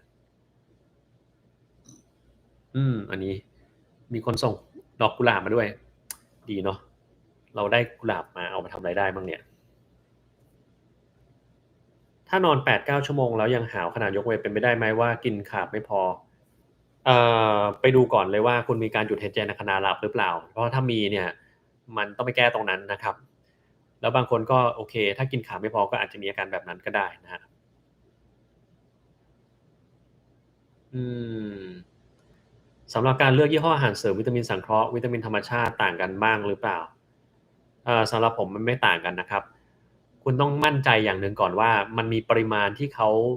โฆษณาเนี่ยตามสิ่งที่เขาโฆษณาจริงๆแล้วไม่มีอะไรปนเปื้อนนั่นคือสิ่งที่เราต้องวิเคราะห์จากอาหารเสริมนะครับแล้วจะทำยังไงให้คุณมั่นใจอันนี้ผมตอบคุณไม่ได้ละนะครับถ้าถามผมก็บอกว่า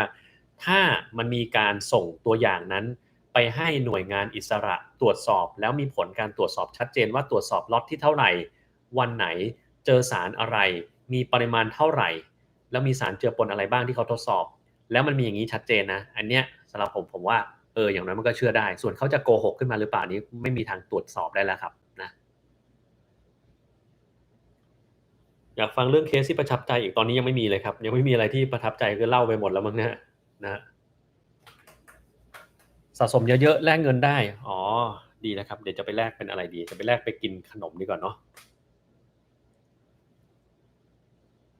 อืมควรเลิกช่วยตัวเองไหมไม่ควรครับเลิกช่วยตัวเองก็คนเราก็ต้องช่วยตัวเองอยู่แล้วนะแต่ถ้าเกิดคุณไปช่วยคนอื่นเขาเนี่ยก็ต้องมองด้วยว่าคนอื่นเขาต้องการให้คุณช่วยหรือเปล่านะครับถ้าเขาไม่ต้องการให้คุณช่วยเนี่ยคุณอาจจะโดนตำรวจจับก็ได้นะครับรายได้จากยูทูบดีหรือเปล่าเรียกว่า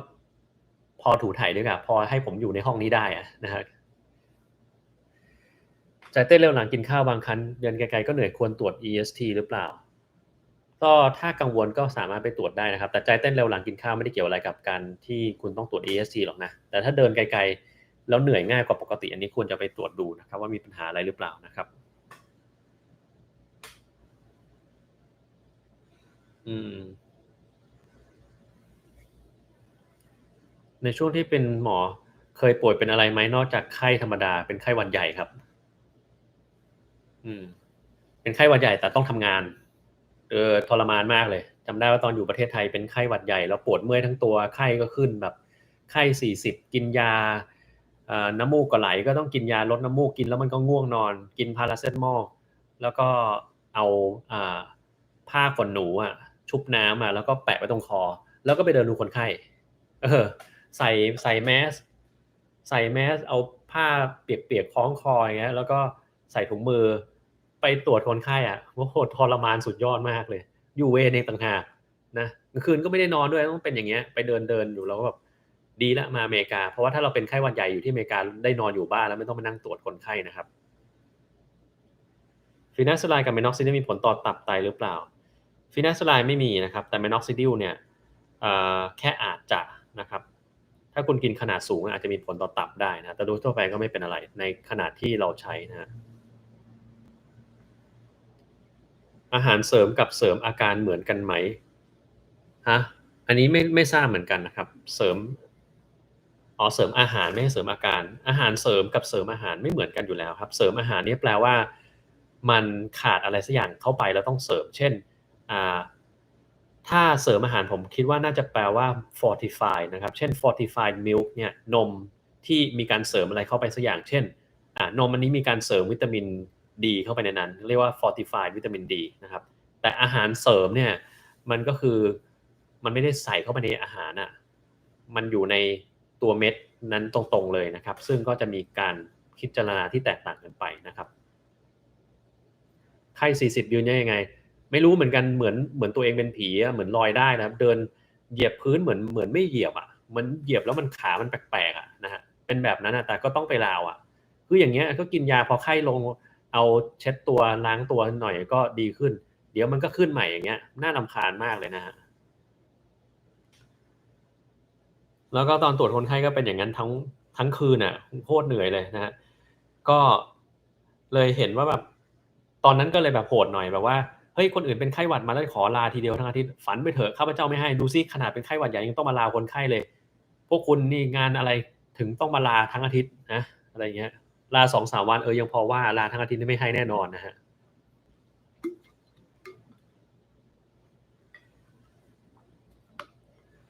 ทานฟาวิพิราเวียแล้ว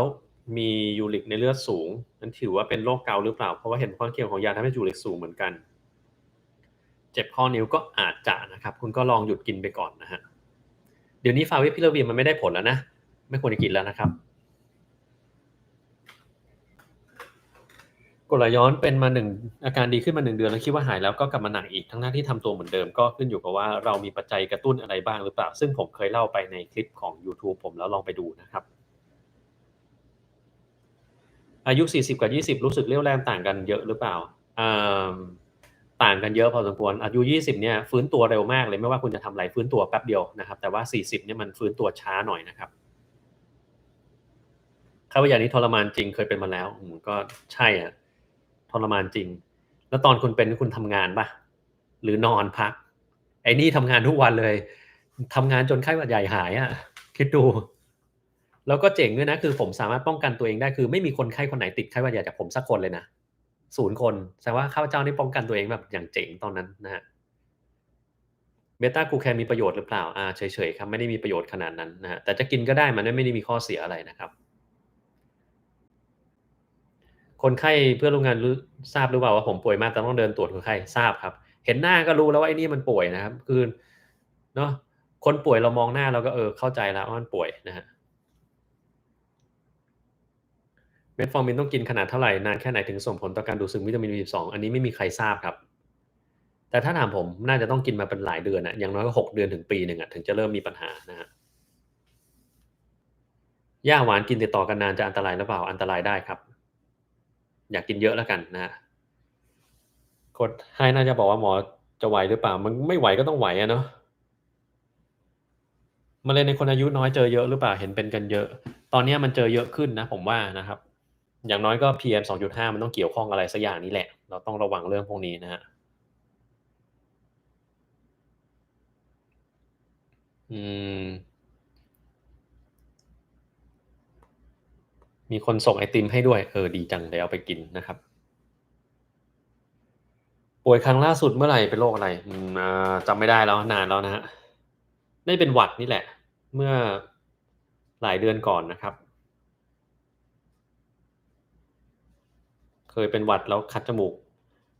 ทำงานทรมานมากคือผมเนี่ยโชคดีว่าตอนเด็กๆอะไม่สบายบ่อยแล้วผมก็หายใจทางปากเก่งมากเลยว่ายน้ำนี่คือต้องหายใจทางปากใช่ไหมเราก็จะหายใจทางปากเก่งดังนั้นเวลาที่เราจมูกตันเนี่ยผมจะไม่ค่อยรู้สึกว่าชีวิตมันมีปัญหาเพราะว่าผมหายใจทางปากได้โดยเหมือนกับก็คิดซะว่าเราว่ายน้ำอะเพราะตอนว่ายน้ำเราก็ไม่หายใจทางจมูกอยู่แล้วใช่ไหมถ้าใครที่ว่ายน้ำบ่อยๆคงจะรู้ว่าแบบเฮ้ยมันไม่มีคนเขาหายใจทางจมูกกันหรอกเดี๋ยวน้ำเข้าจมูกนะฮะ ปอดค่อยๆลดความจุตั้งแต่เด็กปีนี้หัวใจล้มเหลวไป2 รอบรอปลูกถ่ายปอดอันนั้นต้องสอบถามคุณหมอที่เขารักษาดูนะมันต้องมีเหตุผลอะไรสักอย่างเช่นมีพังผืดในปอดมันจะทำให้ปอดมันลดปริมาตรลงนะครับก็ต้องไปดูนะครับแต่ถ้าหัวใจล้มเหลวได้จากโรคปอดนี่มันน่าจะประหลาดอยู่นะถ้าหัวใจล้มเหลวจากโรคปอดนี่อาจจะเป็นหัวใจห้องขวาล้มเหลวซึ่งเกิดได้ในคนที่มีความดันปอดสูงนะครับพวกนี้เราเรียกว่า pulmonary hypertension นะครับจะมียาพิเศษที่เราต้องใช้อยู่นะครับ อืมอันนี้คืออะไรก็ไม่รู้เหมือนกัน Reach Gifter Level 10อ๋อเขาอาจจะแบบให้ของเยอะนะครับ Hard Puff อันนี้คืออะไรไม่รู้เหมือนกัน มีแนะนำอะไรไหมยังไม่มีนะครับเรื่องของการปลูกถ่ายปอดผมเคยพูดไปในยูทูบแล้วลองไปดูคลิปนั้นว่ามันจะมีการพิจารณาอะไรบ้างนะครับแต่ว่ามันก็ขึ้นอยู่กับว่าเขาเป็นโรคอะไรนะฮะการรักษาก็ขึ้นอยู่กับว่าตอนนี้เขาเป็นโรคอะไรก็ต้องใช้การรักษาตามโรคนั้นนะครับแล้วก็ที่เหลือคือการรอการปลูกถ่ายปอดนะครับขอบคุณคุณอนันต์นะครับที่สนับสนุนมานะฮะออกกำลังกายคุมอาหารแล้วไขมันไม่ลงขอคำแนะนำอันนั้นอาจจะต้องใช้ยาแล้วนะครับเพราะว่าบางทีมันก็ไขมันไม่ลดลงเหมือนกันนะฮะ แปลกๆได้นะครับมันจะมีโรคหนึ่งซึ่งประหลาดอยู่นะครับคือมันจะเป็นโรคที่ร่างกายสามารถดูดซึมคอเลสเตอรอลหรือเขาไม่ใช่คอเลสเตอรอลเรียกว่า plant stanol นะครับหรือ sterol จากต้นไม้จากพวกพืชได้นะครับแล้วมันเข้าไปในร่างกายทำให้คอเลสเตอรอลสูงขึ้นได้เช่นคนที่กินแบบอะโวคาโดแล้วก็กินพวกผักกินพวกน้ำมันที่มันมาจากพืชอย่างเงี้ยแล้วคอเลสเตอรอลสูงมากๆมันจะมีโรคหนึ่งนะครับ ซึ่งไม่ได้แปลว่าทุกคนกินในของพวกนี้แล้วจะคอเลสเตอรอลสูงนะไม่เกี่ยวนะมันจะเป็นแค่บางคนเท่านั้นนะครับมันจะเรียกว่าโรคไซโตสเตอรอล r ีเมียนะครับไซโตสเตอรอล r ีเมียหรืออีกชื่อมันก็คือไฟโตสเตอรอล r ีเมียนะครับคือมันเป็นการดูดซึมเอาพวก plant stanol plant sterol เนี่ยได้มากกว่าปกติคนพวกนี้เนี่ยจะต้องมีการหลีกเลี่ยงการใช้น้ำมันที่มันมาจากพืชพวกอะโวคาโดเนี่ยก็ต้องหลีกเลี่ยงนะครับ พวกถั่วที่มันมีน้ำมันเยอะๆเนี่ยก็ต้องหลีกเลี่ยงแล้วแค่นั้นไม่พอนะครับจะต้องมีการกินยาตัวหนึ่งเพื่อลดการดูดซึมสารพวกนี้ในทางเดินอาหารก็คือยาชื่อว่า ezetimibe นะครับตัวนี้ต้องกินนะครับนะแต่มันไม่ใช่โรคที่วินิจฉัยง่ายเลยนะวินิจฉัยยากมากๆเลยด้วยนะครับคนส่วนใหญ่ก็ไม่คิดถึงโรคนี้ด้วยซ้ำไปบางคนยังไม่รู้จักว่าโรคมันคือโรคอะไรนะครับอืมนั่นแหละ ดังนั้นก็จะมีอะไรที่แปลกๆอยู่ในโลกของเรามันมีโรคประหลาดเยอะนะครับคือมันจะส่งตรวจไซโตสเตอรอลได้เหมือนกันนะแต่ว่ามันไม่ค่อยมีที่ไหนที่ส่งได้นะเท่าที่ผมรู้มานะครับหายใจทางปากไม่ดีไม่ใช่เหรอครับถูกต้องมันหายใจทางปากไม่ดีแต่ว่าตอนนั้นมันจมูกตันคุณหายใจทางจมูกได้ไหมอะไม่ได้นะครับเป็นโรคปอดหอบหืดต้องใช้ยาพ่นหมอนัดเดือนละครั้งแต่แกผอมมากไอมากเลยทั้งที่ควรไปพบหมออีกรอบหรือเปล่าก็ควรครับ มันใช่หอบผืดแน่หรือเปล่าหรือมันเป็นโรคถุงลมโป่งพองนะฮะคุณต้องไปลองดูด้วยเพราะ2โรคนี้ไม่ใช่โรคเดียวกันนะการรักษาก็แตกต่างกันแล้วถ้าเกิดว่าผอมมากขนาดนั้นเนี่ยอาจจะต้องรับประทานอาหารที่มันมีแคลอรีสูงๆนะครับยกตัวอย่างเช่นคุณกินพวกบูสต์พวก Ensure อะไรพวกนี้ที่มันมีโปรตีนแล้วก็แคลอรีสูงเพื่อเพิ่มน้ำหนักเพราะว่าถ้ายิ่งผอมเนี่ยอาการจะยิ่งแย่นะครับ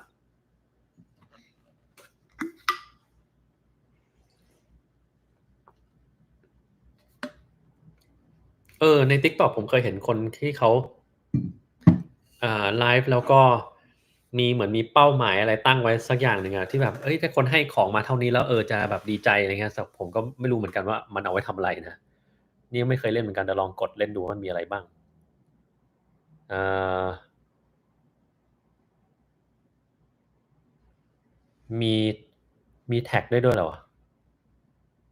แท็กนี่อะไรก็ไม่รู้เหมือนกันไม่รู้จะทำยังไงนะ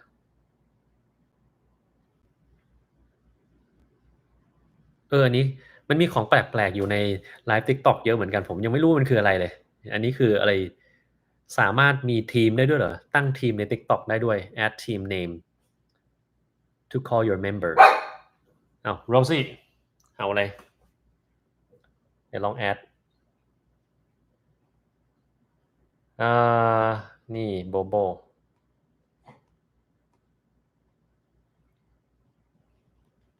อันนี้แล้วกัน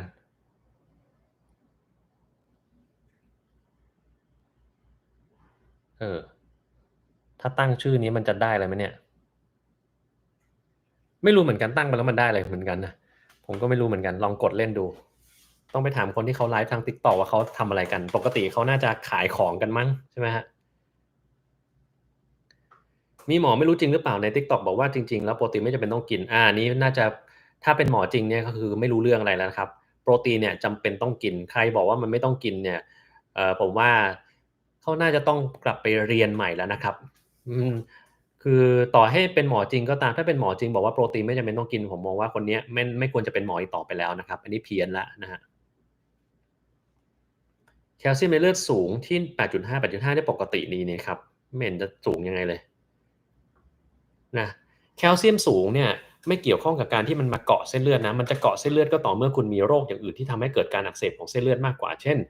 คุณมีไขมันที่สูงเกินไปคุณมีโรคเบาหวานที่คุมไม่ได้คุณมีความดันสูงที่คุมไม่ได้มันก็ถึงจะมาเกาะนะครับหรือคุณมีโรคไตไปแล้วอย่างเงี้ยมันก็จะมาเกาะได้นะครับถ้ามันเกาะแล้วมันก็เอาออกไม่ได้ด้วยนะฮะ TikTok มีตั้งทีมไม่รู้จะตั้งแล้วมันได้เลยขึ้นมาเหมือนกันนะ TikTok มันทำอะไรไม่ค่อยได้มั้งมันทำงี้ก็ไม่ได้ใช่ไหมมันสร้างลูกโป่งก็สร้างไม่ได้เนาะตั้งได้ไหมไม่ได้มันเห็นมีลูกโป่งขึ้นเลยลองเอาใหม่ดูลูกโป่งไม่ได้ลูกโป่งได้แค่ทาง YouTube อย่างเดียวนะฮะหรือมันมีต้องมีปุ่มกดอะไรให้มันเป็นอย่างอื่นได้ไหมโรซี่เอาอะไร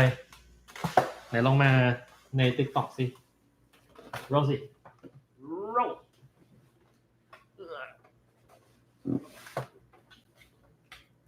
โรซี่นี่กลิ่นสนฮิโนกิเนี่ยที่วันก่อนเราหยอดให้โรซี่ในวันเกิดของเขา2 วันที่แล้วมันยังอยู่ที่เดิมเลยนี่แสดงว่าสุดยอดของ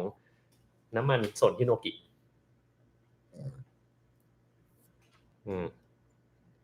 โรซี่เอาอะไรครับเอาอะไรเอาอะไรเอาอะไรลูกทำไมทำหน้างงๆอย่างนั้นน่ะงงทำไมงงทำไมอะไรครับ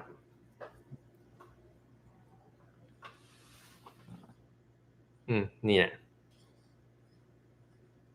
TikTok ของขวัญบางชิ้นแพงมากเลยอันนี้ไม่รู้เหมือนกันนะไม่เคยเล่นไม่รู้เหมือนกันนะฮะแล้วชื่อเขาศาสตราจารย์ด้วยโอ้โหศาสตราจารย์อะไรเนี่ยถ้าเป็นศาสตราจารย์ที่แบบมาแนะนำบอกว่าโปรตีนไม่จำเป็นต้องกินผมมองว่านั่นน่าจะเป็นศาสตราจารย์เก๊แล้วล่ะเพี้ยนนะเพี้ยนมากนะครับเคยถามเรื่องเครื่องไบแพปไว้นานมาแล้วเกือบปีตอนนี้แม่เสียแล้วเหรอก็เสียใจด้วยนะครับคนเรามันก็เกิดแก่เจ็บตายมันเป็นเรื่องที่ทุกคนต้องผ่านนะสักวันพวกเรามันก็ต้องไม่อยู่บนโลกนี้เหมือนกันนั่นแหละนะครับแต่เพียงแต่ว่าเราจะต้องทำช่วงเวลาที่เราอยู่บนโลกนี้ให้เราเป็นคนที่มีประโยชน์มากที่สุดจากไปให้เขาคิดถึงนะครับไม่ใช่จากไปให้เขาสาปแช่งนะฮะ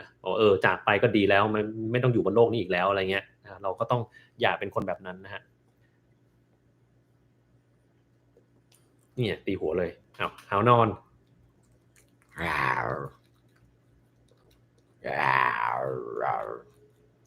หมางงอยู่ตรงนี้แหละนั่งนี้แหละ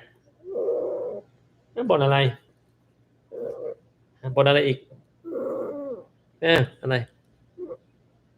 วอด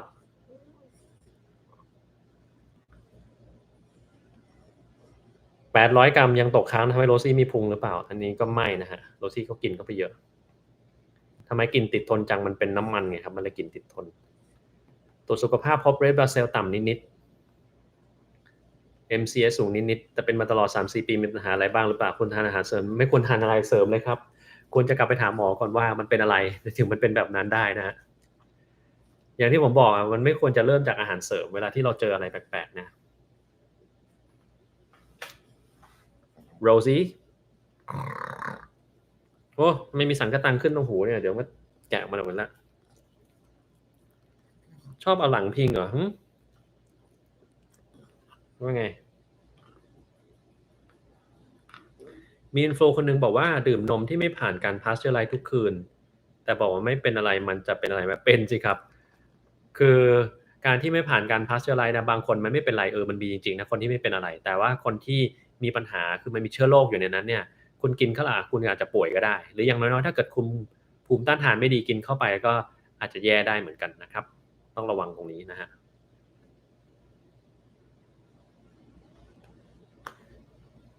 ต่างประเทศส่วนใหญ่การวินิจฉัยปรับทรีตเมนต์ต่างๆ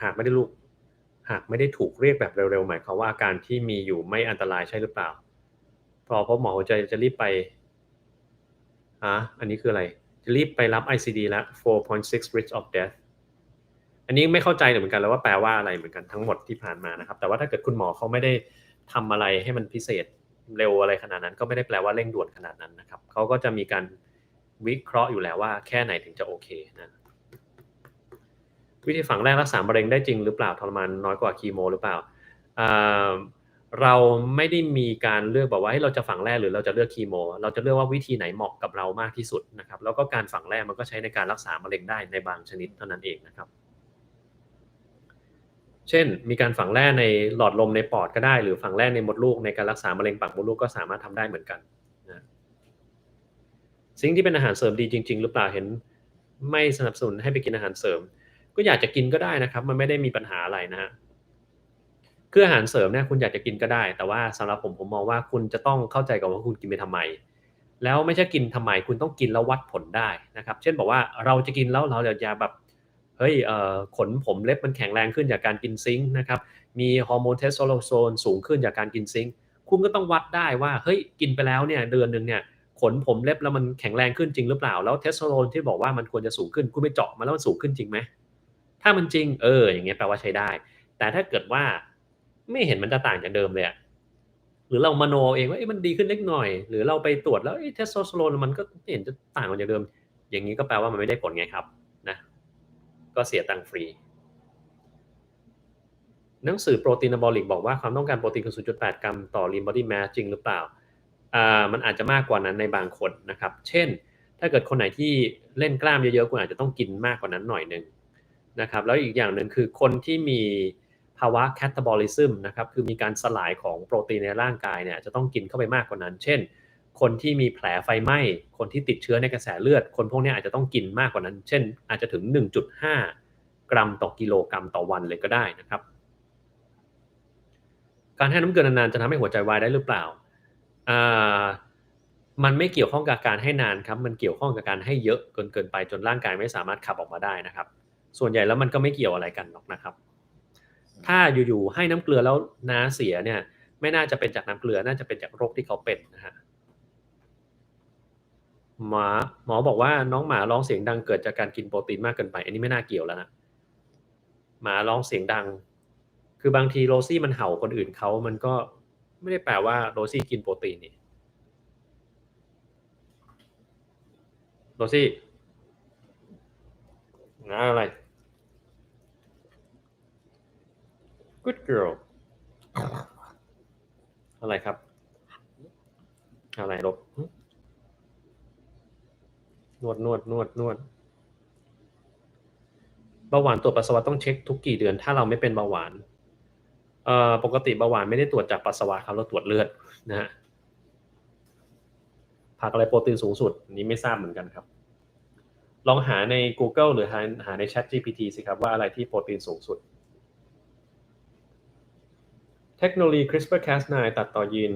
คาดว่าจะเป็นที่นิยมหรือเปล่ามันเป็นที่นิยมอยู่แล้วในปัจจุบันนี้ครับก็ใช้กันเยอะแยะไปหมดนักเรียนป.ปลายยังทำได้เลยนะฮะข้าวโอ๊ตดีจริงเปล่าก็ดีครับอร่อยนะไม่ค่อยอร่อยเหมือนกันต้องผสมอย่างอื่นเข้าไปถึงจะอร่อยนะโรซี่มีสนูทหรือเปล่ามีครับแต่เราก็ขี้เกียจใส่ให้มัน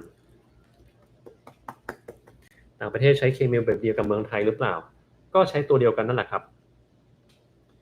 แต่มันก็ขึ้นอยู่กับว่าเป็นโรคอะไรนะโรซี่ what's up เอาอะไรครับมันจะเลียอะไรอะไรปีนอะไรหรอกขนติดเต็มเสื้อเลยนั่งอยู่ตรงนี้แหละตีปุ๊กปัก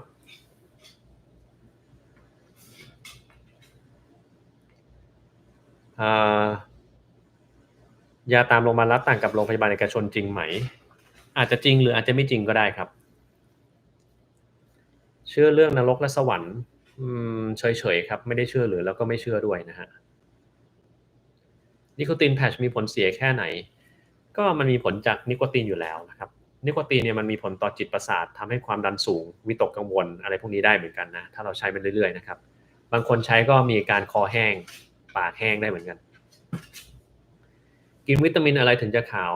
วิตามินไม่ทำให้ขาวครับไม่ต้องกินนะฮะสุนัขมองเห็นเป็นขาวดำจริงไหมครับไม่น่าจะจริงนะครับ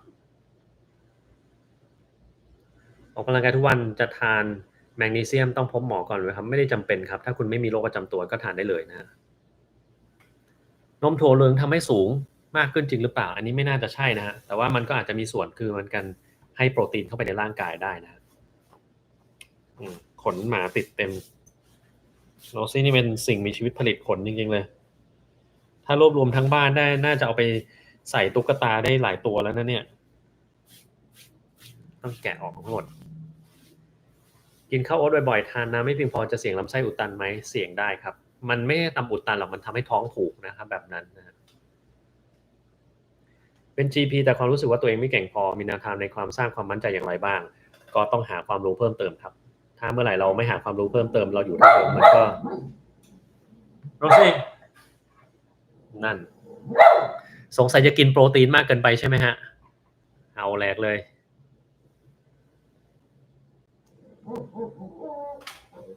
โรซี่เราบ่นอะไรบ่นนะบ่นจังเลยโอ้2 ชั่วโมงแล้วเหรอแป๊บเดียวเร็วมากนะครับเดี๋ยวเราก็ต้องไปทานอะไรวันนี้ร้านอาหารปิดหมดไม่มีปัญหาครับผมซื้อของมาเรียบร้อยแล้วตั้งแต่เมื่อวานนะซื้อมาเตรียมไว้เรียบร้อยเดี๋ยวเราก็กินตอนที่เราอยากจะกินคนเสพยาจะเลิกขาดได้หรือเปล่าเลิกขาดได้ครับแต่ก็แล้วแต่คนเหมือนกัน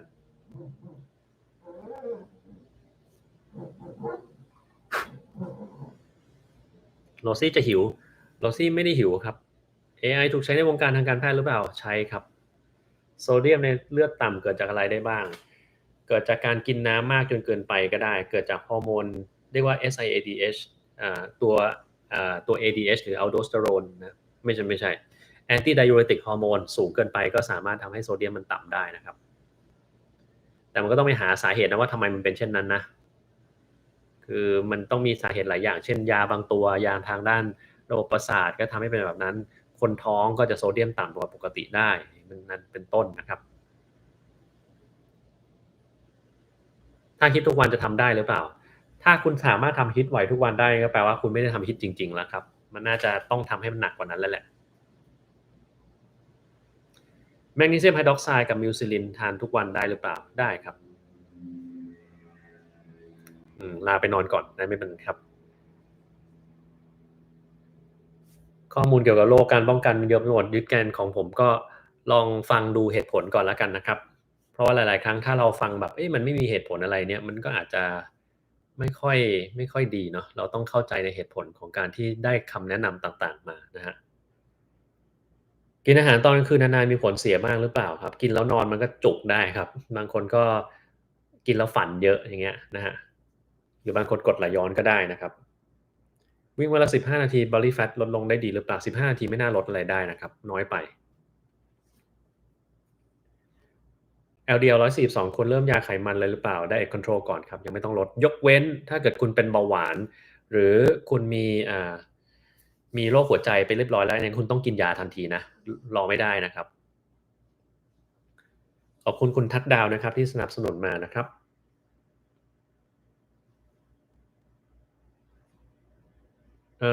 ออกแบบตารางออกกำลังกายของตัวเองอย่างไรบ้างผมว่าตามไลฟ์สไตล์ที่เราทำดีกว่านะครับเราจะทำการออกกำลังกายได้สม่ำเสมอเราต้องเข้าใจไลฟ์สไตล์ของตัวเองซะก่อนไม่ใช่ว่าเราแบบยุ่งทั้งวันแล้วเราไปกะว่าเราต้องวิ่งให้ได้ทุกวันวันละครึ่งชั่วโมงเงี้ยมันทำไม่ได้นะฮะสำหรับผมมองว่าการออกกำลังกายของผมไม่กำหนดเวลาแต่มันต้องทำวันละครั้งอย่างน้อยอะไรก็ได้ให้วันละครั้งอย่างน้อยถ้ามีเวลามากก็ทำมากถ้ามีเวลาน้อยก็ทำน้อยนะครับ แล้วผมก็ทำ exercise snack นะครับอย่างที่ผมเคยพูดไปแล้วนะครับคือทำการออกกำลังกายแบบ1นาทีแต่เป็น1นาทีที่มันเหนื่อยสุดยอดเลยนะครับแล้วก็ทำอย่างเงี้ย2-3ครั้งต่อวันมันก็จะช่วยทำให้เราไม่จำเป็นจะต้องไปออกกำลังกายแบบยาวๆเยอะๆได้นะครับวิตามิน D3 ต้องกิน K2 ด้วยใช่ไหมครับถึงจะได้ผลไม่จริงครับคุณกิน D3 อย่างเดียวก็ได้ผลแล้วครับแต่ถ้าเกิดคนอยากจะกิน K2 ร่วมด้วยก็สามารถที่จะทำได้เช่นกันนะครับหลักการเหตุผลยังไงผมเคยทำคลิปเรื่องวิตามิน D3 กับวิตามิน K2 ไปเรียบร้อยแล้วลองไปฟังในยูทูบดูนะครับ ตรวจสุขภาพคลื่นไฟฟ้าหัวใจผิดปกติจำเป็นต้องเป็นโรคหัวใจหรือเปล่าก็มันขึ้นอยู่กับผิดปกติอะไรอะครับนะตอนนี้ไม่ได้อยู่ไทยครับอยู่อเมริกาครับกาแฟลดน้ำหนักได้จริงหรือเปล่าไม่จริงครับฝันว่าหัวเราะพอรู้สึกตัวก็คือหัวเราะไปด้วยงงๆแบบขำๆไม่เคยเป็นเหมือนกันครับไตรกลีเซอไรด์ต่ำกว่าปกติมีผลเสียอะไรหรือเปล่าครับถ้าคุณไม่ได้ไปทำอะไรแล้วมันต่ำกว่าปกติไม่ได้มีปัญหาอะไรหรอกครับเพราะว่าร่างกายของเรามันกำหนดของมันเองแต่ถ้าเกิดว่ามันต่ำกว่าปกติโดยคุณไปทำอะไรสักอย่างกับมันเนี่ยอันเนี้ยถือว่าไม่ดีนะฮะ ยาทากันแดดดีๆแนะนำทาหน้าหรือเปล่าก็ลองหาดูแล้วกันผมใช้ของ CeraVe นะครับอาจจะใช้เปลี่ยนไปเปลี่ยนมาตามแต่ละวันนะฮะบางทีผมก็ใช้ของ Eccentree นะครับบางทีก็ใช้ของ CeraVe นะครับ Glanac ดีจริงหรือเปล่าไกลซีนกับ N-acetylcysteine ก็คุณก็สามารถกินได้มันสามารถที่จะลดอนุมูลอิสระนะครับแต่ดีขนาดนั้นหรือเปล่าคงจะตอบไม่ได้หรอกครับเพราะว่ามันไม่ได้มีการศึกษาว่ามันจะดีอย่างนั้นจริงๆนะครับ อยากรู้คะแนนสอบเอ็นของผมจำไม่ได้แล้วมันนานแล้วนะฮะและอีกอย่างหนึ่งคะแนนมันก็เทียบกับสมัยนี้ไม่ได้แล้วเนาะเพราะว่ามันคะแนนมันจะเทียบกันไม่ได้ตอนนั้นมันได้เท่าไหร่วะเออนั่นสินานแล้วอะ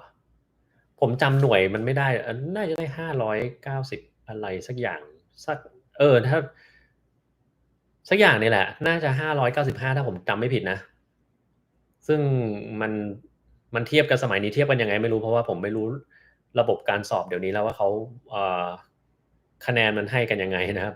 ตอนนั้นผมก็ยังจำไม่ได้เลยว่ามันจะเต็มเท่าไหร่ยังไงนะกินวิตามินอี400มิลลิกรัมทุกวันลดไขมันพอกตับได้จริงหรือเปล่าตินตลอดนานๆเป็นอะไรเป็นปัญหาแน่นะครับถ้าคุณจะกินคุณกินแค่2 เดือนพออย่าไปกินนานกว่านั้นนะครับมันจะมีปัญหาตามมานะวิตามินบำรุงหัวใจกับลดไขมันในเลือดไหมครับไม่มีครับมันไม่มีวิตามินตัวไหนบำรุงหัวใจแล้วก็ลดไขมันในเลือดได้ครับ ผมเก่งคณิตศาสตร์ไหมครับสมัยก่อนมั่นใจว่าตัวเองเก่งพอสมควรแต่ตอนนี้ไม่เก่งแล้วครับเพราะว่าเรามาทางแพทย์มันไม่ได้ใช้อะไรเลยใช้คณิตศาสตร์นะครับผมใช้เอไอในการทำงานบ้างหรือเปล่าไม่ได้ใช้ครับอยากให้เอาโล่ยูทูบมาโชว์หน่อย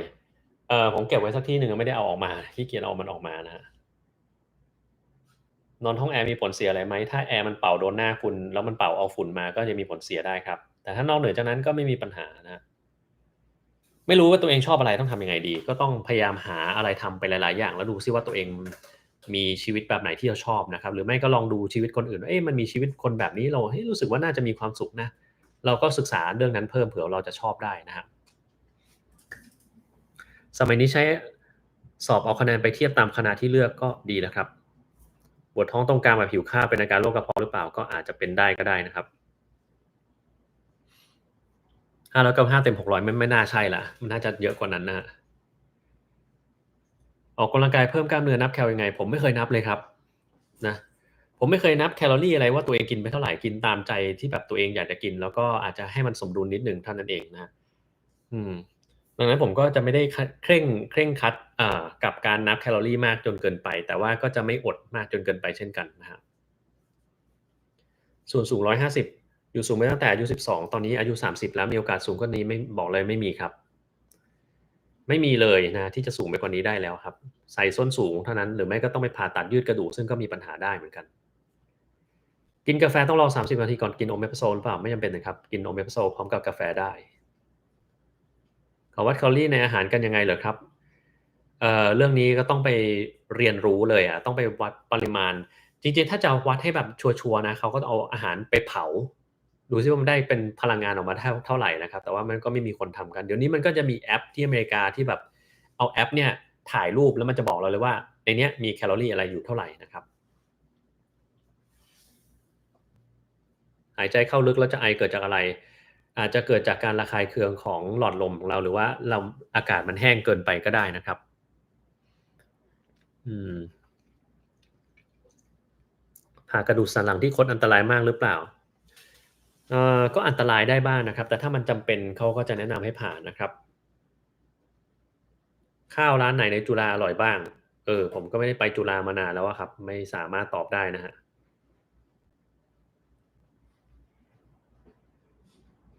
อืมกินอาหารเสริมผงค o ยล่าเพื่อให้ขับถ่ายดีขึ้น มีพวกข้าวสาลีปวยเล้งสไปรูลิน่าขับถ่ายดีมากกินต่อเนื่องนานๆไม่งั้นจะไม่ค่อยถ่ายก็กินได้ครับไม่มีปัญหาอะไรกินยาเมโทเท็กเซตครับกินต่อนะครับอายุ22ปีคิดถึงแต่เรื่องเงินในอนาคตพ่อแม่ก็ไม่ค่อยให้กำลังใจรู้สึกหมดพลังงานทุกวันเรียนทำไงดี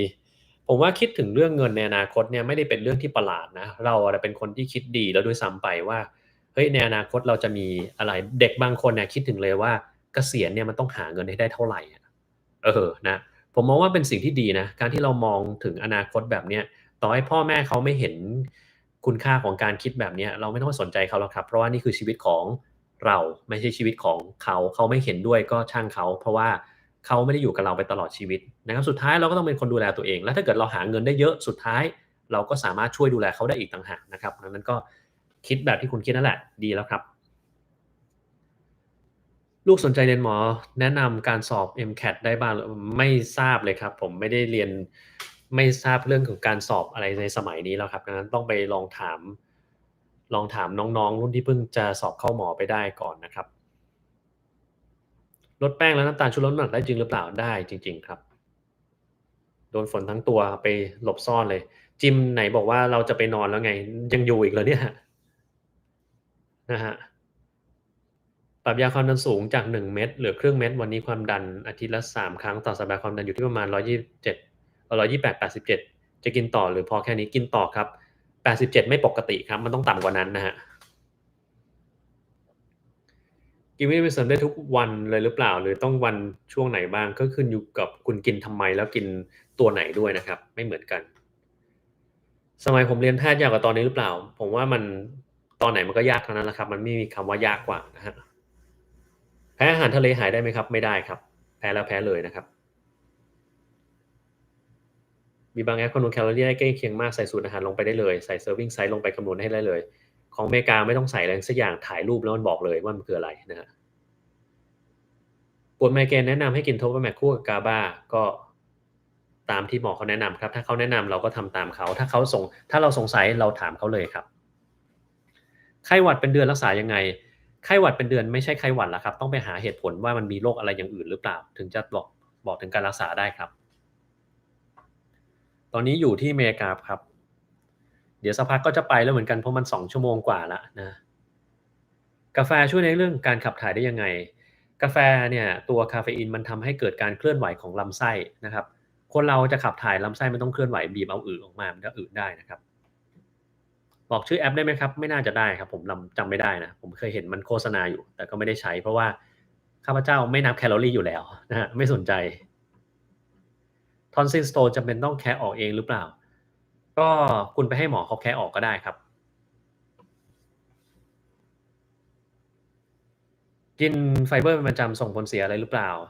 ไม่มีอะไรที่เป็นผลเสียเท่าไหร่หรอกครับถ้าเกิดคุณกินมันได้ถูกต้องคือกินน้ำให้เพียงพอแล้วก็อย่าไปกินถ้าเกิดคุณกินพวกวิตามินอะไรพวกนี้อาหารเสริมเข้าไปเพราะมันจะโดนไฟเบอร์ดูดไปหมดแล้วก็จะเสียตังค์ฟรีนะครับก็จะได้อุจจาระที่มีราคาแพงที่สุดในโลกขึ้นมาก็ได้ถ้าเกิดคุณกินของแพงเข้าไปนะครับ Happy 4th of July ทุกคนเช่นกันครับ May the 4th be with you อย่างเงี้ยใช่ไหม ขอเหตุผลที่ผมเคยอยากเข้าวิศวะได้ไหมครับได้ครับผมชอบฟิสิกส์แล้วก็เลขเป็นชอบมากเลยอะในบรรดาวิชาที่ชอบก็จะมีฟิสิกส์เลขศิลปะชีววิทยาอะไรอีกันอังกฤษแค่นี้แหละที่เหลือไม่ชอบเลยเคมีก็ไม่ชอบแต่สุดท้ายพอเข้ามาเรียนหมอเนี่ยมันจะมีวิชาหนึ่งเรียกว่า organic chemistry อันนี้แหละที่ชอบแบบมากมายมหาศาลชอบมาก นะครับส่วน general chemistry ที่แบบมีคำนวณโมลอะไรอะปริมาณโมลมวลสารอะไรอันนี้แปลโน่นแปลนี่คืออันนี้เกลียดมากเลยไม่ชอบเลยนะครับที่ชอบมากๆคือ organic chemistry แล้วคือชอบขนาดที่ว่าตอนปีหนึ่งเนี่ยผมไปซื้อหนังสือ textbook ของ Raymond Chang มาแล้วอ่านจบทั้งเล่มอ่ะที่มันหนาๆอย่างเงี้ยอ่านจบทั้งเล่มคือป้าขนาดนั้นเลยนะครับแล้วก็เข้าใจทั้งหมดเลยด้วยคือชอบมากขนาดนั้นนะฮะแต่ว่าพอจบมาก็ไม่ได้ใช้อีกเหมือนเดิมนะ อันนั้นตอนก่อนนั้นผมชอบฟิสิกส์กับเลขแล้วก็ไปอ่านหนังสือฟิสิกส์ของเซอร์เวย์นะครับซึ่งมันก็เป็นเล่ม textbook ซึ่งยากเหมือนกันแล้วผมชอบมากเลยติดใจนะครับเป็นซีสในรังไข่ผ่าตัดแล้วกินอาหารกลุ่มไหนดีเพื่อป้องกันมันไม่มีอาหารอะไรที่ป้องกันซีสในรังไข่ได้ครับดังนั้นก็ คุณกินอะไรก็สามารถกินได้ตามปกตินะครับ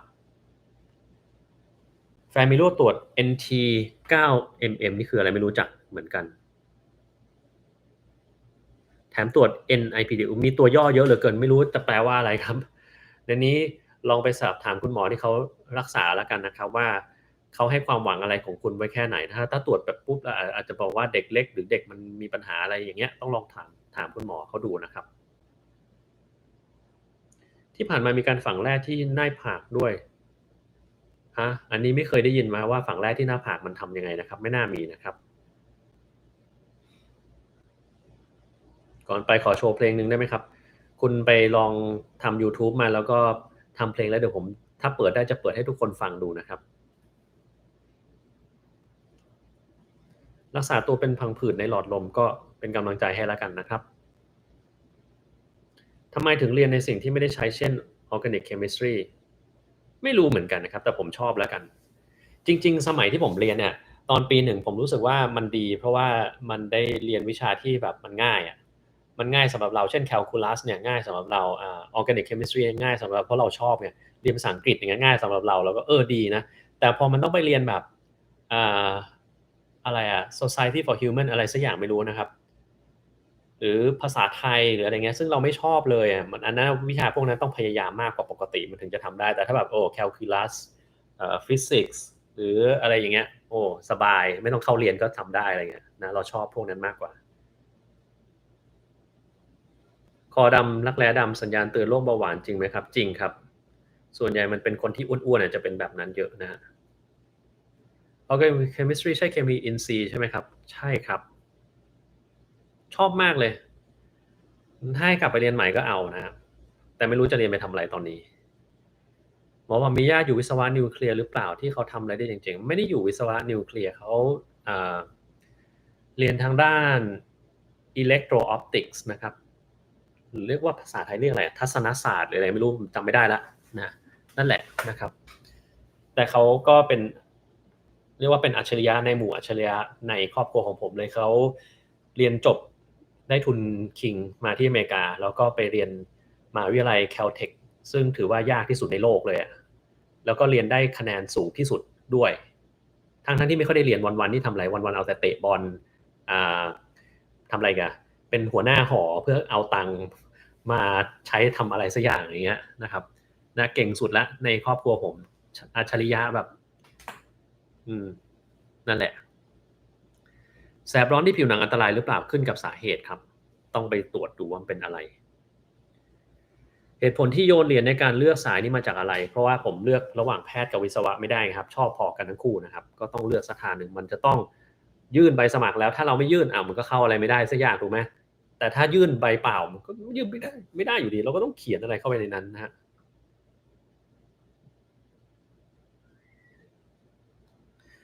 ตอนเรียนมหาลัยไม่มีแคลคูลัสเลยมีแต่เรียนฟิสิกส์นั่นสิเนาะถ้าเรียนโยนเหรียญวันนั้นแล้วได้วิศวะจะเข้าสาขาอะไร คือผมก็ไม่ค่อยรู้สักสาขาอะไรมากขนาดนั้นแต่สิ่งที่ชอบมากๆคือไฟฟ้านะครับน่าจะเป็นวิศวะไฟฟ้าหรือไม่ก็ควอนตัมอะไรพวกเนี้ยtheoretical physics เนี่ยอะไรเงี้ยโคตรชอบเลยไม่รู้ว่าทำไมเหมือนกันนะก็คงจะไปทางนั้นมากกว่านะครับเรียนวิศวะอีกใบไม่เอาแล้วครับเสียเวลาเราละเป็นหวัดมีน้ำมูกตลอดทั้งปีติดต่อกันหลายปีอันนั้นไม่ใช่หวัดละครับนั่นต้องเป็นโรคอื่นนะเช่นภูมิแพ้อะไรสักอย่างนะครับต้องไปหาสาเหตุดูนะฮะ เอ่อถ้าได้วิศวะคงไม่เห็นผมในทุกวันนี้ก็อาจจะเห็นอย่างอื่นก็ได้นะครับเป็นไอดอลลูกชายเลยก็ดีแล้วครับเราสามารถเรียนถ้าลูกชายมาเป็นหมอสุดท้ายแล้วผมก็ต้องขอฝากเนื้อฝากตัวด้วยนะครับเพราะสักวันหนึ่งผมก็ต้องแก่ก็อาจจะต้องมีการไปขอความช่วยเหลือบ้างนะตอนนี้ผมให้ความช่วยเหลือคนอื่นได้ก็ถ้าใครที่อยากให้ผมช่วยก็เดี๋ยวบอกนะครับช่วยได้ก็ช่วยนะครับแต่ว่าในอนาคตก็อย่าลืมผมด้วยแล้วกันนะตอนนั้นเดี๋ยวเราอาจจะแบบเป็นคนดังเราต้องไปขอลายเซ็นของลูกคุณแล้วแหละนะครับอืมสังคมจุฬาติดหรูหรือเปล่าผมว่าบางที่ก็มีนะครับบางที่ก็ไม่ได้ติดหรูนะครับ คณะแพทย์มันไม่มีใครจะให้หรูแต่ละคนเป็นไงลองไปดูหน้าแต่ละคนสิโอ้โหเหนื่อยไม่ได้นอนน้ำก็ไม่อาบผมกระเซาะกระเซิงนะครับนั่นน่ะชีวิตแพทย์ของจริงอ่ะนะครับมันก็เป็นงั้นนะครับถ้าจะแต่งสวยติดหรูหน่อยก็ต้องระดับอาจารย์นะมีเวลาว่างกว่าลูกศิษย์หน่อยนะครับที่มันจะพอทำได้นะ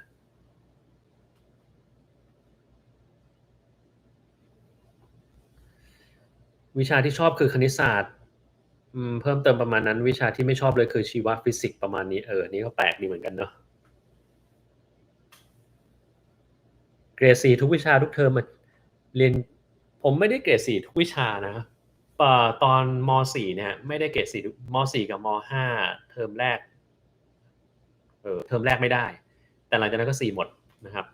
เข้ามาเรียนหมอไม่ได้4หมดละมันมีวิชาหลายวิชาที่แบบบางวิชาได้ B ซะด้วยซ้ำไปนะฮะมี A อยู่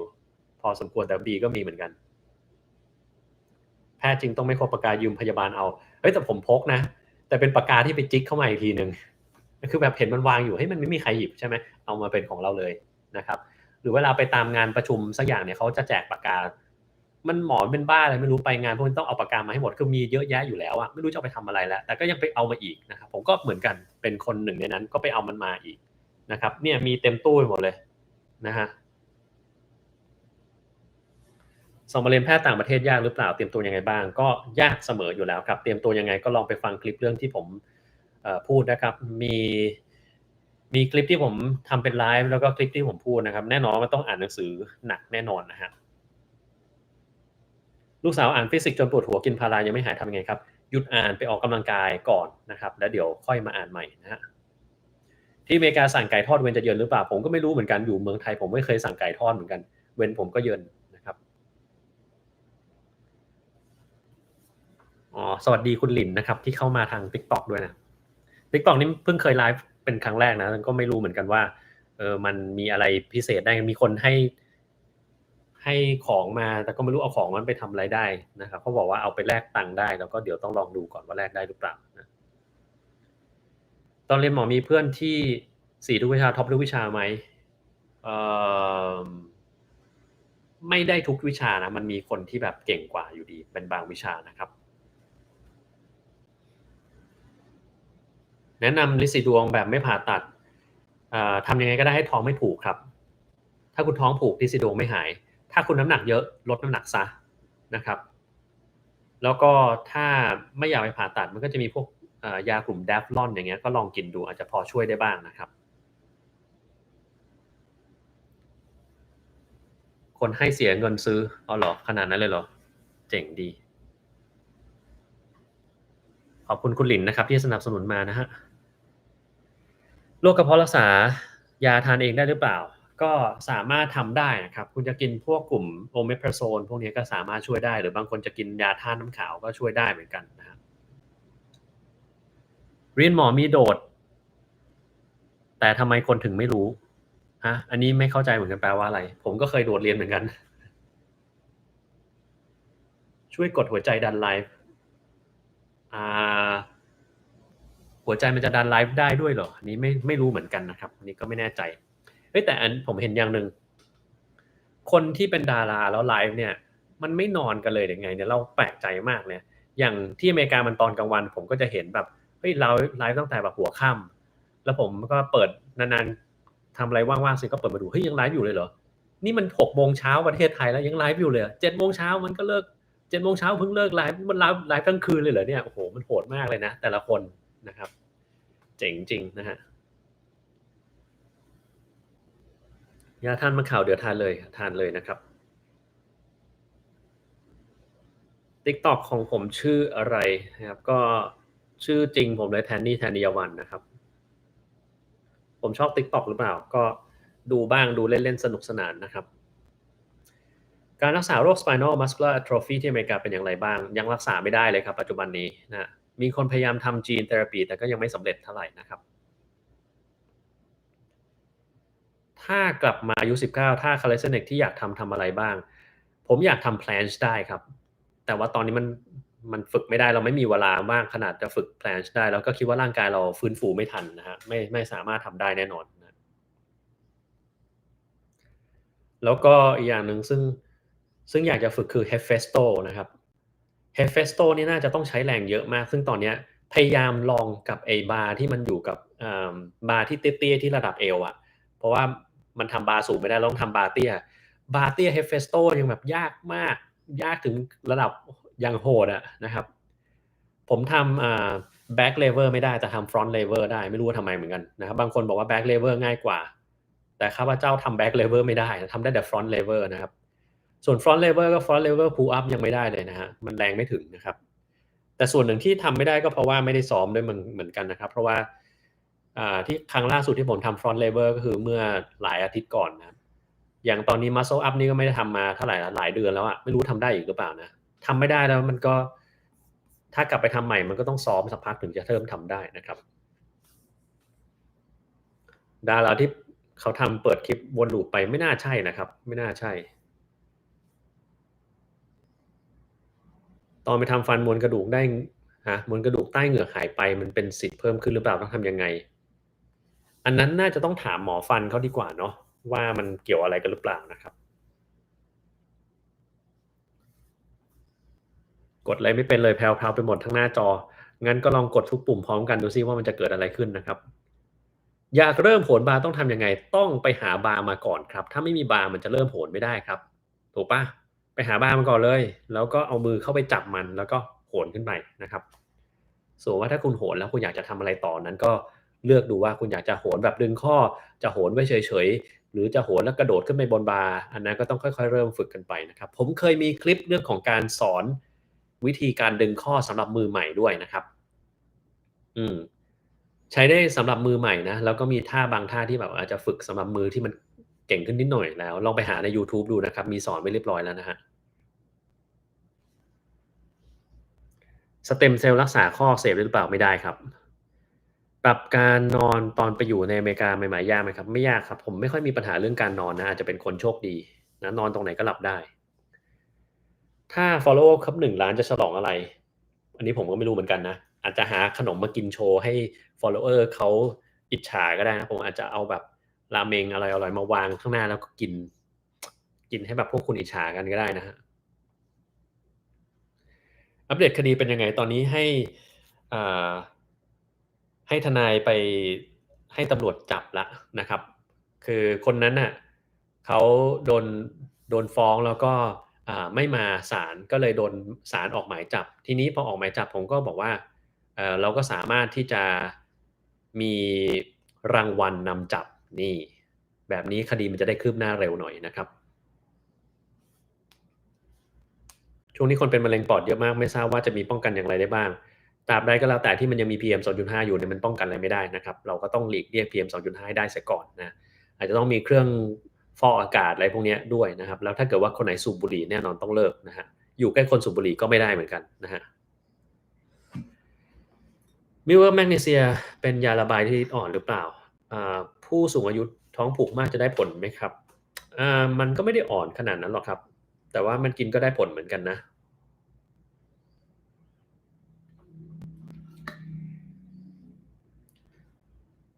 ภาวะเสียการสื่อความจากสโตรกอันนี้ยากแล้วมันไม่ได้แปลว่าจะหายเสมอไปบางทีก็ไม่หายนะครับกินอาหารเสริมเยอะมีผลเสียไหมครับมีได้ครับเพราะว่าบางทีเราต้องรู้ก่อนว่าอาหารเสริมมันไม่ใช่ยาที่เขาควบคุมดังนั้นมันอาจจะมีอะไรที่มันปนเปื้อนอยู่ในนั้นแล้วก็เราอาจจะได้ของพวกนั้นเข้าไปแล้วก็มีปัญหากับร่างกายเราก็ได้นะครับนอนหลับยากทำยังไงมีคลิปเรื่องของการนอนหลับที่ถ้านอนไม่หลับแล้วจะทำยังไงผมเคยสอนไปแล้วทั้งการจัดสิ่งแวดล้อมการปฏิบัติตัวสิ่งที่ต้องกินเข้าไปนะครับรวมทั้งถ้านอนไม่หลับแล้วนอนแล้วมันต้องทำยังไงต่อมีบอกไว้หมดแล้วนะครับเคสน้อง EQ เตือนผมหน่อยครับเคสน้อง EQ นี่คืออะไรผมลืมไปแล้วนะครับชื่อคุ้นๆน่ะน้อง EQ เขาเป็นอะไรนะ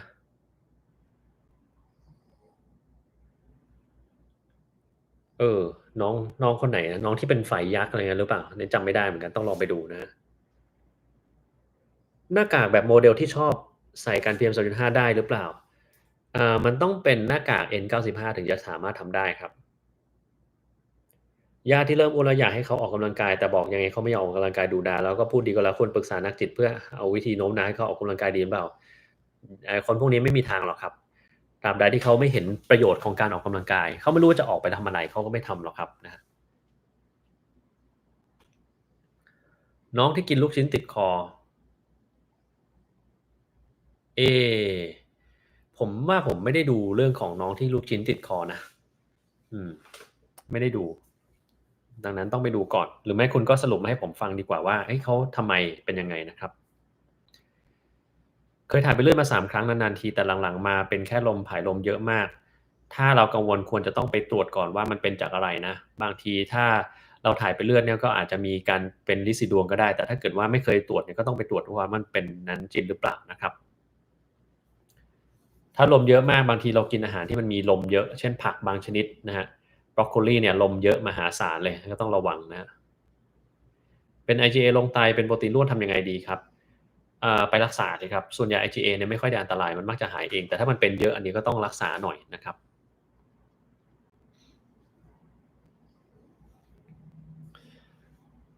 ถ้าลมเยอะเนี่ยลองไปหาใน Google ชื่อ FODMAPs FODMAPS นะครับมันเป็นอาหารกลุ่มที่ทำให้เกิดลมในลำไส้เยอะคุณจะต้องดูว่าตัวไหนที่คุณกินอยู่ลองเลี่ยงดูอาจจะดีขึ้นก็ได้นะครับถ้าปอดเริ่มมีพังผืดควรไปปรึกษาหมอปอดเพิ่มเติมหรือเปล่าใช่เลยครับคนที่เขาโรคจิตเวลาที่เขามีเพศสัมพันธ์ถึงจุดฟินจริงๆหรือเปล่าดูจากเนื้อเสียงคิดว่ามันเวอร์ไปก็อาจจะจริงก็ได้นะอันนี้ไม่แน่ใจเหมือนกันนะครับ กินโปรตีนกรัมต่อน้ำหนักตัวสามารถช่วยลดน้ำหนักได้จริงหรือเปล่าไม่ครับตราบใดก็แล้วแต่ที่คุณไม่ได้ตัดแคลอรีที่คุณกินออกไปนะกินโปรตีนเสริมเข้าไปยังไงน้ำหนักมันก็ไม่ลดหรอกครับนะงดกาแฟดีดีแล้วครับเสื้อมีสีขาวอย่างเดียวเลยครับใช่ครับลองช้ำรักษาได้ไหมครับได้ครับให้เอาขวดน้ำใหญ่ๆมาขวดหนึ่งเติมน้ำเข้าไปในนั้นเอาไปแช่ช่องฟรีซให้มันกลายเป็นน้ำแข็งแล้วเอาเท้าข้างที่เป็นเนี่ยเหยียบแล้วก็กลิ้งไปกลิ้งมามันจะช่วยได้เยอะเลยนะครับลองทำดูนะแต่ต้องทำบ่อยๆนะไม่ใช่ทำกลิ้งครั้งเดียวแล้วหายอันนี้ใช่นะฮะลูกชิ้นติดคอขาดอากาศไป10 นาทีตอนนี้พ่อเขาไลฟ์ TikTok ดึกๆเลี้ยงลูกเขาทุกคืนหลายปีมากแล้วครับอันนี้ก็ลำบากนะฮะ ท้องไข่ปะอุกคือโรคอะไร เป็นโรคที่มันมีความผิดปกติของอาเซลล์มันก็จะเหมือนเป็นไข่เล็กๆเงี้ยเต็มไปหมดเลยนะครับเหมือนเป็นเรียกเหมือนไข่อะผมก็ไม่รู้เหมือนกันว่าปลาอุกมันหน้าตาเป็นยังไงนะครับแต่ผมรู้ว่าไข่แซลมอนมันหน้าตาเป็นยังไงคุณคิดดูแล้วกันมันก็ไม่เหมือนไข่แซลมอนสักทีว่าเป็นไข่ฟองเหมือนไข่ปลาแล้วกันไข่ปลาเยอะๆอยู่ในท้องอะมันคือไม่เป็นเด็กที่แท้จริงอะแต่บางทีมันก็จะมีเด็กที่แท้จริงเหมือนกันนะครับพวกนี้เราจะเรียกว่า Hydatidiform mole นะครับ Hydatidiform mole ถ้าเป็นเนี่ยมันจะมี complete form กับ incomplete form incomplete form คือจะมีเด็กด้วยแล้วมีไอ้นี่ด้วยนะเป็นความผิดปกติซึ่งมันก็ต้องระวังนะครับเพราะว่าถ้าเราไม่เอามันออกมาให้หมดบางทางมันกลายเป็นมะเร็งได้นะฮะแล้วก็ทำให้เลือดออกผิดปกติเอ่อในในเด็กในแม่ที่ตั้งครรภ์ไข่พระอุกได้นะครับโรคกระเพาะต้องมีอาการอะไรให้ตรวจพิเศษ ปกติไม่ต้องตรวจอะไรพิเศษนะครับเราซักประวัติพอนะฮะแต่ถ้ามันมีอาการเช่นว่าเรากลืนลำบากน้ำหนักลด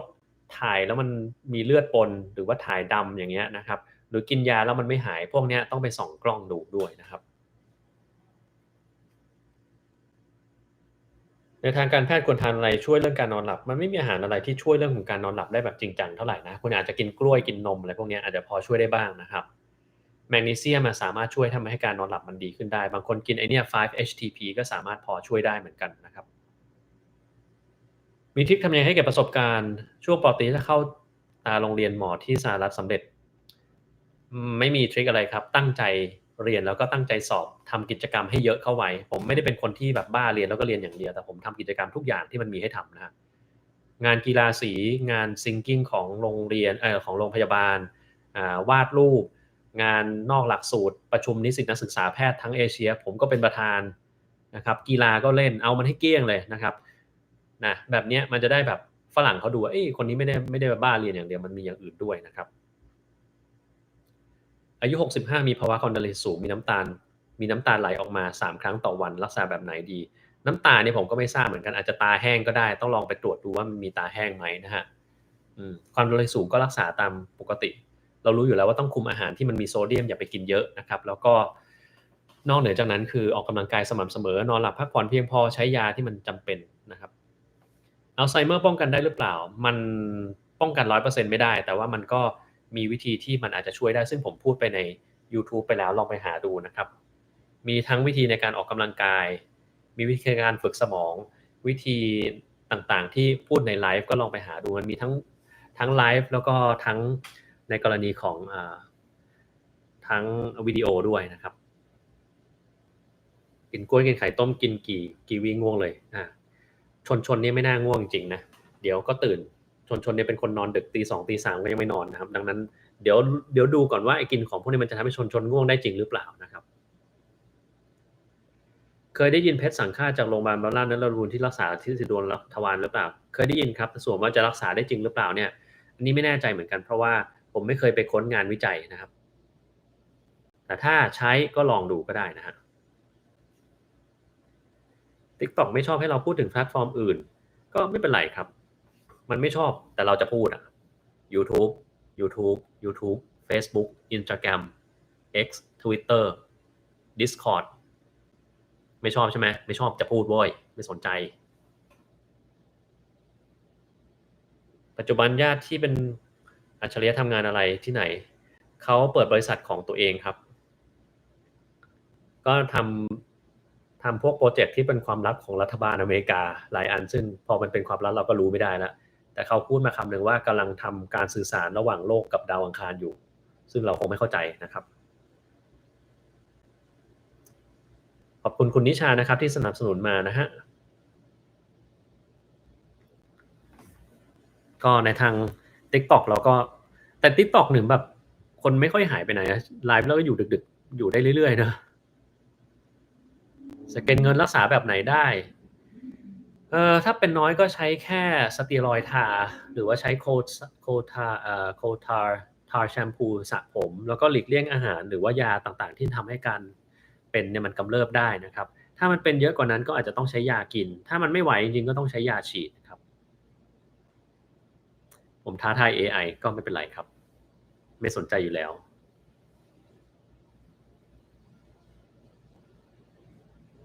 ไลฟ์บอกว่าพูดถึงแพลตฟอร์มอื่นๆโดนเตือนมันไม่น่าเกี่ยวอะไรกันนะ CPAP ของผมราคาเริ่มต้นประมาณเท่าไหร่ถ้า CPAP แบบเรียกอะไรอะแบบรุ่นเบสิกที่สุดเลยนะคือไม่ได้มีฟังก์ชันอะไรพิเศษพิสดารอะไรก็อยู่ที่ 20,000 กว่าบาทนะครับแต่ถ้าแบบฟังก์ชันแบบ full scale ไฮโซเลยก็ 50,000 กว่าบาทนะครับผมนอนกรนไหมครับนอนกรนบางวันนะฮะดีใจเจอผมทาง TikTok ผมก็มา TikTok เรื่อยๆนะครับเวลาเป็นประธานกิจกรรมมีคำแนะนำอะไรในการเป็นผู้นำหรือเปล่าจะทำงานยังไงให้เราได้รับความเคารพจากคนอื่นเราต้องเคารพเขาก่อนเราต้องเป็นคนที่ทำงานจริงๆให้เขาเห็นนะครับไม่ใช่ว่าเราสั่งให้เขาไปทำนะฮะถ้าเราสั่งให้เขาทำไม่มีทางที่คุณจะได้รับความเคารพจากเขานะครับคุณสั่งให้เขาทำคุณต้องรู้จักชมคนต่อหน้าคนอื่นแต่เวลาคุณติคนอื่นคุณต้องเรียกมาติส่วนตัวอย่าไปติในที่ประชุมเข้าใจตรงนี้นะฮะผู้นำที่ดีเนี่ยมันจะต้องเป็นผู้นำที่อยู่ข้างทุกคนนะครับไม่ใช่ไปเป็นอลีกับเขาไปทุกคนนะฮะนั่นแหละวัคซีน mRNA เนี่ยขึ้นคนที่มีปัญหาสุขภาพขึ้นอยู่กับล็อตการผลิตด้วยหรือเปล่าอันนี้จริงๆต้องบอกว่ามันไม่ได้เกี่ยวกับตัววัคซีนเลยนะมันเป็นอย่างอื่นซะมากกว่าแต่คนก็ไปพาดหัวกันเอาเองว่ามันเกี่ยวข้องกับวัคซีนนะครับไม่เกี่ยวกันนะฮะอายุเกิน60ควรฉีดเข้ายาตัวใหม่หรือเปล่าที่ราคา 1,500 บาทอันนี้ไม่ทราบเหมือนกันว่าทำไม 1,500 บาทอะไรยังไงฉีดตัวไหนก็ได้ครับแต่ว่าถ้าเป็นไปไม่ได้เนี่ยก็ฉีดถ้าเกิน65ไปแล้วเนี่ยเราจะให้ฉีดแบบ high dose นะครับ quadrivalent นะแต่ถ้า60จะฉีด high dose quadrivalent ก็สามารถทำได้เหมือนกันนะครับนอนกรนควรใช้เครื่องช่วยเพื่อป้องกันการหยุดหายใจขณะหลับไหมครับถ้าถามผมว่าควรครับคนที่นิสัยไม่ดีโรคจิตหื่นกามนี่เขาก็มีความทรมานในจิตใจแบบที่ไม่มีความสุขทางใจอืม ก็ไม่เสมอไปนะผมว่าเขาอาจจะมีความสุขกับการทำแบบนั้นก็ได้นะครับกินมาม่าเยอะเกิดผลเสียอย่างไรต่อร่างกายโซเดียมมันเยอะครับเคยโดนบล็อกไลฟ์อยู่มีคนรีพอร์ตก็บล็อกก็ไม่เป็นไรครับบล็อกเราก็ไลฟ์ทาง YouTube ต่อนะครับไม่มีปัญหาอะไรนะทาง TikTok น่าจะได้เงินเยอะเลยไลฟ์ไม่หลับไม่นอนตัวอย่างการมินแน็กชาลีก็อาจจะเป็นอย่างนั้นก็ได้นะครับคือถ้าเกิดว่ายังไงเงินเยอะก็ดีเหมือนกันก็หาเงินทางนี้ได้เหมือนกันเราก็ไลฟ์ไปเรื่อยๆนะครับน้อง12ปีฝ่ามือฝ่าเท้าเหมือนเป็นเหงื่อตลอดจำเป็นต้องไปพบหมอไหมครับไม่ได้จำเป็นนะครับส่วนใหญ่ไม่มีปัญหาอะไรนะอาหารที่อเมริกามีอะไรอร่อยๆหรือเปล่าขึ้นอยู่กับคุณจะกินอาหารอะไรนะครับมันก็มีอาหารของหลากหลายประเภทนะครับผมถ้าอยู่อเมริกาก็ต้องกินสเต็กแน่นอนอยู่แล้วเพราะว่าเนื้อมันคุณภาพดีกว่าประเทศไทยแน่นอนนะอร่อยเป็นรูมาตอยได้ดู YouTube ผมเลยตัดสินใจเริ่มรักษากินเมทอกเซกมีคำแนะนำอะไรอีกหรือเปล่ายังไม่มีอะไรเป็นพิเศษครับรูมาตอยนี่ก็โยคะเนี่ยก็ช่วยเหลืออะไรได้หลายๆอย่างเหมือนกันนะข้อความยังถามน้อยยังเห็นทุกข้อความอนาคตจะอ่านทันไหมอันนี้ไม่รู้เหมือนกันนะครับเราก็ตอบเท่าที่เราสามารถตอบได้แล้วกันนะฮะนักกินจุที่กินเยอะๆเขาจัดแคลอรี่ออกโดยการออกกำลังกายแล้วพวกที่โซเดียมมาออกได้หรือเปล่าไม่ค่อยได้ครับมันดูดแล้วดูดเลยนะครับส่วนใหญ่เข้ายิมเวลากี่โมงวันที่เข้ายิมนอนดึกบางทีก็ไปเข้ายิมตอนดึกๆเหมือนกันนะไม่แน่ใจบางวันก็อาจ4 โมงไปนะบางวันก็1 ทุ่มบางวันก็3 ทุ่มก็มีนะครับพูดผิดกติกา TikTok จะปิดการมองเห็นน้อยลงก็อาจจะเป็นอย่างนั้นก็ได้นะครับเข้าใจเรื่องแอนติบอติกก็ดีนะครับคนดังๆรายได้ของขวัญเขาจะเยอะมากเขาถึงไลฟ์กันตลอดรวมถึง PK นั่นแหละเนาะก็มันเป็นความโชคดีของดาราหลายๆคนนะเพราะว่าดาราเนี่ยเขาทำอะไรก็มีคนสนใจเขานะครับไม่ว่าจะมีคนด่ามันก็ต้องมีคนชอบเขาอยู่ดีนะครับทำอะไรมันก็แบบขึ้นง่ายกว่าปกติธุรกิจอะไรก็อาจจะโชคดีหรือว่าถ้าทำทางโซเชียลมีเดียเนี่ยเขาก็อาจจะมีมีคนมาติดตามเยอะแล้วก็ง่ายกว่านะครับเป็นนักเรียนแลกเปลี่ยนตอนอยู่ม.5 คิดเห็นอย่างไรก็ดีครับถ้าเราชอบเราก็ทำมันก็เป็นการเปิดโอกาสให้เราได้เห็นอะไรใหม่ๆนะฮะกับไทยเมื่อไหร่ยังไม่ทราบเลยครับตอนนี้จะมีการเปลี่ยนแปลงผมคิดยังไงกับแก p เยียผมเคยทำคลิปเรื่องแก p เยียไปแล้วลองไปฟังคลิปนั้นดูนะครับไซเลมฮัทกับโปรไบโอติกเหมือนกันไหมครับคนละอย่างกันเลยครับไซเลมฮัทก็คือเป็นไฟเบอร์โปรไบโอติกคือจุลินทรีย์นะครับไม่ใช่อย่างเดียวกันเลยนะฮะในความคิดผมมีอะไรที่ประเทศไทยดีกว่าอเมริกาบ้างร้านอาหารปิดดึกกว่าของกินอร่อยกว่าหาอาหารกินเมื่อไหร่ก็ได้นะครับคนพูดภาษาไทยผมพูดภาษาไทยกับคนไทยคนไทยรู้เรื่องผมพูดภาษาอังกฤษกับฝรั่งมันพังไม่รู้เรื่องนะครับเนี่ยข้อดีของประเทศไทยนะครับทำงานไปด้วยฟังไปด้วยอากาศดีมากเลยดีเลยครับข่าวว่ามีครีเอเตอร์ที่ฟิลิปปินส์ทานไก่ทอดโชว์แล้ววันรุ่งขึ้นน้องเขาโพสต์ว่าครีเอเตอร์เสียชีวิตเนื่องจากมีเส้นเลือดในสมองแตกอันนี้ไม่น่าจะเกี่ยวกับไก่นะครับ10 กรกฎาคมที่นิวยอร์กมีแข่งขันฮอทดอกระดับโลกไอคนญี่ปุ่นที่มันไปแข่งมันชนะใช่ไหมคนญี่ปุ่นผอมๆเลยสู้กับคนอเมริกันตัวใหญ่ชนะได้นะครับอืมนั่นแหละหมายถึงความเป็นกันเองมากกว่าก็อาจจะเป็นอย่างนั้นก็ได้นะครับวันนี้ดูข่าวนายกับใบเฟิร์นแล้วน่าเห็นใจทั้งคู่ผมยังไม่ได้ดูข่าวเขาเลยครับแต่ว่าผมมองว่ามันก็เป็นเรื่องที่เป็นเรื่องของเขานะคือผมมักจะไม่พยายามเอาเรื่องคนอื่นมาเป็นเรื่องของเรานะครับผมจะบอกว่า the best business is your own business not others คืออย่าไปยุ่งเรื่องเขานะครับแล้วเราก็ไม่ต้องไปหนักใจแทนเขาด้วยทำไมเขาถึงเป็นแบบนั้นแบบนี้เราสงสารเขาจังเลยเฮ้ยหรือต้องไปทัวร์ลงคนนั้นคนนี้ไหมอะไรเงี้ยนะฮะผมก็มองว่ามันเป็นเรื่องของเขานะมันไม่ใช่เรื่องที่เราจะต้องเอามาใส่ใจแล้วมันอะไรโอเคแต่ถ้าเราอยากจะฟังเพื่อความบันเทิงหรือว่าบางอย่างเอามาเป็นคติสอนใจเรา ก็ได้นะครับนี่แหละกินข้าวเคี้ยวไม่ละเอียดส่งผลเสียใช่ครับส่งผลเสียมันย่อยยากบางคนก็ท้องอืดบางคนก็กรดไหลย้อนอะไรอย่างเงี้ยตามมาด้วยนะครับดังนั้นควรจะเคี้ยวให้ละเอียดจะดีกว่านะครับแล้วบางคนก็อ้วนซะด้วยครับกินรีบๆกินพวกเนี้ยนะฮะหิวข้าวหรือยังครับปกติเล่นท่าหนอกคอเช่นพวกชรักไหมครับไม่เล่นเลยครับไม่ชอบด้วยนะครับเพราะว่าผมเนี่ยเป็นคนไหล่ตกถ้าเล่นแล้วมันมีหนอกขึ้นมาอย่างเงี้ยผมจะเหมือนตัวอะไรเหมือนควายหรือเปล่าไม่รู้เนาะก็เลยไม่ชอบเล่นนะครับ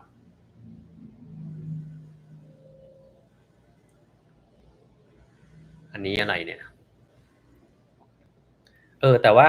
คอมเมนต์ทาง TikTok เนี่ยมันจะน้อยกว่านะอันนี้ไม่น่าเชื่อว่าเพราะอะไรนี่ก็แปลกดีเหมือนกันนะครับแต่ทาง TikTok ก็ไม่เคยไลฟ์เหมือนกันก็มาลองไลฟ์วันแรกดูเพื่อความสนุกสนานอยากทำอะไรที่มันใหม่ๆบ้างนะครับเผื่อว่าในอนาคตเราจะลองไลฟ์ข้ามไปข้ามมานะฮะสนุกดีพูดอังกฤษฝรั่งฟังไม่รู้เรื่องใช่ครับไม่น่าเชื่อลองเชื่อดูสิครับลิ้นหัวใจเล็กน้อยรั่วเล็กน้อยทำไมหมอให้รอดูอาการก่อนมันรั่วเล็กน้อยครับถ้ามันรั่วเยอะๆเนี่ยเราไม่ดูอาการนะครับรั่วเล็กน้อยเนี่ยไปยุ่งกับมันเนี่ยมันจะได้ไม่คุ้มเสียนะครับ TikTok คนดู100 กว่าคนเนาะใครอยากถามคำถามต้องไปถามใน TikTok อันนี้ไม่รู้เหมือนกันนะครับปีหน้าไปเวอร์จิเนียผมไม่รู้ว่าผมจะไปเวอร์จิเนียหรือเปล่านะไม่น่าจะไปเวอร์จิเนียนะครับไม่รู้จะไปทำอะไรที่นั่นนะฮะแพลนจะทำคลิปอ่านงานวิจัยอีกหรือเปล่าถ้ามีงานวิจัยเจ๋งๆแล้วผมค่อยเอามาอ่านครับแต่ตอนนี้ยังไม่มีอะไรที่ผมอยากจะเอามันมาอ่านให้ฟังนะครับ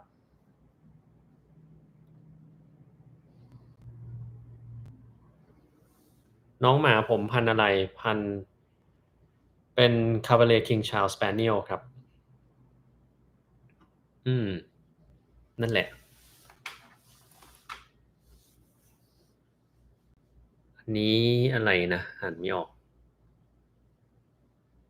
ถ้าเจอในไทยสามารถทักขอลายเซ็นได้หรือเปล่าก็ได้ครับไม่ได้มีปัญหาอะไรนั่งอยู่เฉยๆแต่ได้ช่วยเพื่อนมนุษย์เจ๋งดีผมก็ว่าอย่างนั้นเหมือนกันนะครับอืมแต่ผมคงจะไม่ไลฟ์แบบข้ามวันข้ามคืนเหมือนดารานะเราไม่ขนาดนั้นเราเอาเวลาไปทำอย่างอื่นดีกว่าคิดยังไงกับบริษัทยาซัปพอร์ตหมอไปมาประชุมแล้วมาขอให้ช่วยเรื่องยอดเอ่คิดว่ามันก็ไม่เหมาะสมนะครับแต่คุณต้องเข้าใจคำว่าแต่ก่อนนะครับขั้นแรกถ้าเกิดคุณเป็นหมอที่ทำเอกชนผมมองว่ามันเหมาะสมแล้วเพราะว่าหมอที่มาทำเอกชนเหตุผลที่เขาทำเอกชนเพราะว่าเขาต้องการออกนอกกรอบของการทำงานปกติเขาต้องการกำไรดังนั้นถ้าเขาไม่ต้องการกำไรเขาก็ไปทำงานรัฐบาลสิ ถ้าเป็นกรณีของรัฐบาลผมไม่เห็นด้วยที่จะมีการสนับสนุนให้ไปทำอะไรนะครับแต่ถ้าเป็นของเอกชนตามสบายเลยเพราะว่าเรามาเพื่อแสวงหากำไรโดยเฉพาะนะครับแต่ต้องเป็นกำไรที่มันเหมาะสมไม่ใช่แบบเวอร์จนเกินไปหรือว่าไม่ใช่ผิดจริยธรรมแบบรุนแรงอย่างนั้นนะครับดังนั้นถ้าแบบนั้นผมไม่เห็นด้วยนะฮะผมจบอะไรมาบ้างจบหมอนี่แหละนะครับจบสายเดียวไม่ได้จบอะไรไม่ได้จบหลายๆสายเหมือนกับบางคนนะครับอืม บางคนจบหมอแล้วไปจบธุรกิจจบบริหารจบอะไรเงี้ยมาเยอะแยะจบกฎหมายมาอีกแล้วนี่ผมจบหมออย่างเดียวครับไม่ได้หลายอย่างนะครับถ้าไปเป็นนักเรียนแลกเปลี่ยนระหว่างแคนาดากับ US ควรจะไปอันไหนดีผมว่าลองดูซิว่าสายไหนที่เราชอบนะครับแล้วก็ไปดูว่าโรงพยาบาลที่เราจะไปหรือว่ามหาวิทยาลัยที่เราจะไปเนี่ยที่ไหนเขาดังเราไปตรงนั้นดีกว่าไม่ต้องเกี่ยงเลยว่าประเทศไหนนะครับคนรวยในไทยนิยมไปฉีดสเต็มเซลล์ชะลอวัยกันเยอะช่วยได้จริงหรือเปล่าผมว่าช่วยไม่ได้ครับ มีแพลนจะไลฟ์เรื่องน้ำหอมอีกหรือเปล่าตอนนี้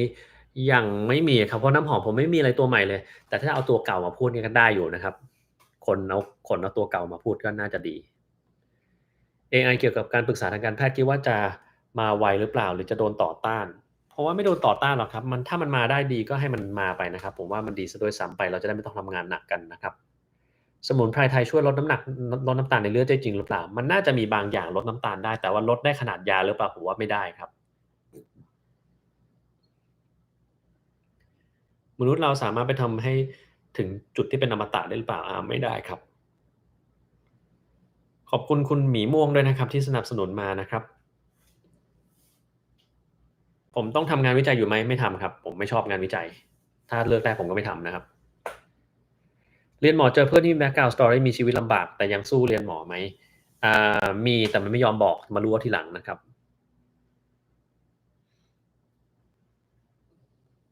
ดูตอนไหนก็ซื้อของได้ผมไม่รู้จะขายอะไรเหมือนกันไม่แน่นะเดี๋ยวช่วงที่ผมว่างๆเนี่ยผมอาจจะวาดรูปประมูลก็ได้เฮ้ยใครจะไปรู้แล้วผมเชื่อเลยคนที่มาฟังผมใหม่ๆเนี่ยไม่รู้ว่าผมวาดรูปอะไรบ้างนะครับถ้าใครยังไม่รู้ว่าผมวาดรูปอะไรผมเคยมีคลิปเรื่องงานอดิเรกของผมนะครับในนั้นเนี่ยผมเคยวาดรูปไว้ในกระดาษโพสต์อิทนะครับวาดกระดาษโพสต์อิทที่เราเขียนแล้วแปะไว้ตามโต๊ะตามหนังสือนี่แหละนะฮะผมวาดด้วยปากกาหมึกดำกับหมึกแดงเนี่ยเป็นหลักนะครับว่าในนั้นลองไปหาดูแล้วกันว่าหน้าตามันเป็นยังไงนะครับวิธีเช็คหมอจริงหมอปลอมในโซเชียลให้เอาชื่อจริงของเขาและนามสกุลจริงของเขาไปค้นในเว็บไซต์แพทยสภาครับรู้เลยนะครับผมคิดยังไงกับมณีแดงชะลอวัยคิดว่าปัจจุบันเนี่ยมันยังห่างไกลกับการที่เราจะเอามาใช้ครับแต่ว่าโดยหลักการของมันเนี่ยน่าจะดีนะฮะเพียงแต่ว่ายังบอกไม่ได้ว่ามันเอาไว้ใช้ทำอะไรนะครับอืม กินสมุนไพรเกาหลีน้ำมันสนเข็มแดงลดไขมันในหลอดเลือดได้จริงหรือเปล่าไม่น่าใช่ครับมันไม่มีอาหารเสริมตัวไหนที่ลดไขมันในเลือดเราได้อย่างดีเทียบเท่ากับยาครับถ้าเราต่ำต้องลดฮอร์โมนเราตลอดชีวิตใช่ครับมันไม่มีการหายขาดครับขีดจำกัดอายุไขมนุษย์คิดว่าเท่าไหร่อันนี้ไม่ทราบเหมือนกันครับอนาคตจะไลฟ์ทั้งวันไม่น่าจะได้นะผมไม่น่าพูดได้ทั้งวันนะมันเมื่อยเหนื่อยเหมือนกันนะครับ ทานอะโลนิปีนแล้วมีขาบวมหมอยังไม่เปลี่ยนยาควรจะทำยังไงดีขอหมอเขาเปลี่ยนยาครับหรือไม่งั้นขอหมอเขาเพิ่มยาขับปัสสาวะหรือบางทีกินคู่กับยากลุ่ม ACE inhibitor เนี่ยก็สามารถที่จะลดอาการบวมได้ครับกำไรซื้อจากไหนสวยดีกำไรอันนี้ทำเองนะครับคุณชนเนี่ยทำมาให้แล้วก็ไปทำเองด้วยเลือกเม็ดหินเองส่วนอันนี้ซื้อจากร้าน Jade for You นะครับตรงใกล้ๆสวนลุมเป็นหยกนะ ทำเสื้อยืดขายด้วยคงไม่ขี้เกียจนะฮะเอาไว้ก่อน Case report semaglutide rare eye condition optic nerve stroke อันนี้ในเมื่อมันเป็น rare condition มันก็คือ rare condition แต่ถามว่า rare condition เอามาใช้เป็นการบอกว่าไม่ควรใช้ยาตัวนั้นหรือเปล่าคำตอบก็คือไม่ใช่ครับเราจะไม่หยุดยั้งการใช้ของอย่างหนึ่งถ้ามันเป็น rare condition ครับจะส่งรูปให้ได้ยังไงอันนี้ไม่รู้เหมือนกันนะครับ มีคนส่ง Hand Heart มาให้ด้วยนะครับคุณโมโนขอบคุณมากนะครับ Community Fest อันนี้คืออะไรไม่รู้เหมือนกันนะฮะมีคนส่งของแปลกๆมาให้ทาง TikTok เหมือนกันแล้วก็ขอบคุณมากนะครับไม่รู้มันคืออะไรแต่ว่าเดี๋ยวจะเอาไปลองเล่นดูนะครับผมเคยวาดหมาป่าผมเคยวาดหมาฮัสกี้ครับไม่เคยวาดหมาป่าหมอที่คลินิกมีสัญญกรรมหรือสกินเยอะเหมือนที่ไทยหรือเปล่าเอ่อมันไม่เยอะขนาดไทยนะครับ มนุษย์ต่างดาวมีจริงไหมครับมีจริงครับแต่ไอสิ่งที่เราเห็นทั้งหมดเนี่ยไม่จริงทั้งอย่างผมยังไม่เชื่อว่าสิ่งที่เราเห็นหลักฐานต่างๆที่คนบอกว่าคือมนุษย์ต่างดาวผมว่าไม่ใช่นะครับขอบคุณเรื่องของการให้ความรู้เกี่ยวข้องกับรูมาตอยด์หามายากมากก็ยินดีครับถ้าให้ได้ขอบคุณคุณนัตตี้นะครับที่ส่งของอะไรสักอย่างมาให้นะฮะล่ำจังมันต้องไปออกกำลังกายครับโบท็อกอันตรายหรือเปล่าถ้าเกิดว่าฉีดได้ถูกต้องก็ไม่ได้อันตรายอะไรนะครับหัตถการที่ต่างประเทศแพงกว่าไทยเยอะหรือเปล่ามักจะแพงกว่าครับ ติดสเตียรอยด์เบื้องต้นเป็นอย่างไรสเตียรอยด์อะไรครับต้องบอกชนิดของสเตียรอยด์มาเพราะอาการไม่เหมือนกันนะแต่ส่วนใหญ่มันก็ไม่ได้ติดอะไรหรอกครับสายตาชาวโลกการแพทย์แผนไทยอยู่ประมาณไหนการแพทย์แผนไทยยังไม่เป็นที่รู้จักกับในสายตาโลกสักเท่าไหร่หรอกครับกินซิงค์ช่วยลดผมร่วงจริงหรือเปล่าในบางคนเท่านั้นเองครับไม่ได้ช่วยทุกคนนะฮะ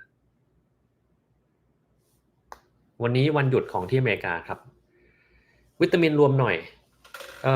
ก็ไม่ได้มีอะไรเป็นพิเศษนะครับเขาก็ทำมาเพื่อสำหรับคนที่ขาดวิตามินหรือกินอาหารได้ไม่ครบเท่านั้นเองนะครับก็สามารถที่จะเอามาทดแทนพวกวิตามินต่างๆได้ในกรณีที่เรากินไม่เยอะนะฮะควรกังวลเกี่ยวกับมะเร็งหรือเปล่าอายุไม่ถึง50ถ้าในครอบครัวมีใครเป็นมะเร็งเนี่ยก็ควรกังวลครับแต่ถ้าไม่มีเราก็อยากใช้ชีวิตที่มันประมาทแล้วกันออกกำลังกายให้มันสม่ำเสมออาหารที่มันมีปัญหาก็อย่าไปกินนะครับถ้ากินก็กินให้มันพอประมาณไม่ได้กินจนเยอะเกินไปนอนหลับพักผ่อนให้เพียงพอความเครียดถ้ามีก็ต้องไปแก้ไขให้เร็วนะฮะมีคุณยูเซอร์สักคนให้ดอกกุหลาบมานะครับขอบคุณมากเลยครับที่ส่งอะไรสักอย่างมากินอาหารเสร็จมีอาการปวดหัวใจเต้นแรงหน้ามืดต้องนอนพักเกิดจากอะไรน่าจะเกิดจากอาหารที่กินเข้าไปนั่นแหละครับต้องลองไปดูว่ากินอะไรเข้าไปด้วยนะฮะถ้ากินอาหารชนิดนั้นเข้าไปแล้วมันเป็นทุกทีก็ต้องแก้ไขนะครับอยากซื้อเสื้อผมตัวนี้คงไม่ได้นะมันชื่อเสื้อชื่อผมก็จะเก็บไว้ใช้เองมากกว่านะครับคุณเมย์นี่ส่ง hand heart มาให้นะครับขอบคุณมากเลยครับอืม เส้นเลือดขอดเล็กๆรักษายังไงยิงเลเซอร์ครับถ้ามันเล็กๆคลิปเล่าเกี่ยวกับลักษณะของมนุษย์ต่างดาวผมก็มั่วเอาเองนะครับคือมนุษย์ต่างดาวเรายังไม่เคยเห็นแต่ถ้าถามผมอะมนุษย์ต่างดาวเนี่ยข้อแรกเลยนะมันไม่ควรจะหน้าตาเหมือนของที่มีอยู่ในโลกเนี้ยถูกปะเออเดี๋ยวนี้เวลามนุษย์ต่างดาวที่เราเห็นมันต้องเป็นอะไรเอ่อถ้าเราดูในหนังเนี่ยมันยังต้องมีลักษณะบางอย่างที่คล้ายมนุษย์อ่ะถูกไหมมีตาใหญ่ๆอย่างเงี้ยนะครับหรือบางตัวมีหูที่หูมนุษย์มันก็มีตามนุษย์ก็มีทำไมต้องหน้าตาเหมือนกันด้วยทำไมจะต้องมีแบบมือยื่นๆออกมามีนิ้วแบบอย่างนั้นคือมันต้องเหมือนอะไรสักอย่างที่มันเจอบนโลกได้นะถ้าคุณจะมีสัตว์ที่มันเป็นมนุษย์ต่างดาวจริงๆควรจะมีความที่แตกต่างจากของที่เราเห็นในโลกแบบชัดเจนไปเลยนะครับ ถึงจะบอกว่าเป็นแบบนั้นทำเสื้อขายหรือเปล่ายังไม่ได้ทำนะครับแม่อายุ93โอเวอร์เวทเดินไม่ไหวนั่งตลอดเวลากินเก่งมากแนะนำให้ติดเพสเมกะโฮจาเต้นไม่ปกติแล้วกลัวว่าหลังผ่าตัดจะมีปัญหาเรื่องรีคาเวอร์มีอะไรแนะนำหรือเปล่าผมว่าก็น่าจะกังวลว่าถ้าเราไม่ติดแล้วเนี่ยแล้วเดี๋ยวมีอาการผิดปกติขึ้นมาหัวใจเต้นไม่ปกติแล้วแย่ไปเลยนี้น่ากลัวกว่านะก็ต้องคุยกับเขาด้วยแต่ว่ามันลำบากมันแย่ทั้งขึ้นทั้งล่องเพราะว่าถ้าไม่ยอมทำอะไรเลยโอเวอร์เวทมันเสี่ยงอยู่แล้วด้วยตัวมันเองนะครับแล้วก็แน่นอนว่าเสี่ยงการหยุดหายใจในขณะหลับด้วยถ้าเกิดว่าเราให้ยานอนหลับในระหว่างที่เราติดเพสเมเกอร์เนี่ย มันตื่นมาก็อาจจะหายใจแล้วมีปัญหาได้พวกนี้ก็ต้องใช้เครื่องช่วยหายใจในช่วงนั้นนะครับแล้วก็ลองไปดูให้ใช้พวกเครื่อง CPAP หรือ BiPAP ในช่วงที่เรากำลังฟื้นมาจากการดมยาสลบด้วยนะครับจักรวาลเกิดขึ้นจากความว่างเปล่าหรือมีอยู่แต่เดิมมีอยู่แต่เดิมมันก็ต้องมาจากอะไรสักอย่างนี่แหละครับถูกไหมมันมีอยู่แต่เดิมไม่ได้อะมันต้องมาจากอะไรสักอย่างถ้าสำหรับผมนะมันมาจากความว่างเปล่านี่แหละครับ ทำไมคน20-30ถึงป่วยมะเร็งมะเร็งเนี่ยมันมีองค์ประกอบคือ1พันธุกรรม2สิ่งแวดล้อม3การใช้ชีวิต3สิ่งนี้ต้องมีอะไรที่มันเป็นปัญหาสักอย่างถึงจะเป็นแบบนั้นได้นะครับไอหลังโควิดควรกินยาฆ่าเชื้อไม่ควรครับมันไม่ช่วยอะไรนะฮะซีแมคโครเทลวันนี้ออกข่าวพร้อมเพรียงกันแทบทุกช่องเลย Guardian NBC Sky News Forbes เลยคิดว่ามีข้อมูลอะไรเป็นพิเศษยังไม่มีอะไรเป็นพิเศษนะครับมันก็เกิดปัญหาที่เป็นแรร์ได้อยู่แล้วหลังจากมีคนใช้เยอะๆนะครับ ควรทานน้ำมันปลาหรือเปล่าคุณจะทานเพื่ออะไรต้องถามก่อนถ้ามีเหตุผลชัดเจนถึงจะมาพิจารณาว่าควรหรือไม่ควรทานนะครับ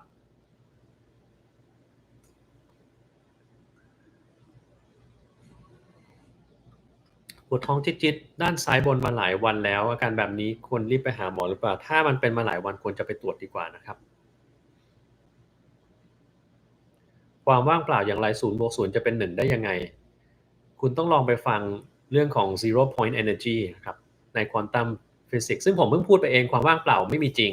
ลองไปฟังคลิปนั้นดูนะครับก็จะสามารถเข้าใจได้ว่าเหตุผลอะไรนะฮะ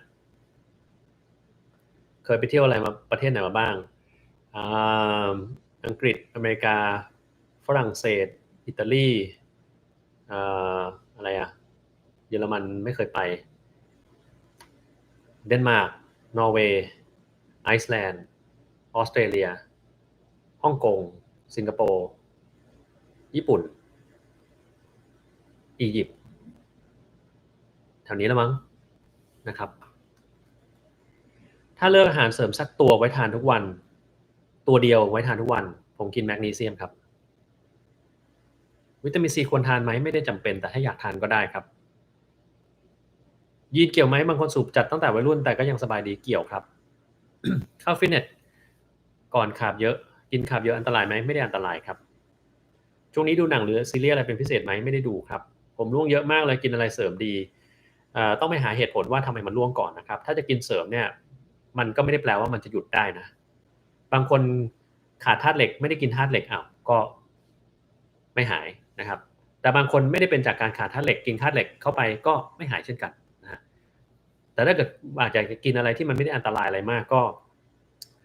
มีไบโอตินมีซิงค์เซเลเนียมอะไรพวกนี้ก็จะกินก็ได้นะครับตัวร้อนเป็นไข้ไม่กินยาปล่อยให้หายเองมีผลอะไรบ้างทรมานครับประทับใจเมืองไหนเพราะอะไรก็ประทับใจทุกเมืองที่ไปนะครับเส้นเลือดขอดที่อันทะข้างใดข้างหนึ่งมีผลต่อการเข้ายิมไปเลยไหมครับจะยังเล่นกล้ามได้อยู่หรือเปล่ามันไม่ได้มีผลต่อการเข้ายิมนะครับมันจะมีผลต่อการสืบพันธุ์บางคนเป็นหมันนะครับเรียกว่า varicocele พวกนี้ควรจะไปจัดการให้หายซะนะฮะอยากเที่ยวประเทศไหนที่ยังไม่เคยไปประเทศที่ยังไม่เคยไปตุรกีมั้งครับ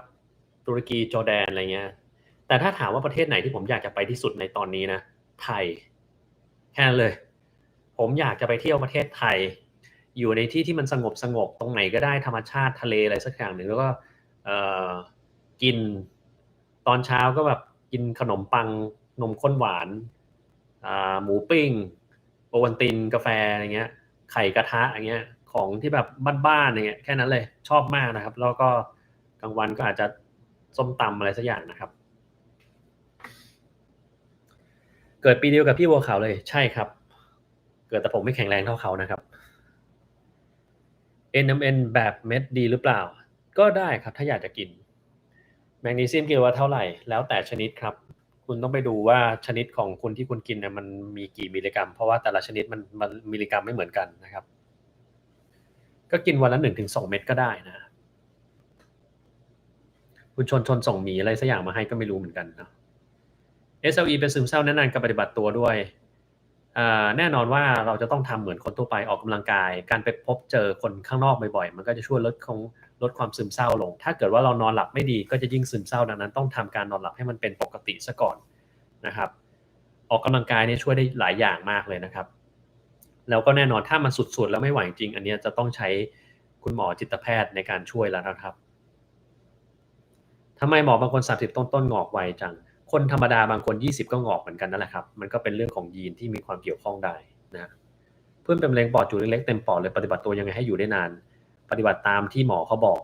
ลดความเครียดออกกำลังกายรักษาสุขภาพให้ดีนะครับทำได้แค่นั้นเลยนะฮะเจ็บหน้าอกข้างซ้ายหลังกินน้ำอัดลมเป็นอะไรมากหรือเปล่าอาจจะกรดไหลย้อนก็ได้นะถ้าเกิดคุณกินเยอะเข้าไปนะครับ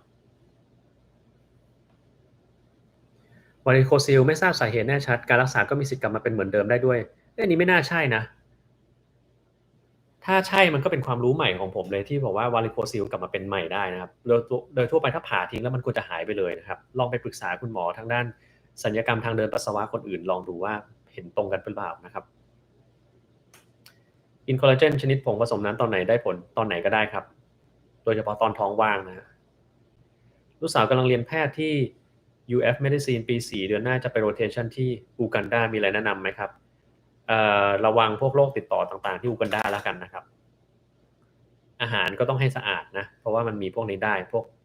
ปรสิตพยาธิเนี่ยก็มีเหมือนกันนะแต่ดีแล้วครับน่าไปอายุ30 EGFR 99มีโปรตีนร่วมในปัสสาวะถือว่าผิดปกติไหมไม่ผิดครับปกติดีแล้วครับไปอีสานขอนแก่นชัยภูมิท้องดอกกระเจียวก็ดีครับคือรถไฟฟ้าไปทำงานทุกวันคนแน่นมากแต่ไม่ใส่แมสถ้ามีคนวัณโรคอยู่ในโรงที่นั่นมีสิทธิ์ติดไหมครับมีครับ ขนมปังกับคนเอเชียส่งผลให้เกิดโรคอะไรที่มากกว่าคนยุโรปที่เป็นไหมครับไม่มีครับกินซิงแล้วมึน หลังอาหารทันทีก็มึนมีวิธีแก้ไหมครับไม่มีครับบางคนกินแล้วปวดท้องมึนขึ้นไส้ก็มีถ้าเป็นแบบนั้นเนี่ยคือกินไม่ได้ครับหรือไม่ก็ต้องลดปริมาณลงก่อนนะฮะโอเคเที่ยงแล้วผมว่าผมไปดีกว่าวันนี้ไลฟ์นานกว่าปกติเยอะเลย3ชั่วโมงนะครับแล้วก็มาทั้ง2ที่นะครับนมดิบถ้าอยากจะกินก็กินได้นะครับแต่ผมไม่แนะนำนะมันจะทำให้คุณมีปัญหาต่างๆได้นะครับโอเคถ่ายลาลิก้าทุกวันก็อาจจะมีปัญหาได้ทางสมองนะครับก็ต้องระวังเรื่องพวกนั้นนะครับเดี๋ยวเราไว้มาใหม่คราวหน้าแล้วกันนะครับพรุ่งนี้ก็จะมีไลฟ์ของเมมเบอร์นะเดี๋ยวเราลองมาฟังดูโอเควันนี้เดี๋ยวเท่านี้ก่อนแล้วกันนะครับไม่งั้นมันจะเยอะจนเกินไปมันมีปุ่ม pause live ด้วยไม่น่าเชื่อนะครับว่า pause live แล้วมันจะได้อะไรมีโพลมี draw มี guess มีวาดรูปได้ด้วยเหรอนี่ไม่น่าเชื่อเดี๋ยวไว้วันหลังเราลองมาเล่นดูดีกว่าเนาะของไลฟ์ในที่นี้โอเคก็เดี๋ยววันนี้เท่านี้ก่อนแล้วกันนะครับ